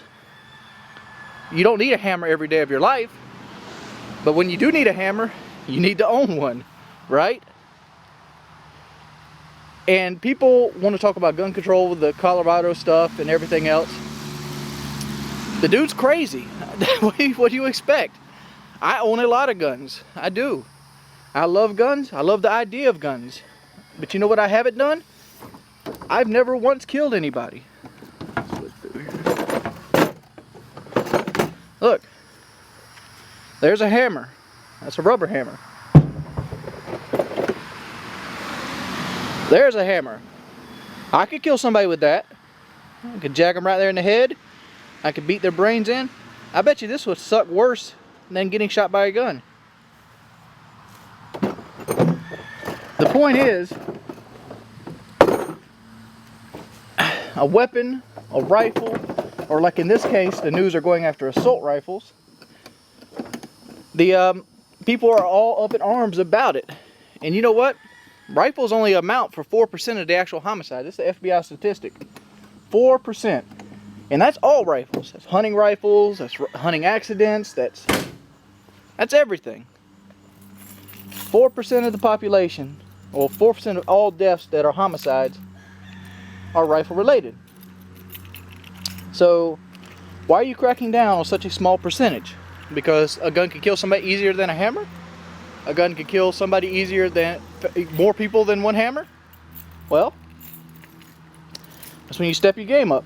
What's to say I couldn't take this 2002 Z71 and run down a crowd at a movie theater? They won't see it coming. They'll be chatting with their buddies. creep up beside them and just run them right the fuck over. This is a 5,000 pound piece of steel capable of 100 miles an hour. This would kill the fuck out of you. There's nothing you could do about it. You can't outrun it. You probably go inside, but if you're outside, you're done. You can't label crazy people saying that if you take guns away, there's going to be left gun deaths, which you would be correct. But I could counter that by saying if you take swimming away, there would be less drowning. If you do anything of that nature, yes, it's going to amount to less. But what else are you going to take away? All right, let's say you outlaw guns. Now, you know, Tim, who lives over those woods over there, he can't feed his family because he lives off the land. He uses his hunting rifle to shoot deer. He uses that deer to stack meat in his freezer. And that's how he feeds his family because he doesn't have a good paying job. Now he's done. How about ranch hands? Are you going to make exemptions for ranch hands? You know, people on the ranch trying to keep the wolves away from the sheep, the cows, the stuff you eat at McDonald's. I mean, guns are a tool. That is all they are. They are nothing more. And, you know, you can't really pass judgment on that. Of course, you know, if you take guns away, it's going to lower the crime. But guess what? It's also probably going to increase the people being brass. If you didn't have a gun, let's say nobody had guns, and let's say I was here by myself, and let's say 3 guys wanted to break into my house and take anything I wanted. I couldn't stop them. Nobody could stop them. How many guys you know can beat 3 full-size men by themselves in an unstructured arena? I don't think Woody could do it, because 3 men is just too many against 1. Y'all don't remember? If y'all don't believe me, remember that video that came out about 6 months ago of the kid getting beat up by 7 other kids? Go watch that again. It's been your boy Wings of Redemption. Hey guys, your boy Wings of Redemption here. Just enjoying me some Call of Duty, as you can see.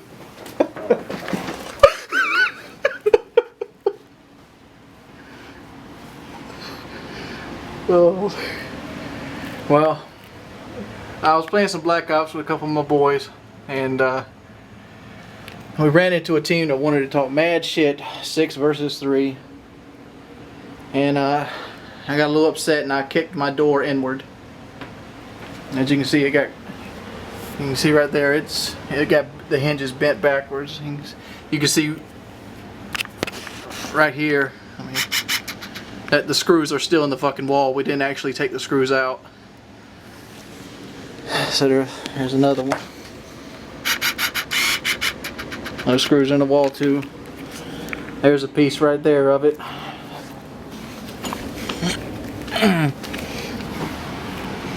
This is part of the frame. Yeah.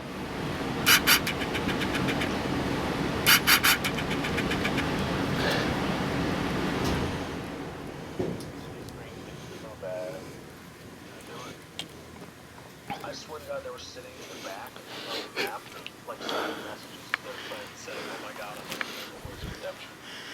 Well, you might think I have a little bit of an anger issue. I don't.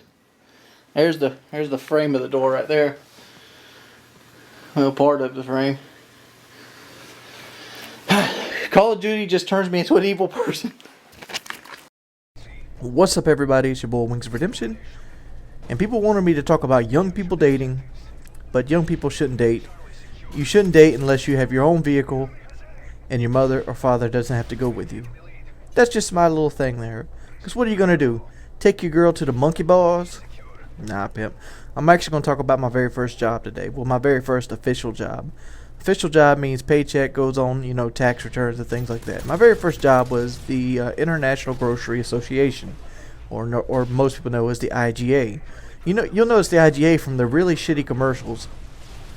And you know the guy, everyday low prices, IGA.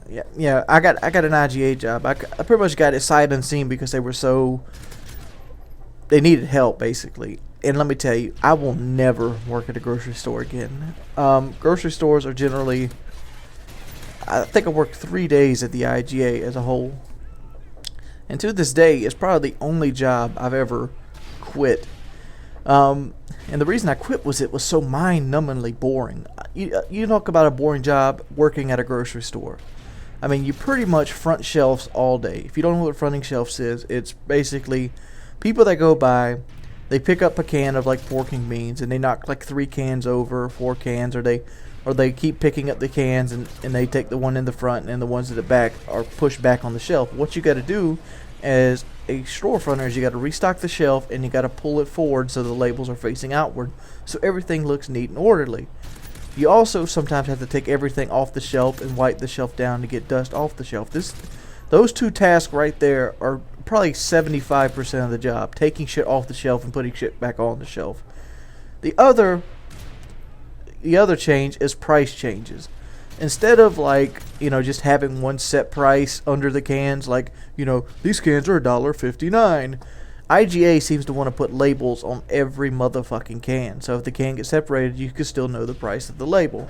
So what you gotta do is you gotta get a label making gun, and you have to pretty much go by and have a thing called a label scraper, which you scrape the label off and you put another one on. That's a new price, and you have a sheet of paper that tells you what price that the new label is. And it is such a pain in the... It's boring, dude. I worked 2 12-hour days just like that, and they were some of the worst days I've ever experienced because it was so boring. You can't talk to anybody. You know, most of your human interaction is where's your Pepsi products at, you know, aisle 3. Where's your this at aisle 4? And it's really, really boring, dude. It's one of those jobs that will just make you pull your hair out toward the end of the day. Yeah, it's one. I can't tell you how bad it is. So I ended up quitting. I had to go in for a third 12-hour day, and I called him like, look here, thank you for the job, but it's just not for me. I just couldn't handle it because one, you know, it didn't really make no friends either. There was just rules, and boredom. So it was one of the worst jobs I've had. Some of the funner jobs I've had was like working at a movie store. I worked at a movie store movie gallery, and it was really fun. They don't really have movie galleries anymore. They kind of went under. Well, I think they went under, or at least the one around here in Conway went under. But it was pretty much the same thing as IGA, but you got to check people out. You got to pretty much put out the new movies. You get to go back and it's basically like trying to rent a movie for like 4 or 5 hours a day, because working at a movie store never really had 8-hour shifts. You'd get like 3 or 4 hour shifts.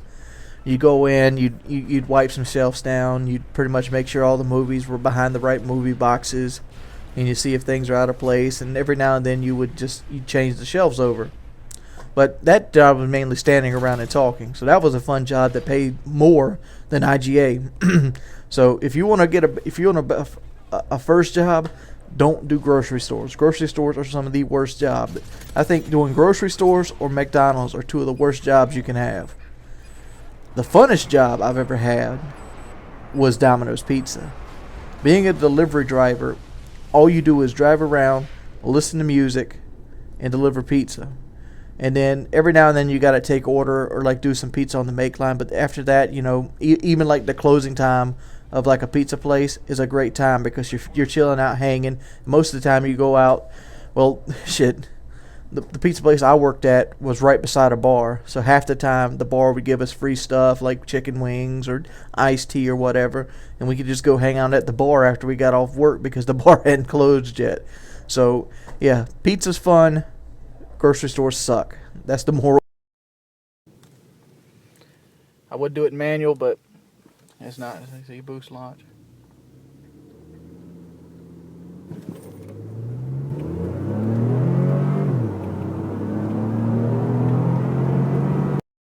What's up, everybody? It's your boy WingsofRedemption, and I want to talk about the first time I've ever masturbated. But it kind of has a little bit of a lead-up story to it, so you're going to go ahead and sit with me and bear with me. The gameplay is Twit, you know, the African genius, and he's playing on the PC here. So just go ahead and enjoy the gameplay and listen to the story. When I was like 12 or 13, I was a little hustler. When I mean a little hustler, I would do different things. I had just got a Carolina Panthers hat for my birthday. Carolina Panthers had like just came out, and everybody wanted a hat. It was a white Carolina Panthers hat, and a boy down the street wanted my Carolina Panthers hat. So I'm like, look here, you got that new Street Fighter 2 game. I'll trade you this $15 hat for that like $40 game. So we ended up trading and get Street Fighter 2. So after we got Street Fighter 2, we played it for a while. I'm like, man, I don't really like Street Fighter 2. That just wasn't my game. So what we ended up doing is we traded another boy. Another boy's like, yeah, I really want that Street Fighter 2 game. I'm like, well, what do you got to trade? He's like, well, I got a Playboy. It wasn't a Playboy. It was a Penthouse. It was a Penthouse. I forget which issue the Penthouse was, but it was a Penthouse. It was, and he brought it over. We traded in the Penthouse for the Street Fighter game, which is even a worse deal on us. But we got it for basically free, so it was just a little thing of bartering. So dollar value didn't really mean much. So we got the Penthouse, and I'm like, this is great. We have a Penthouse now. Now we have to hide it because we didn't want our parents to figure out that we had a Penthouse. So we ended up hiding it like in, I think we had like a little bin that we would hide it in, and sometimes we'd hide it in between the mattresses. There would be different areas that we'd hide our Penthouse. I actually forgot where that Penthouse even went to be perfectly honest. That's how long ago this story was. And well, basically, I was sitting on the bed one day, and I was looking at the Penthouse, and all of a sudden, something started to, just pop. It was like, "Whoa, what is it? What is it? What is this?" And I'm like, it almost felt like a pee hard, like sometimes when you wake up in the mornings and your bladder's so full that your penis would get hard when you were a kid. It's kind of like what it felt like. It was like, it's like, man, how did I get a pee hard like this? I mean, like, keep in mind, this was before the internet. The internet was just getting in at this point, and we didn't really have a whole lot of access to it because we didn't really get the latest and greatest. It was a couple years later before we got the internet, so we didn't really know about the pornography on the internet. So Penthouses was the only way to get to it. So we go, oh. So I've heard about touching yourself to make yourself get off at this point. So I was all like, touching it and rubbing it and touching it and rubbing it, looking at the pictures, and all of a sudden, like, I had this horrible sensation that I had to go pee. I'm like, oh my god, I gotta go pee. So I put the magazine up real quick and I run to the bathroom. I'm like standing in front of the toilet. You know what standing in front of the toilet with, like, when your penis is like on a full time hard, it's hard to do. So you gotta kind of like push the head down to try to aim at the toilet, and like I'm trying to do that motion to go pee, and nothing happens. And I'm like, why don't I gotta pee? I mean, like, what was wrong? And I'm like, oh man. So I'm like, I give up, and so I go back and I start doing it again, and I'm sitting there working it, caressing the head, shit, and be like, and I start to feel that pee sensation again, and I'm like, maybe this is part of the process. So I took a chance. I was laying on the bed at this point, so I took a chance, and I was like, I just kept going. I'm like, all right, I'm either going to pee this bed or I'm going to get off. Well, I didn't use the term get off, or I was going to do what happens, or something, what happens when guys masturbate. And lo and behold, I ended up getting off, and I ended up climaxing, and it was like, that instant, the hair tingling feeling. And it was like, oh, wow, that's what they're talking about. And, I come from a deep Southern Baptist religion, so, they tell you, don't do it, don't do that, don't do this, don't do that. So, obviously, that everybody was thinking you had limited quantities, and if it was in limited quantities, I had used it up in the first 2 weeks of my discovery of that Penthouse magazine. And over the years, I think I kept that Penthouse for like 5 or 6 years, and I never really bought another one. So it was like concrete jerkin material, and I think I ended up reading every article in that motherfucker. I remember it had Ralph Nader in it, like, if you can kind of date it. But that game was by Twit, and that's the first time I ever masturbated. It's your boy Wings of Redemption. I'm Outie5000. If you could, please just leave this video a like and check out Twit. He's an amazing guy. Peace. What's up, everybody? It's your boy Wings of Redemption, and I'm back, and I'm bringing you a little video here. I did a video earlier today, and it didn't go over as well as I planned. It was a little bit too much detail, and a lot of people were getting uncomfortable with it, so I ended up making it private, which means I can't get paid for it. So people out there say I'm a money whore. But I did a video the other day called the Colorado shooting, in my opinion on, which was pretty much more of a gun aspect opinion than anything else. And I'd like to go today and actually go on to the other set of variables in the shooting. As we know, home's pretty much went in there with an AR-15, a Remington shotgun, and a pistol and tear gas, and he made bombs and such, so on and so forth. But people don't look at the other aspect of it. I seen a video the day on the news that actually talked about the other aspect of it, and asked the question, like, where did he get the money to pay for said item? And you know exactly where he got the money to pay for said item. He got a bank loan.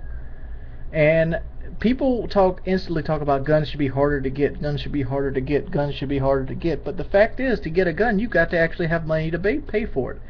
A good AR-15 is going to cost you anywhere from $1,000 to $1,500, and that's a semi-automatic variant. That's not with, you know, and that's almost plain Jane. That's no sights, no scopes, no attachments, no slings, nothing of that sort. And there's other variables, like what's a bulletproof vest cost? You know, $600-700.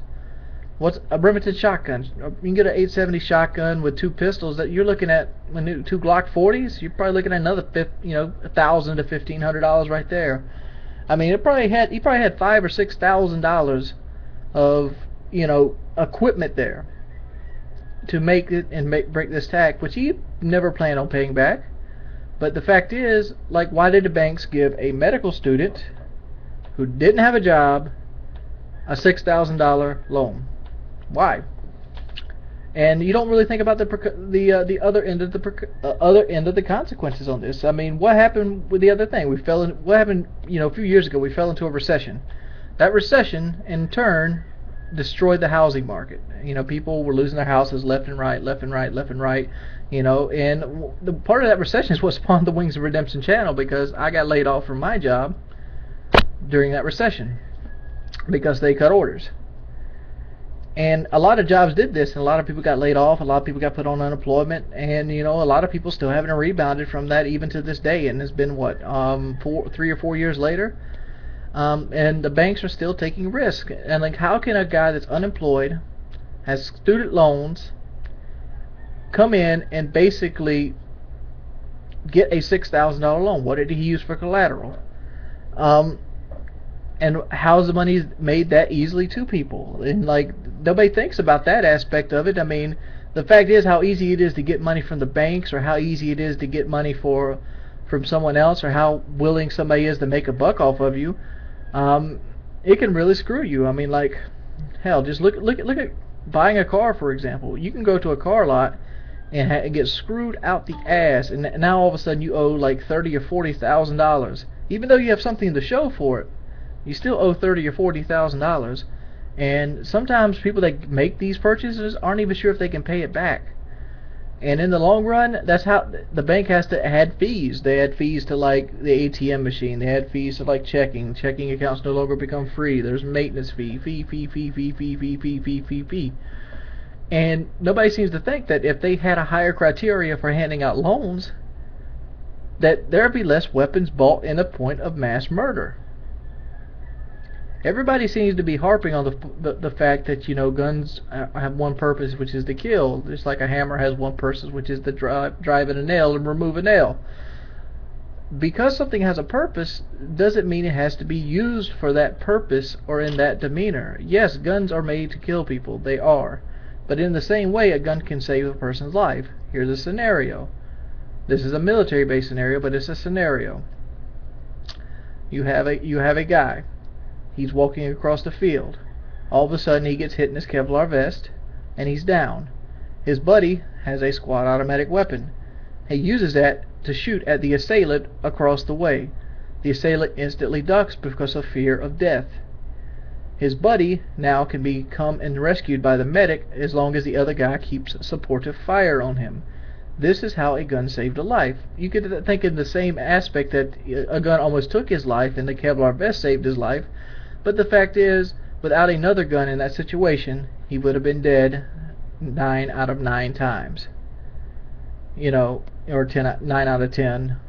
And that's how that works. That's how guns save lives. Guns save lives by food. If you're lost in the wilderness, the one thing you want more than anything else is a machete. But the number 2 thing that you want is a gun. If you had a gun, you can eat things that you normally wouldn't be able to eat, such as, you know, deer, squirrel, things of that nature. You can automatically you become your food. You right up on the top of the food chain. And in my opinion, the gun is one of the most technologically sound advances that we've ever had. I mean, the gun separates us from the bear. Any other time, the bear could pretty much maul us in a one-on-one confrontation.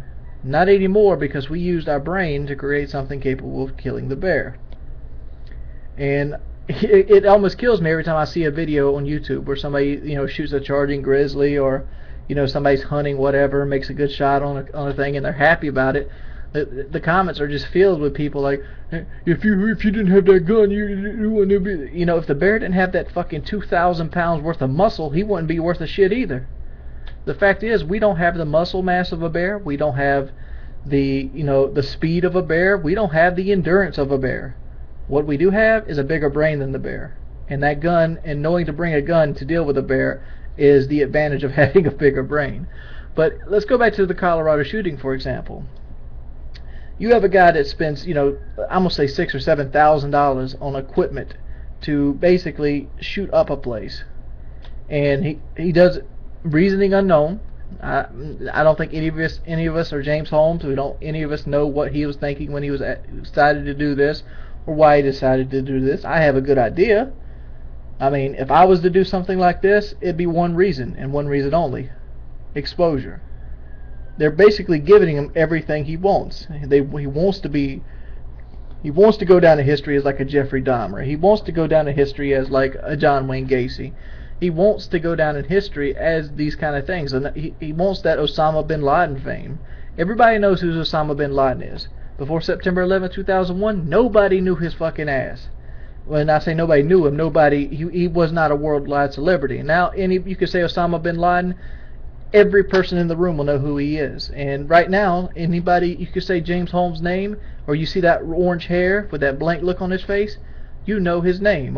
And nobody even, you know, judges the media in this. Why the media is allowed to just, you know, envelop stories like this. You know, I understand it's our right to know, but the fact is they blow it out of proportion. Look at the Zimmerman case. The Zimmerman case was blown out of proportion. This man is going to be on trial for longer than he should have for a case that, you know, I got a feeling that Zimmerman's going to be set free. You know why? Because any other case that wasn't blown up by the news or blown up by like some racial profiling story would have been, you know, thrown out at this point. You know, castle doctrine, you know, you're free to go. I'm just glad Zimmerman wasn't white. If Zimmerman was a white man, that case would have, he would have been crucified. He would have made an example of even without that. And you don't think they don't make examples of people that are innocent? Look at Robert Leone. I sent a video out the other day of Robert Leone getting his shit beat in by fucking Pennsylvania state troopers, and he ended up getting 4 years in jail. For, you know why he got 4 years in jail? Because the state trooper broke his hand on his face, assaulting a cop.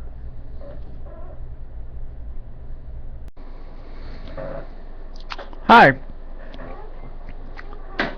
What's up, guys? It's your boy Wings of Redemption, and I'm back, and I'm bringing you a audio commentary today. No, I'm not. This right here is just an update video.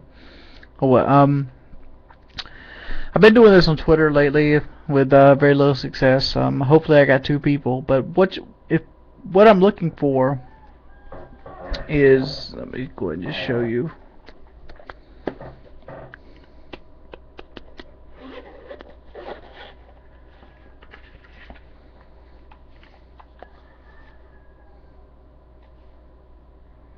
I'm doing a video, which is due up soon, but I need help on the video, and I need like physical help. I need people to basically use these 2 controllers and tell me what they think about. And to do this, you have to be around the Myrtle Beach, Conway area, and have access to an Xbox or PlayStation 3, and basically allow me to film you playing said game and get your reaction while playing the controller. You know, you can play with it a couple hours, whatever. And if you could make this happen before August 1st, drop me a message in the inbox. That's the first part of it. Second part of it is I'm going to start streaming on Twitch soon, but I got to get the Twitch thing fixed. Right now, Twitch has this problem with chat. So there's something that my IP is sending and it's not receiving. I'll figure it out. I don't know why I bothered telling you guys that, but like I've been wanting to play some Fallout New Vegas and just do a little hangout stream, but that's been that. It's been like that. And Painkiller already is happening tonight. Woody will not be able to make it. I don't know if Kyle will be able to make it, so I might be freeballing guests tonight, but Painkiller already will happen tonight. It will be, you can find it right here on my channel. It's going to be same time, 8 o'clock. I'll probably bring in a bunch of different guests tonight to kind of compensate for people, to kind of just keep things fresh and switch them out. We all know Woody is not making it to Painkiller already because he wants to back out the Ghost Pepper Challenge.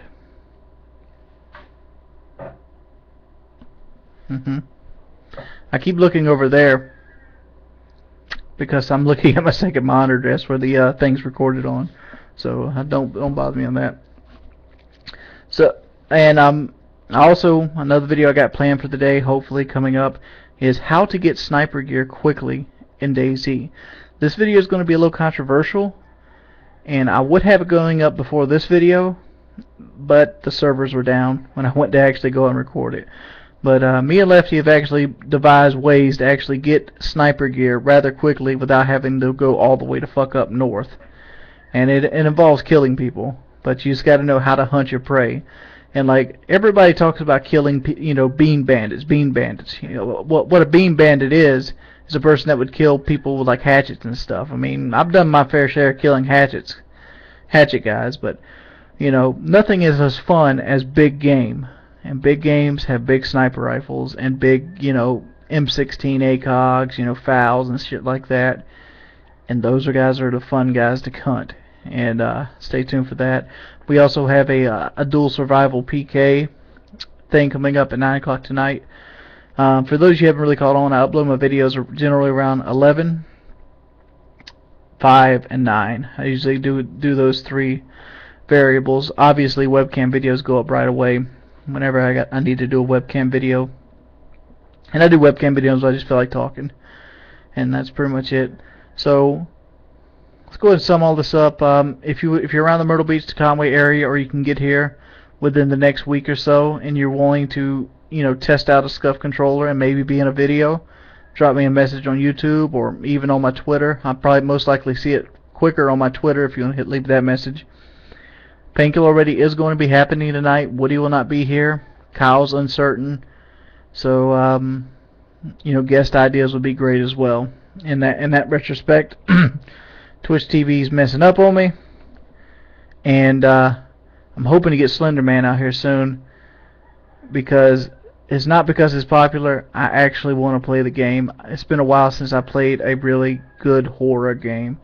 I mean, Amnesia was a game I've always wanted to play, and actually did a Let's Play on my main channel of it, but you know, it didn't really take off like I'd wanted to, and the game didn't really scare me because you could kind of tell by the music. But anyway, it's your boy Wings of Redemption. I'm going to bed. Peace. Word to your mama.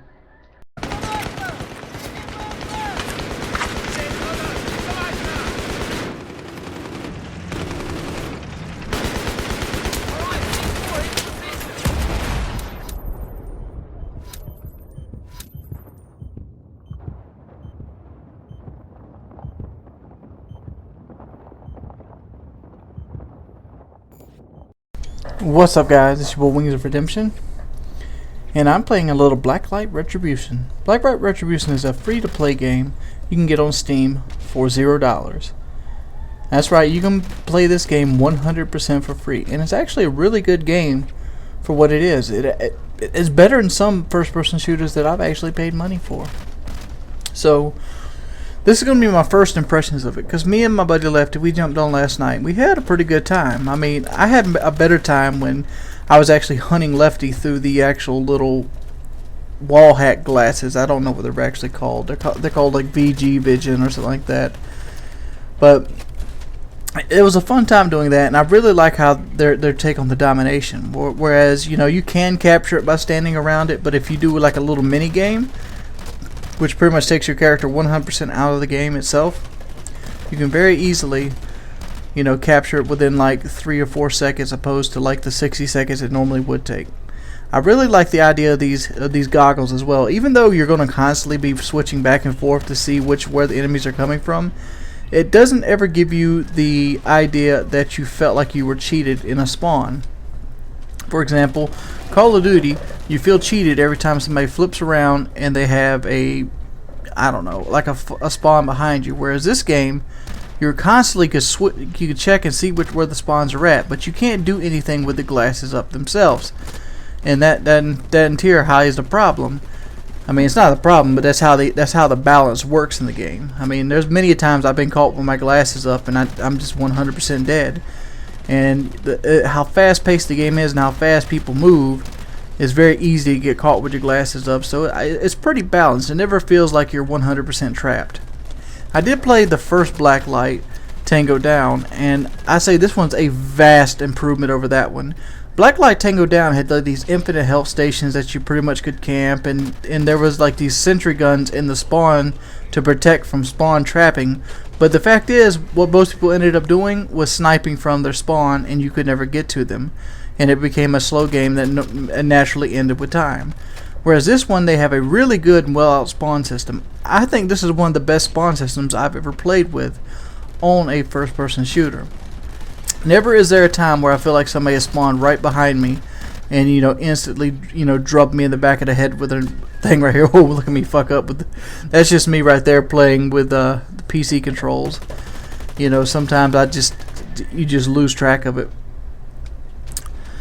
There are some cons about the game too, since I just talked about the pros. The cons about the game, well, let's go and finish the pros off before we get into the cons.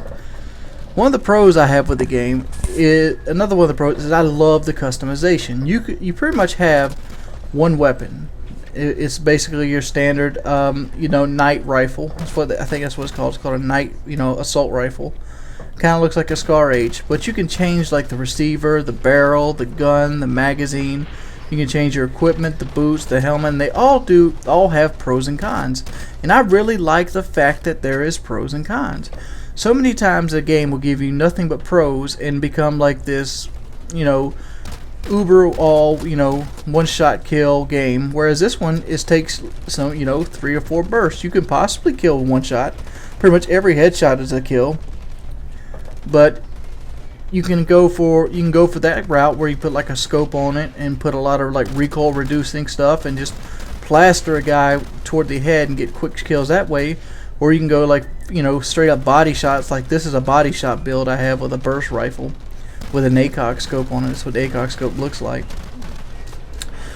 Or there's so many variables you can take. You can put a submachine gun. Look at it. Look at that gore. That gore is crazy. Motherfucker's head blew off. But I love the customization. It's a wonderful feature. It's something other first-person shooters should do. Not just be able to put a gun sight on your stuff and whatever. Change the barrel out. Put all these different elements into your gun. And I think it's a great addition to, you know, other than perks. Essentially your gun's equipment is your perks.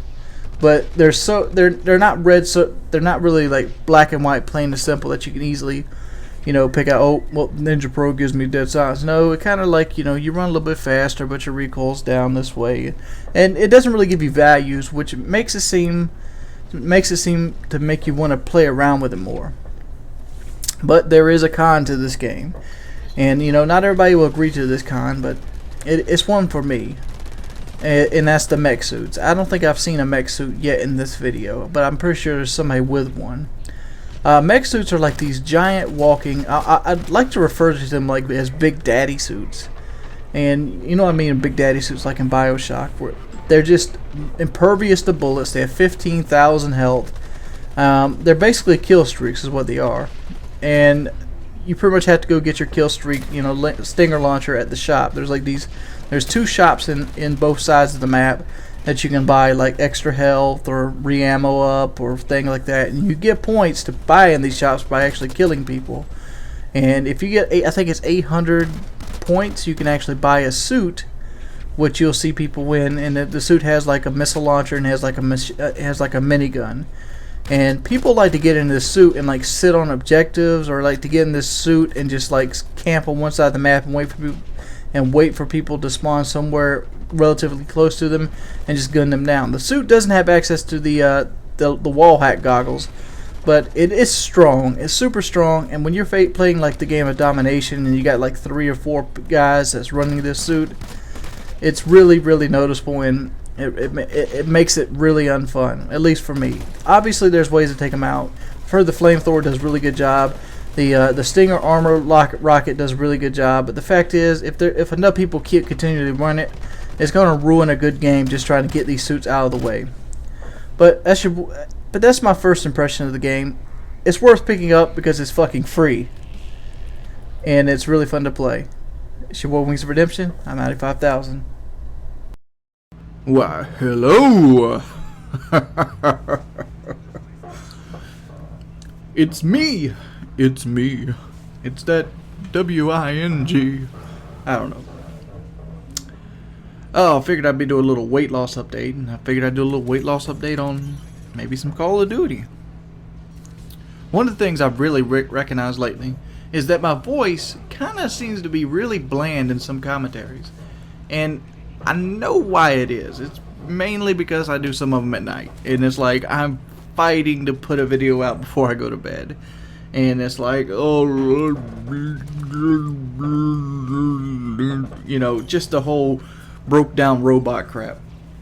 And that it's so hindering. It's monotonous. And I figured I needed to do a little weight loss video update since I haven't done one in a while since I got off the fast. I did an 81-hour fast this week, and it gets me to, and now I'm back on like 1,000 to 1,500 calorie regimen. Tried to make it balanced as possible with like a 200 calorie deficient, and 200 calories being I'm up to about 40 minutes on the bike, and bikes generally are around 25 calories per 5 minutes. So it's around 200 some calories. I mean, I haven't done the math right now in my head. But on the flip side of all this is I get very skeptical. See, since I'm basically back going with the whole Dr. Norman thing, where I'm basically getting weight every month, it kind of gets me really worried about that thing. I always want that number to be low as humanly possible. And like if I go in and let's say I've lost, I don't know, it was 424 when I went in. Say I'm down to like 408. I'll feel disappointed, even though that's like, what is that? That's a 2, it's a 10. That's almost like 20 pounds. That's like 20 pounds lost. That would basically break down to about 4 or 5 pounds a week, which is probably where I'm going to be at, about 408. It would make me ecstatic to see that number under 300 in 1 month, and like it's very capable of doing because I am such a big guy. I'm 400 some pounds, so my body naturally burns a lot of weight when I don't eat tons and tons of food. I'd be probably gonna try to struggle on. I'm out of word. You went, young mouth. And I'm just trying too hard. Be like Lefty when he's actually on Twitter. If you guys ever followed Lefty on like Twitch TV, he's like, hit the follow button, and it's like, that is so stupid.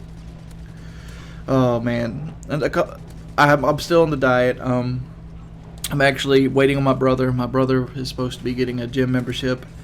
Well, we're supposed to go get a gym membership together, and today I'm probably gonna spend the day going to get a door or something. If I have time. It's like 4:12 p.m. so who knows? life of a all-star. 4 o'clock in the afternoon. If you haven't guessed yet or not, this video is about fucking nothing. But hopefully people are watching it while they're playing video games. But hopefully this gym membership actually works out with me and my brother, because the one I get to spend some more quality time with him. Because one of the things about me and my brother is, as we've grown older, we've kind of spent less and less time together. Mainly because I'm not the kind of person he likes to hang out with. He likes to hang out with people that wants to party, people that want to, you know, chase girls and whatnot, and I want to, you know, basically have a Roth IRA. I mean, it's just two different people in that aspect. I mean, the only thing that's ever really brought us together was vehicles, and like as we've grown up, we've actually gotten vehicles that don't break down because we've, you know, you get more financially stable, you know, get better at maintenance, upkeep, and it back when we were kids, it's like every other week we'd have something that broke down. And actually, my brother's first like fender bender, I actually caused it. I didn't have a car at the time. My brother had a Honda Civic, and I ended up backing into his Honda Civic with my grandmother's car, and like that was a long story for a long while. But that Honda Civic didn't have too much life left in it anyway, and my brother's hard as shit on vehicles. I mean, if you ever want to see how hard as shit my brother is on vehicles, I gotta go and find some pictures of his old S10. He used to have a red S10. It had a 2.2 liter in it. That's a 4. That's a straight 4. That's an inline 4. And that truck was so weak on power, it couldn't even drift or spin out of control. And he had no shocks, 0 on it. And then like he busted the bags. He had an airbag system put on it. He put like a tonneau cover and like a bunch of like air compressors in the bed of the truck. They had them bolted in, and like he had airbag system, but all of them popped. And now he rode around on it for like 2 months with no suspension whatsoever. The truck would like bang, bang, hit the fucking frame and so just keep bouncing. It was funny as shit to see. But gameplay by Twit. Hope you guys, if you could, please leave that like button a little love. I'm still dumb as shit, and I haven't figured out the webcam thing yet. I really do want to figure out the webcam thing. I don't know. Peace! Hello, what's up, YouTubers? It's your boy Wings of Redemption, and I sound like Dr. Evil.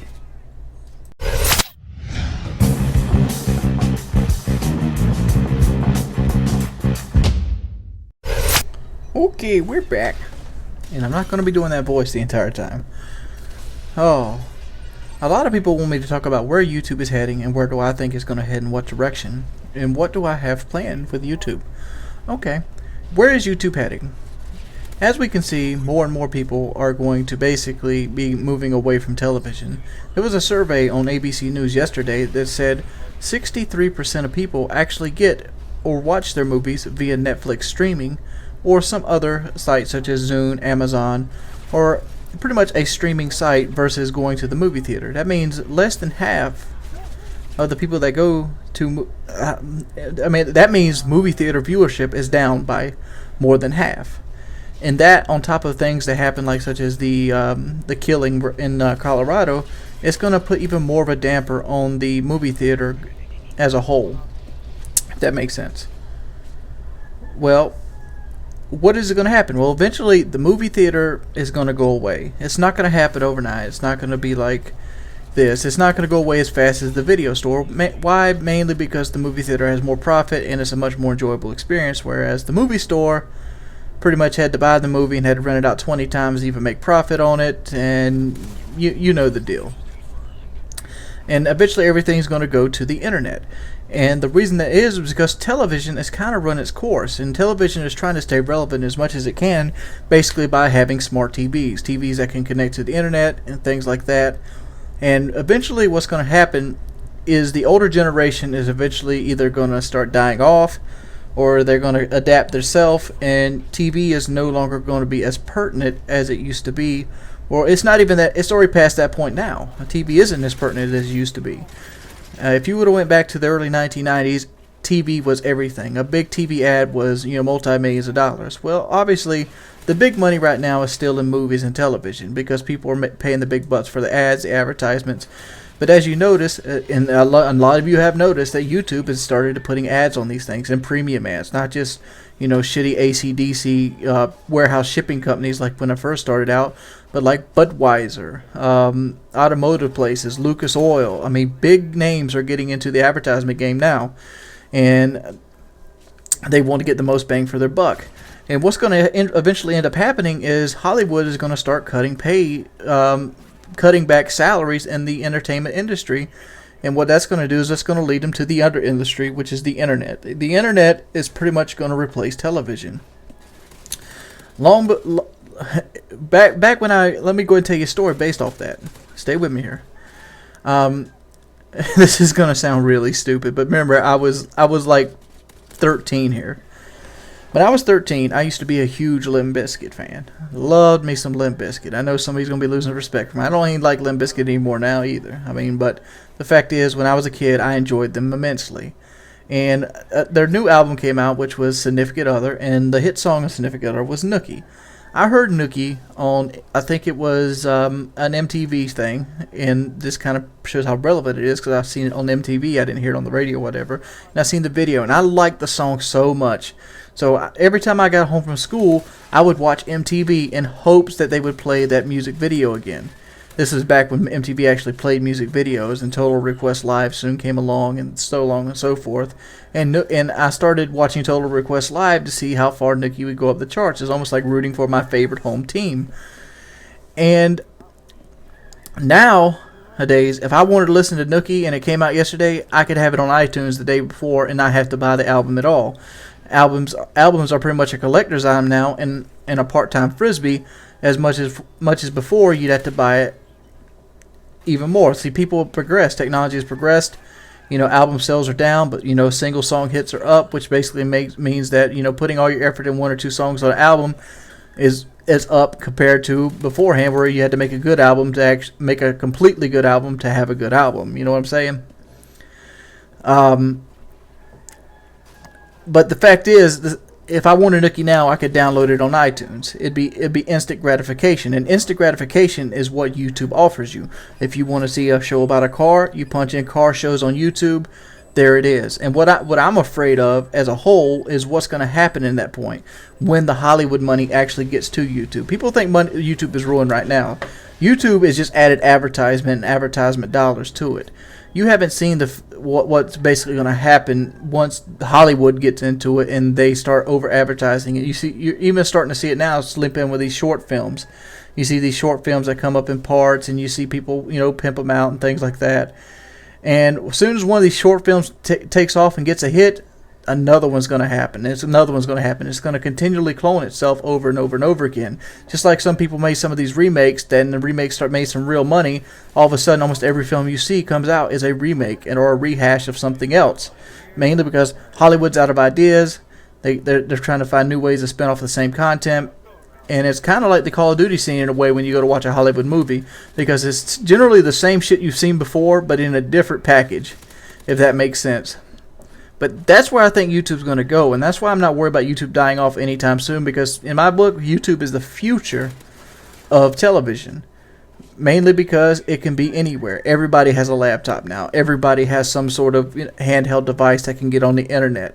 Google has just recently set out internet that's 1 gigabyte up and down. There's so many things that's pushing the internet now that you pretty much can't stop the internet. And will YouTube be around like it is, like you see it right here now, breathing, eating and breathing? Yes, in some form. There's always going to be a gaming community. There's always going to be a place for this. But what I'm worried about is how much of an impact it's going to actually take away from it when, like, actual video game developers or TV movie deals actually come onto YouTube, and how it's going to affect. What are your guys' opinion on this? Let me know in the comment section below. It's been your boy Wings of Redemption, and I'm out of 5. What's up, guys? It's your boy Wings of Redemption. It's one of those times to rant.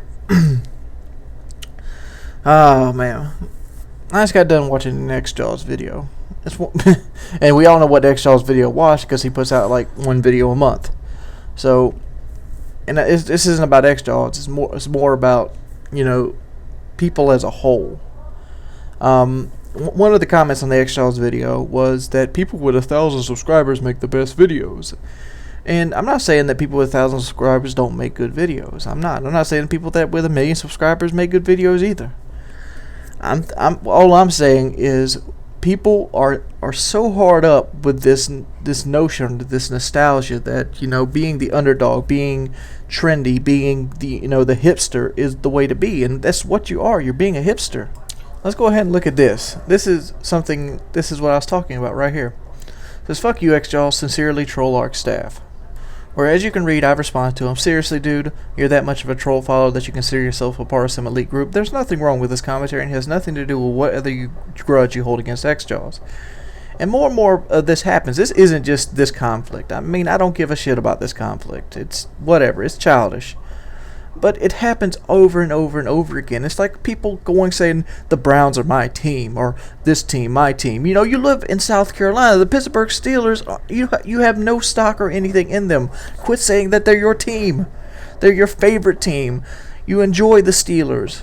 You have nothing to do with their affiliation. Don't do that. It's just like people that pretty much watch gameplay that consists of big Moabs. And, you know, look here, let's break down a big Moab gameplay. This gameplay right here is courtesy of JNasty720. This is what he does on his channel.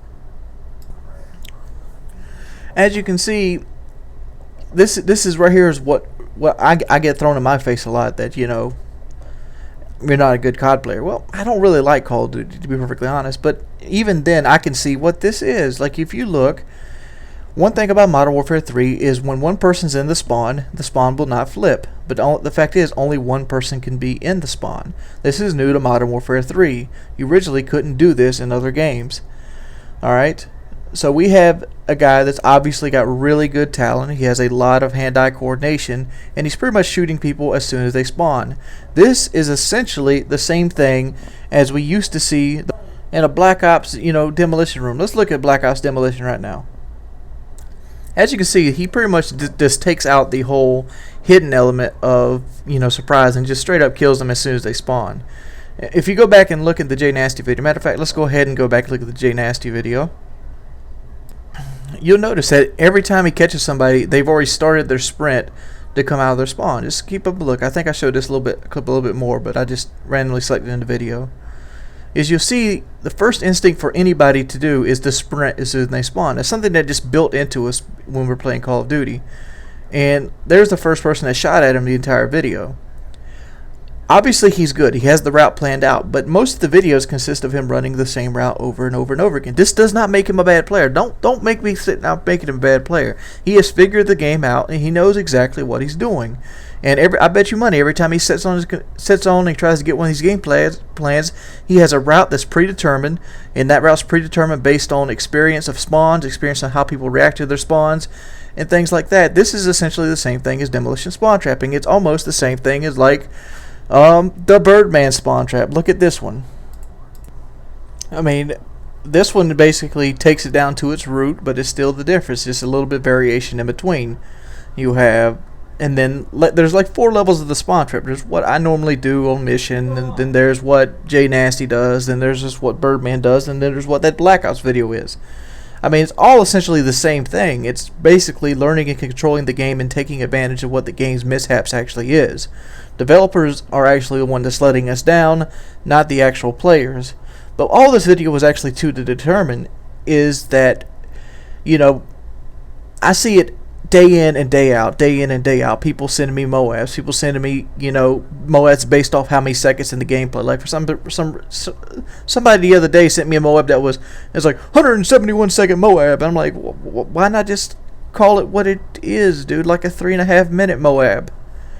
I mean, it's pointless. I mean, the fact is, some of the best players, well, some of the best content creators on YouTube aren't good at the game. They have something that looks similar to this. And this video is not to degrade anybody here. I mean, this right here is pretty much the standard for Call of Duty gameplay. Birdman knows it, JNasty knows it, Faircrads knows it, you know, XJaws knows it. Everybody knows what people expect to see when they walk into a Call of Duty gameplay. And the reason behind that is because it's just the standard. Nobody wants to see somebody do unsuccessful. People play Call of Duty to see the numbers. People play Call of Duty for that arcade feel. They don't play Call of Duty to see somebody die 40 times. With that being said, there's room for all kinds of gameplay out there. There's room for you know, objective-based domination gameplay. There's room for camping gameplay. There's room for rushing gameplay.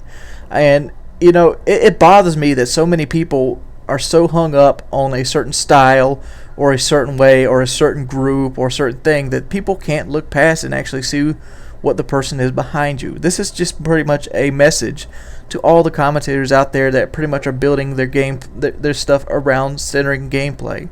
It's the personality that sells yourself, dude. It's not what you can do with a controller. Just look at Modern Warfare 3 right now, for example. It has broken itself down to the point where, you know, oh, by the way, before I forget about it, 9% is not Birdman's win-loss ratio. That's somebody I've taken randomly from Elite. That's their win-loss ratio.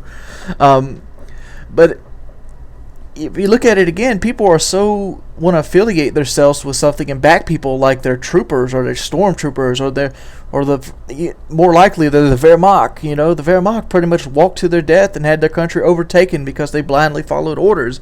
Think for yourself. That's all I've ever asked anybody to do, is take an opinion and think for yourself. Don't believe and don't be subtle to everything you see on Call of Duty. It's just like these people that enjoy the game Happy Wheels. I'm pretty sure somebody enjoys the game Happy Wheels. It obviously has a following. But it's more like every time I see the game, I'm like, seriously? This is what people are watching on YouTube? You know, we're all different people and different mannerisms and expects, and I just wanted to get it off my chest how I didn't like how people pretty much fanboy it up, especially when it's against something that they have no business in whatsoever. If Minnesota Burns and X-Dolls have beef, or even still have beef, guess what? They'll deal with it like two grown adults, which they both are. You know what they don't need? They don't need a you know, ragtag militia in the comment section pretty much belittling everything that's, you know, happened in the last, you know, 6 months. Like, here's an example of one of the reasons I'm making this video. This is my comment section.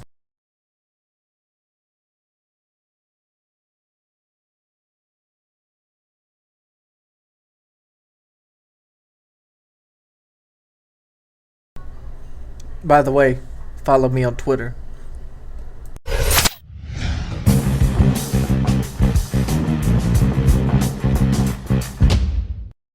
What's up, people? It's your boy Wings of Redemption. Man, it's been a long night. This is a little free for all I got because I was watching some True Stew last night, and I really love his fucking videos. I generally let him stack up, and I go back and I look for his videos. He needs to continue his free for all live com series. So I figured I'd jump on Space Orange and see try my hand at some free for all with the specialist stuff. I mean, people asked me the other day. Well, I did a video just recently called the Art versus Skill, where I basically talked about how to basically my opinion on what things work and what things don't on a YouTube channel, and that's just my opinion basically from what I've seen in the YouTube community and how long I've been around it and how long I've seen what stuff work. And it was just more like an open script to everybody out there that's willing to listen to it. And somebody told me that the video itself was a little flawed because I didn't put in gameplay that I actually enjoyed or I was actually impressed with. And the reason I didn't do that is because I don't really think people enjoy the gameplay I enjoy. A lot of people seem to think that I can't because it's the only way I do good, when in reality I can't because it's the most fun thing that I can do. Like, I enjoy the systematic variation of Call of Duty, and I enjoyed it more so back in the day than I do recently. One of the things that really started turning Call of Duty off for me is the win-loss. Win-loss was something that was really new and exciting for me in Modern Warfare 2, because in Modern Warfare 2 was the first time I actually got to basically take on the team with a team-based perspective, meaning that I had access to a team at all times when I found out what Twitter was and how to use it. And I'm pretty much a tweetaholic at this point. I got about 17,000 tweets in the last year. I guess that's good. I can't keep up with Twit. But regardless, I love watching camping gameplay. And you're like, why do you like watching camping gameplay? Isn't it boring? Not really. I don't find it boring. I like to see how people react to the same scenarios. And that's why I watch, you know, It's True Stew. I mean, I love his channel because it's camping gameplay. He's pretty much what C-Nanners left the void in my heart for. Because C-Nanners was the guy I used to watch for camping gameplay. Why? Because 1, he had a respectable kill-to-death ratio. 2, he took pride in doing well. And 3, he put a style out that you could copy and imitate and continually get the same results. And that's why I basically base my gameplay around. I like to go in and get the same results every time. I don't want to go 30-1 once a night. I want to go 30-1 every time I join a lobby. And right here, you see me freaking fail. I was trying to go down, but I just couldn't do it. But that's just the way I am. I want to do well consistently, and I generally adapt to the styles to do well consistently. Not to mention, I love the whole Ghost Warrior aspect of, you know, stealth-based play. And stealth-based play, you hardly ever see me get mad at it. I probably have done it, but how many times have you ever seen me get mad at somebody camping? I mean, like, literally just start raving mad. You'll see people on, like, Twitch TV just, like, bitching and cussing because somebody's camping. And when I see somebody camping, you know what I think? I think, goody, I know where a motherfucking kill's at when I get respawned. Because, you know what? I'm not going to make that same mistake twice. I'm not going to think that guy's going to move. I think that guy's going to be exactly where I left him. And if he is exactly where I left him, I have grenades, I have flashbangs, I have a better shot, I have awareness, I even have map knowledge that this guy doesn't have to beat him. And that right there is how you basically beat a camper. I mean, like, if you can't beat a camper, the camper's beating you. I mean, plain and simple. I did a video on a TDM match. It might have been TDM, it might have been Domination, and it was called the Revenge Spawn Killer, or like something along that lines, where I basically used a TAR 21, and through that TAR 21 I would I killed this guy like 7 times in a row. Matter of fact, I'm probably gonna leave that as a video response in the description of this video. If you want to, just check the video response. I'll generally leave 2 of every video, and most likely they're gonna be whatever the videos that day was, so you don't miss them, or in case you missed them in the sub box. But it's called Spawn Revenge Killer, or Revenge Killer Spawn. I don't remember the exact name. And it pretty much shows how fun camping could be. Because I was sitting there just laughing at this dude trying his ass off to come and kill me. Oh, this right here is a pretty good kill streak setup. Well, a pretty good, you know, streak run. But that's the video for right now. What is your guys' opinion on camping gameplay?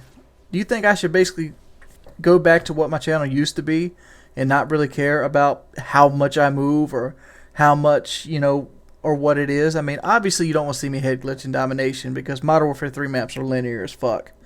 They are. That's what they are. They're linear. And you pretty much have to. I mean, you have to take advantage of what straight line the games gives you. But maps like Modern Warfare 2 and Black Ops, they had a lot easier areas to control. But, it's been your boy Wings of Redemption. If you could, please leave a rating on this video. It always helps. And I'm out at 5,000. Peace. Hold up a second.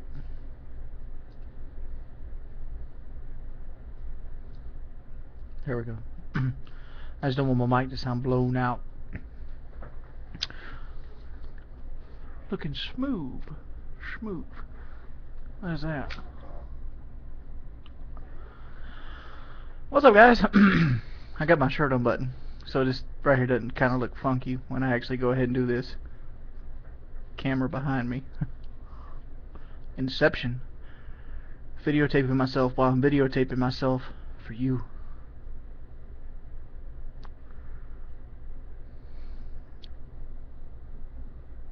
I don't know. Every time I get on camera and I just gotta look at myself, it's like, I always try to do the eyebrow thing, and I suck so bad at it. It's like,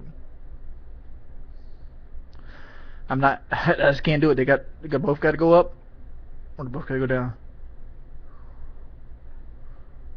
Can't do it. I just wanted to show you guys one thing. This might seem a little homoerotic, but bear with me, it's not.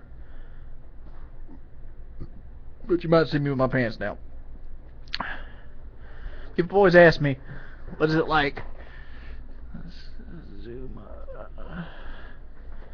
to basically lose weight, and I basically want to show them this. But first off,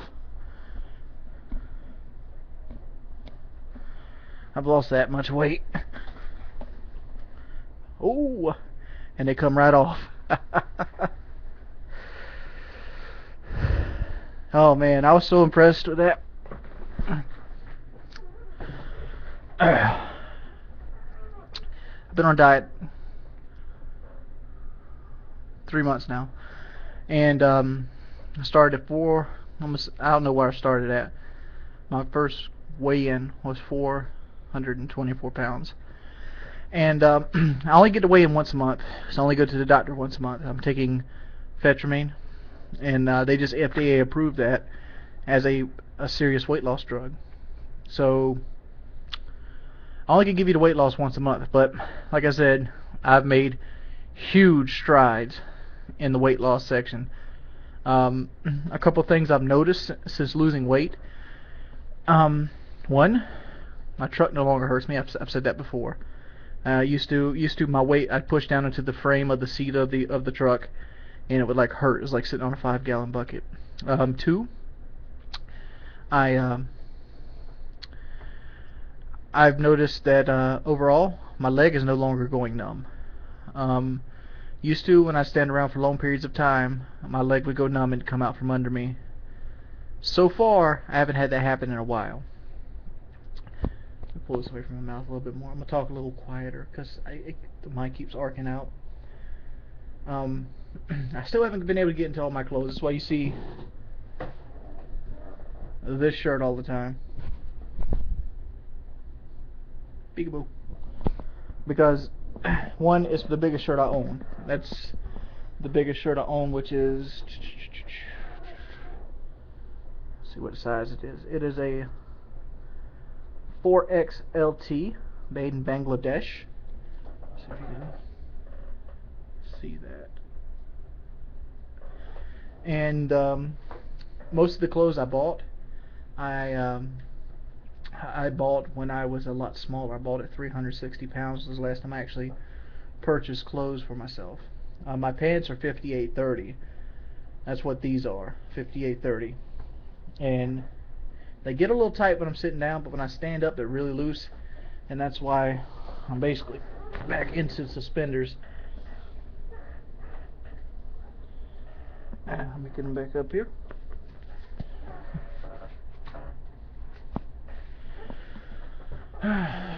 Because I need them to hold my pants up. So that's good. It makes me excited when I actually see the stuff. And losing weight gets easier the more you can actually see weight coming off of you.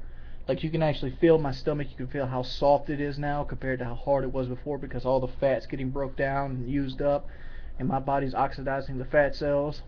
So hopefully, no, not hopefully, this is going to be the time. No longer am I going to, you know, be looked at as like that guy that's sloppy and, you know, doesn't take care of himself, has bad hygiene because he has, you know, he likes to eat. I mean, me being fat has one side effect. Well, two side effects.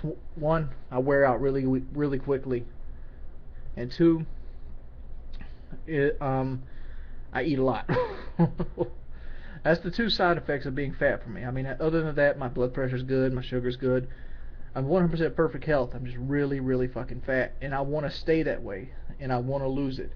I want to lose it for myself. I want to lose it. I want to lose it to, you know, enhance my love life. I want to lose it to enhance my physical feeling.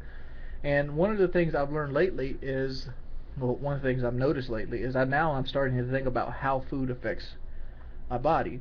When I was young, like 17, 18, I would eat anything and not give a fuck, dude. I'd be like, ooh, pizza is good. Let me wash it down with like 8 Cokes. And that was where I was at. I mean, how many of you guys out there just eat a fucking large pizza by yourself? Be like, I mean, there's been points in my life where I ordered a large pizza and had the audacity to be like, what do you guys want now? I got what I want. And like, I had no intention of sharing that motherfucking large pizza. That was me. That was me. And like, now I look at that and like, how can I put that in my body? And like, you might look at me and say like, well, Wings, you're still a fat fuck, and you know, blah blah blah blah blah. Yes, I'm still a big guy. I'm still huge. But at the same time, my mindset is changing, and a mindset changing, losing weight is 90% mental. Made up stat, but I'm just making it up. A lot of it's right here. You know, that will to eat's right there. That, you know, craving is right there, and it's something you got to deal with your whole life. I did a video talking about how fat people naturally go back to being big because they naturally have a craving for food, and that's something I'm going to have to battle my whole life. And I talked to Dr. Norman about that. and you can look him up if you want to. It's Dr. Greg Norman. And he says he even has to fight it, because the one reason Dr. Norman is so much of inspiration to me is because when you go into him, it shows you pictures of him at 400 pounds.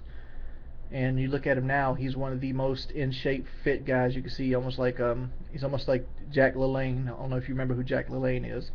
He's in the Fitness Hall of Fame, but he looked at like 96, and like he could just do pull-ups at like 90. He was in such good shape and health. He was a pinnacle of being in health. And Dr. Norman is almost at that point. You know, he's just an old dude that's so in shape, and he knows what it's like to be fat. He knows what it's like to go through being fat. He's still fighting it to this day.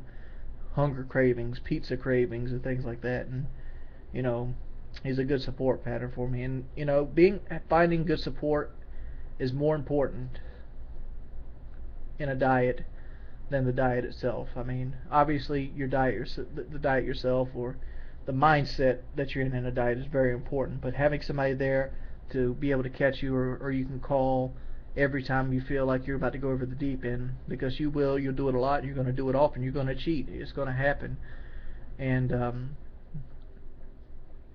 that's normal. It's all about getting it back on the horse. I just wanted to share with you what I noticed today, that I can't even keep my pants up no more. It's been your boy Wings of Redemption. Peace.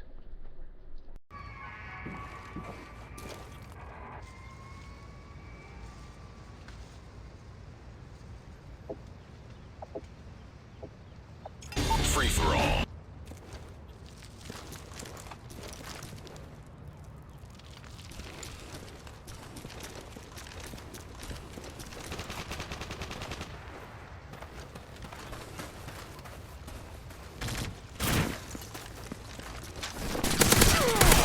Silence.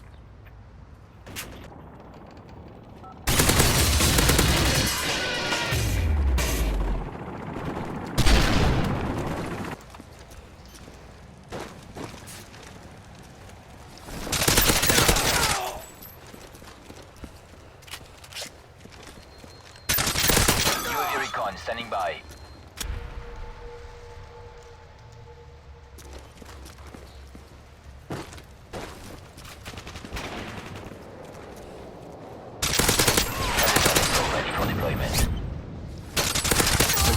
Seriously boosting?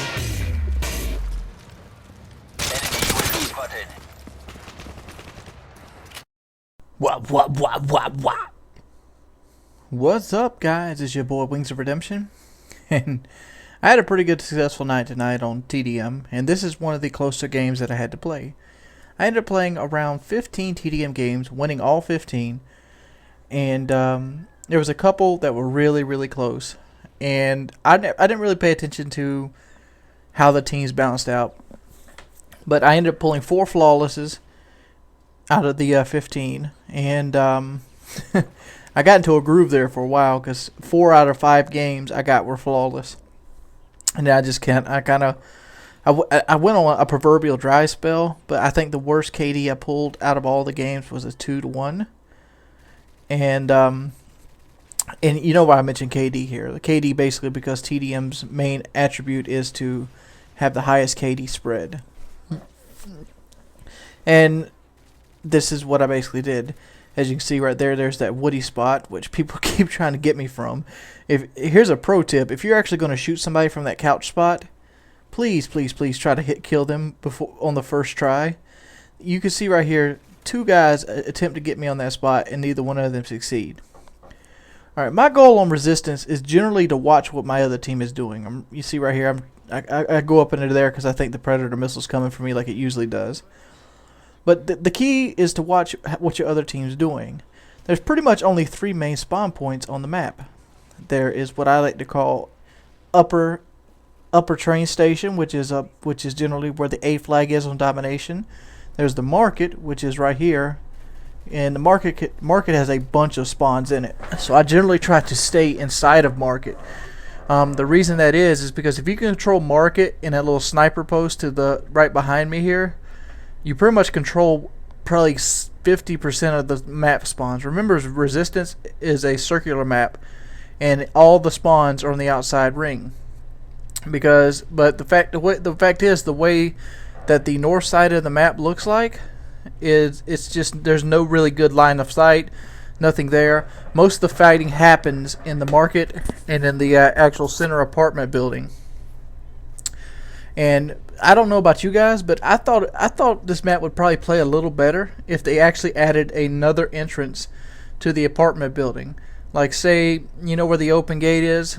Let's say you go through the open gate and you make a right. Say there's another stair right there going up into the apartment building, kind of like a back door or something. I feel like that would make the map flow better. Just that one addition. But, you know, what I know. I'm just a gamer. As you can see right here, I'm trying to control this position. I don't really pay attention to what my team is doing other than where they're at. And the only time I pay attention to where they're at is if they all go to the other side of the map totally. That's what I want to look for, because if I know if they go over there, there's a good chance that everybody's going to spawn in on me and I'm going to be dead to rights. Luckily, I don't think that happens at all this game. Let's go ahead and talk about my weapon loadout here. Obviously, I got the best weapon on the game, the ACR. And it's just one of those guns you see a lot of people use. When I use a weapon like the ACR, I tend to try to use it in a variation that other people don't use it in a lot, such as maybe the hybrid side, or like in this case the holographic silencer, which is a variation theme to how you mainly see it, which is a red dot silencer. The holographic on this game, you kind of give up a lot of line of sight for a little bit extra zoom, but it's the sight in between the red dot and the ACOG on this game. That's kind of how they balanced it. Certain guns it works, certain guns it doesn't. ACR is one of those guns it doesn't really seem to work on. I played with it 3 or 4 games, and I just found, focus with the silencer is the better way to go, mainly because the ACR has such really good iron sights. But I don't really need to give you guys ACR tips. Everybody knows that it's the bee's knees. A lot of people ask me all the time, why do I never use Specialist? Well, one of the reasons I don't use Specialist is part of the fun I enjoy having in Call of Duty is actually using the kill streaks. I really love the idea when they added controllable kill streaks such as the Reaper here into Call of Duty, because it gave it a new variation. Not that I didn't love like the dogs and the attack chopper in World at War and Call of Duty 4. They fit those games perfectly. But the way the maps are designed now, they're designed a lot bigger, and I just don't feel like the maps would lend themselves to a World of War COD 4 playstyle. I mean, if you don't believe me, why don't you just put 357 on and just run with that for like a week? You might do better overall as a whole, because you can easily attain those kill streaks. But the fact is, they're boring at this point. You've had sugar now. No longer can you enjoy the apple. I mean, it's kind of a metaphor. How processed sugar is way much sweeter than the natural sugars of the apple, but the idea is there. I mean, you've had an AC-130. Why do you want to just go back to a helicopter? Back in the day, helicopters were cool as shit. And it's like, because Call of Duty 4, I remember when Call of Duty 4 came out, I was playing Battlefield Modern Combat 2, which was the top shooter on well, it wasn't the top shooter on Xbox, Halo was, but it was the top shooter cross-platform. And when Call of Duty 4 came out, a bunch of my buddies jumped off and went to it. It's like, yeah, it's kind of like Battlefield, but it's all infantry based, and you get kind of like vehicles in like killstreak form. So I ended up picking it up and trying it out. And yeah, the helicopter was cool as shit. I used to love getting a helicopter because it's like, boom, yeah, free kills. Anything that would get me a kill, I was happy. And I was just happy getting kills. Now, standards have risen, egos have risen. You've gotten a little bit better at the game, and you want to do better than that. And a lot of the times when you're playing a TDM and you're playing solo like this, you have to do well. If I did not do as well as I did this game, we would have lost this game. The reasons being, I went positive by +20. We end up winning by only 10. As you can see right here, it's 69 to 62. The enemy team's pushing hard for some reason. They kicked their game up right here toward the end of the game to try to get a win of some sort, or they're pre-firing with the hip fire. And to finish it all off, let's go and put a quad. No, it's just a double Predator down. If you could, please leave a rating, and if you want to, let me know if you would like to see another video in this TDM series. I have a closer game than this on Foundation, where I die a lot more than 2 times. And I also have a series of flawless games I could post up. Let me know. It's your boy Wings of Redemption. And little thing here. I've been going for DayZ. I got an idea for a DayZ series coming up called the Bandit Survival Guide, because banditing is pretty much what me and Lefty does at this point. And Lefty is 2 or 3 off of that first ever DayZ Moab. Peace. What's up, guys? It's your boy Wings of Redemption, and I'm here bringing you another gameplay commentary. One of the things I want to talk about today is patience. You'll find in many scenarios that people neglect patience. Let's go look at about everyday lives. For example, how many of you have gotten mad when a web page didn't load at the speed that you wanted it to load? Then again, how many times have you gotten mad because you had to stand in line at Walmart, or maybe if somebody had 12 items instead of 10 in the fast checkout line? These are all examples of being impatient. And patience is the actual number one well, it's not a virtue, I'm sorry, I almost misquoted myself there. Patience is a skill, not a virtue. And patience is the number one skill and is the backbone of most successful leaders. Why should you be patient? Well, there's a couple reasons you should be patient. One, it lowers your stress level. It makes you not get gray hair. It actually makes you live longer, and it makes you lead a healthier, happier life. In this day and age, people are so obsessed with being in a hurry. iPods, Wi-Fi internet, quick goes, McDonald's, drive-thrus. Everything in society now is driven to the point where you no longer have to be patient in anything. And with this kind of mentality, it kind of changes industries as we know it. Let's see, for example, how are movies nowadays? When's the last time you've seen a really, really good movie that had good dialogue that you remember? What's an example of a good movie with dialogue that you remember? Pulp Fiction would be a good example. How come Pulp Fiction, more people didn't copycat that kind of formula with really good dialogue? Well, it's because most people are too impatient to enjoy good dialogue. They want to see the plot, they want it force-fed to them, and they want the action right away. Which is, it's understandable, but the fact is, it's taken away from everybody else that has patience. Since more people are being brung up with this iPod Touch, instant gratification, less and less people get to enjoy what they used to enjoy back in the day. When I was growing up, we had load times. Obviously, there's still load times in video games nowadays, but it's nothing like it used to be. Load times on some games. One of the games I remember really, really well for having an extraordinary load time was Diablo on the PSX. Diablo would take around 2 minutes to load each level, and that would pretty much have people going up the walls nowadays. But me, it never really bothered me. One of the things I found that patience helps me out with, other than Call of Duty, because I'm a very patient player in Call of Duty, because I wait for people to make mistakes, is it also helped me out in my work life. When I was working a job I didn't want to be at or didn't do, the fact is I could rely on my ability to be patient and get me through it, because me worrying about when the time's going to end or when I'm getting to go home is actually hindering my ability to work, my performance, and it makes it seem like I'm there longer. Have you ever seen the point where you watch a clock? Does a minute not seem like an hour when you watch a clock? But when you're like getting ready because you have to go to school and you want more time, the time just melds away. Same effect here. And people ask me, Wings, how can you sit there and camp in Call of Duty so much? How can you play 10-minute TDMs? Well, I don't enjoy 10-minute TDMs no more than the next man. But the fact is, when I'm playing 10-minute TDMs, I am so concentrated on, maximizing the objective, maximizing the kill death spread, that 10 minutes seems like 3 minutes to me. And it's more of a letdown than it is, a hindrance. It's like, man, that's a 10-minute gameplay. Nobody will want to watch that. And I know nobody will want to watch that because, one, people are lacking the skill of patience. I mean, if you don't believe me, look right here. Patience takes skill. Someone once said that anger is like drinking poison and hoping your enemy will die. Impatience is similarly ridiculous. You're in a rush. A salesperson is moving in slow motion and you're ready to kill. The problem is that the person you're torturing is your own pitiful self. Your nerves are shredding, your stress hormones are streaking throughout your body, and your heart is racing with scenarios of tragedies that will ensure from being late. There's more to this article, but it goes to the same thing. Like, all you're doing by being impatient is basically hindering yourself.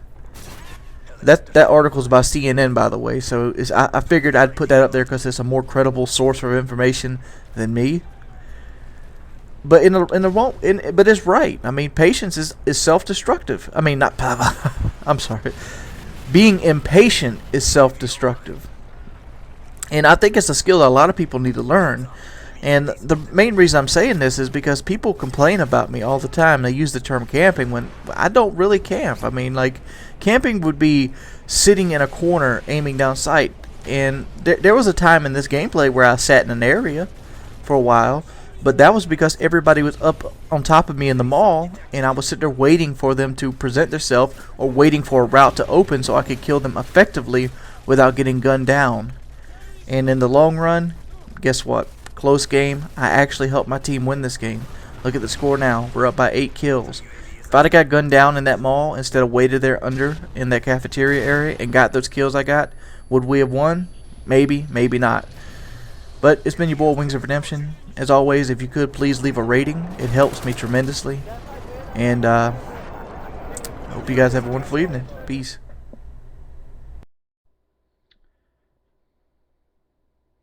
Let's move it over. Hi.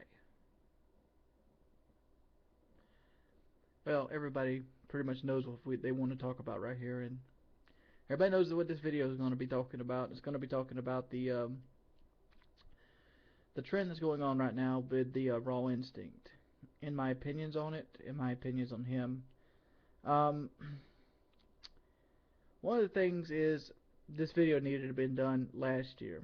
I mean, Raw Instinct's been doing this for probably about 2 years now, and pretty much a great deal of his content is took or stolen from somebody else. And, you know, I looked at this and I thought, man, there's no use to comment about it because other people must see this, and I just didn't figure people could not see this. I mean, look at his opening intro. It's like, hi guys, it's Raw Instinct, otherwise known as Max. I mean, like, who else does that? I'm pretty sure every X-Jaws video I've ever watched started out with some variation of that theme. I mean, Raw Instinct's copying just doesn't come from frame-to-frame videos. It comes from, it'll come through in, you know, his commentary, his choice of words, his style of commentary, his, you know, basically talking beat. I wouldn't be surprised if he did a video tomorrow with, like, a nice, subtle background music copying Inflame's video that's bashing on him. But I did read a pretty good laugh on it. One of the things somebody said on Twitter was, you know what? You should get him to basically like this video. This is the video that he should give you that like on. And I thought that was fucking cold-blooded. That's cold-blooded. I mean, that's what it is. But the man pretty much just straight up copies people, and like I've seen it for a long time now. And but you know, within this YouTube community, you're not allowed to speak your mind. I mean, I get flack all the time for speaking my mind. If I would have said something last week before this video came out about Raw Instinct, I'd have been labeled a hater, you know, wish I made the money he does, so on and so forth. And, you know, do I hate the guy? No. I mean, the guy stole ideas from me, yes. I mean, the guy stole ideas from everybody in the YouTube community. T-Mark just happens to catch the brunt of it because T-Mark gets a lot of views for what he does. But you know, the funny thing with me about this community is the guys that do the most tips play the game the least. I mean, how long has Raw Instinct actually played the game? Let me go look here. Just give me a second. I know this is not professional, but you know, I never claimed to be professional. I claim to be a guy that enjoys video games and likes to play them. That's why I upload a lot of fucking content. Alright, let's sign it on in. I'm assuming that he plays on Xbox. Let's see how many hours he's played. Why is this a big deal to me? Well, I want to see how much time he actually has invested in the game, and because theoretically, he has a straight up money racket. Okay, what, man? Now I need to know his gamer tag, which I don't know. So that doesn't help me at all. So let's see, Raw Instincts.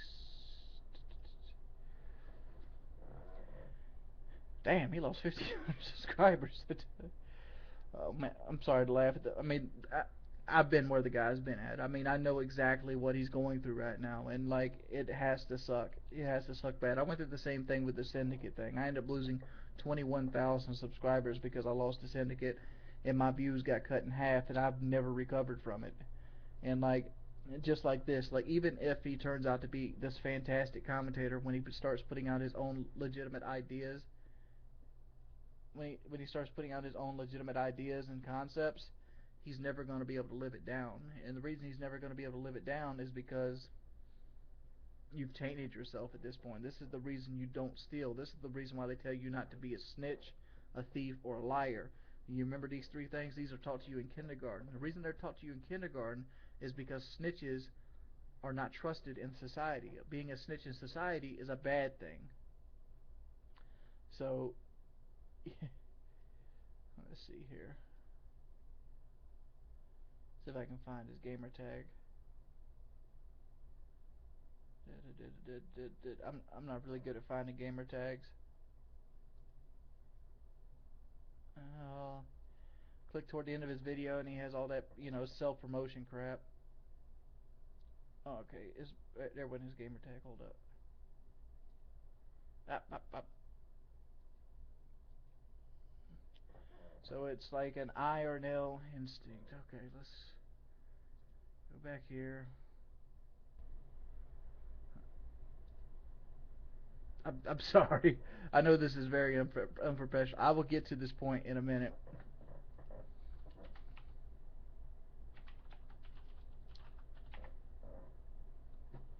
Let's see if we can see if that's close enough to catch us something. But you're never going to live this kind of stuff down. I mean, I'm not going to be one that's going to be basically beating on his side or beating him down. All right. Calculator. The guy has 5 days played total. So a guy that's see that's fucked up, dude. So basically you run your channel based off a tip-based video, and you have 5 days played on the game in total. 5 days. I mean, 5 days might seem like a lot to people, somebody that plays on the weekend, but 5 days for somebody that's pretty much, damn, T-Mart only has 73 hours played on this motherfucking game. That's like 4 days. But so let T-Mart and Raw Instinct combined have less than 10 days, but that's irrelevant. But we're talking about Raw Instinct here. You have 5 days played, 5.2 days of Raw Instinct, and you based your channel for 2 years around getting people better at Call of Duty. When you have 5 days played, you have to get your tips from somebody else. You know why? Because in 5 days, you can't even learn lines of sight. I mean, I'm dead serious. Like, how do you learn lines of sight? Do you sit there, walk around the map for all 5 days? Let's see what some of his latest beasting has taken place. Let's see here. His last game was a 4 and a 5, which took place on July 31st, and before that it was a 0.1 KD, and before that was a 1.6. I mean, like, I don't know. The proof is in the pudding. I mean, the guy's a liar, a cheat, and a thief. And he gives a bad example to all the other commentators out there. I know this is being left-winded, and I know this is being, you know, out there, and it's like, ah. But, you know, this kind of stuff irritates me. And you can't really, you never get a chance to actually speak your mind until now when something big like this happens. There's more than one person out there just like Raw Instinct. I mean, there's a whole slew of people that are just like this, and they're in this strictly for the dolo. And, like, you know, somebody like Raw Instinct, he makes more than I do a month. So he's probably made upwards of, you know, $100,000+ a month off of other, not a month, I'm talking $100,000+ a year off other people's content.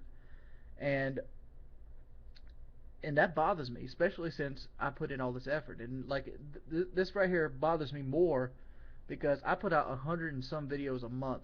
I work my ass off. I learn lines of sight. I try to find the tips myself. I don't go out there and be like, hey guys, give me the good tips, I'll put the video up. I go out there and I try to learn, and I try to give you the experience based off what I've learned. And I put out 120 videos a month, you know, to try to stay relevant in this community. And you have somebody that's pretty much just working the sub box tally and just like ripping off other people's tags. You know how Raw Instinct has 250,000 subscribers? Let me tell you how he has 250,000 subscribers. He pretty much copies T Martin's tags to a T. T Mart was on the up and up when Modern Warfare 3 came out. So whenever time somebody pops in a tag that T Mart has, they also see a Raw Instinct. He copies his thumbnails to a T. He changes like one minute detail. I mean, it goes so close that he copies videos that you could pretty much almost constitute copyright flagging on it. That's how bad he copies videos. But the fact is, people watch a T-Mart video, they look over there in the sidebar, right there's Raw Instincts videos too with the same fucking thumbnail, so they'll click on that thinking that's another T-Mart video, and then they'll stick there, and then he has a pleasing enough personality to like, well, this guy gets pretty good tips too, I'm gonna sub to him as well. And that's pretty much how his channels run. Like, I could tell you right here, I can look at his shit. He's done, in the last month, he's done 1, 2, 3, 4, 5, 6, 7 videos. And they're all, you know, like I said, they're all very highly opinionated videos, like the best underrated weapon, the best pistol, the best LMG. And two of these 7 videos are like fucking Black Ops trailers. I mean, excuse me, I'm sorry. The guy is an epitome of somebody that has the highest amount of profit with the least amount of effort. This guy puts no effort into his videos. You might say, oh, but he has editing and stuff. Okay, he put some fucking paint on the wall. But the fact is, if I'd expect better editing if, like, look here, there's one point that there's fucking 9 days in between videos at one point. If it takes you 9 days to edit, you know, the best underrated weapon, Scar L versus the G36C, what part of either one of those weapons are underrated? They're both fucking top tier guns. The G36C is a fucking amazing. The Scar L's a fucking amazing. You know what's an underrated fucking gun? The fucking Spaz 12. That shit sucks. There's no reason to have the Spaz 12 in the game other than challenge. You know what else sucks? What else sucks? The fucking FMG9 single sucks. That's a horrible gun. I mean, most overpowered weapon? Why don't everybody put the P90 up there? I mean, the MP9. The thing dominates. I've seen True Stu get a Moab with the MP9. I don't know. I'm just rattling off, but I'm glad this guy's getting his dues. I am. I mean, like, I've talked to T-Mart about it before. I've talked to Woody about it before. I'm like, you know, this guy's straight up stealing your bullshit, and T-Mart's like, yeah, I know. And, you know, but the fact is, everybody's scared of a backlash. And you know the reason they're scared of a backlash? Look at my channel. My channel is a good example of getting a backlash. When you put an opinion out there that's unpopular, people get butthurt. And when they get butthurt, you have this vendetta and grudge against you. Like, even to this day, you have people like, yeah, you remember when Syndicate owned you? I was like, who gives a fuck, son? Get blocked. I mean, back in the day, YouTube used to be a source where you could speak your opinion, and you get love for it. And that's what I do. I speak my opinion, and I try to be loved for it. Doesn't make me a bad guy as a whole just because you don't see eye to eye with me on everything. Hell, I mean, I'm not a homosexual, but I still love Queen. You know why I love Queen? Because they made good fucking music. Does it bother me that Freddie Mercury liked guys? No. You know why it doesn't bother me? Because I don't have to be just like that person. I can take small samples of his personality or his music or his influence and add it on with other people. And it clashes like this. It's life. I don't know what the fuck I'm going on about it now, but I don't know. What are you guys' opinion on this Raw Instinct thing? That's just mine.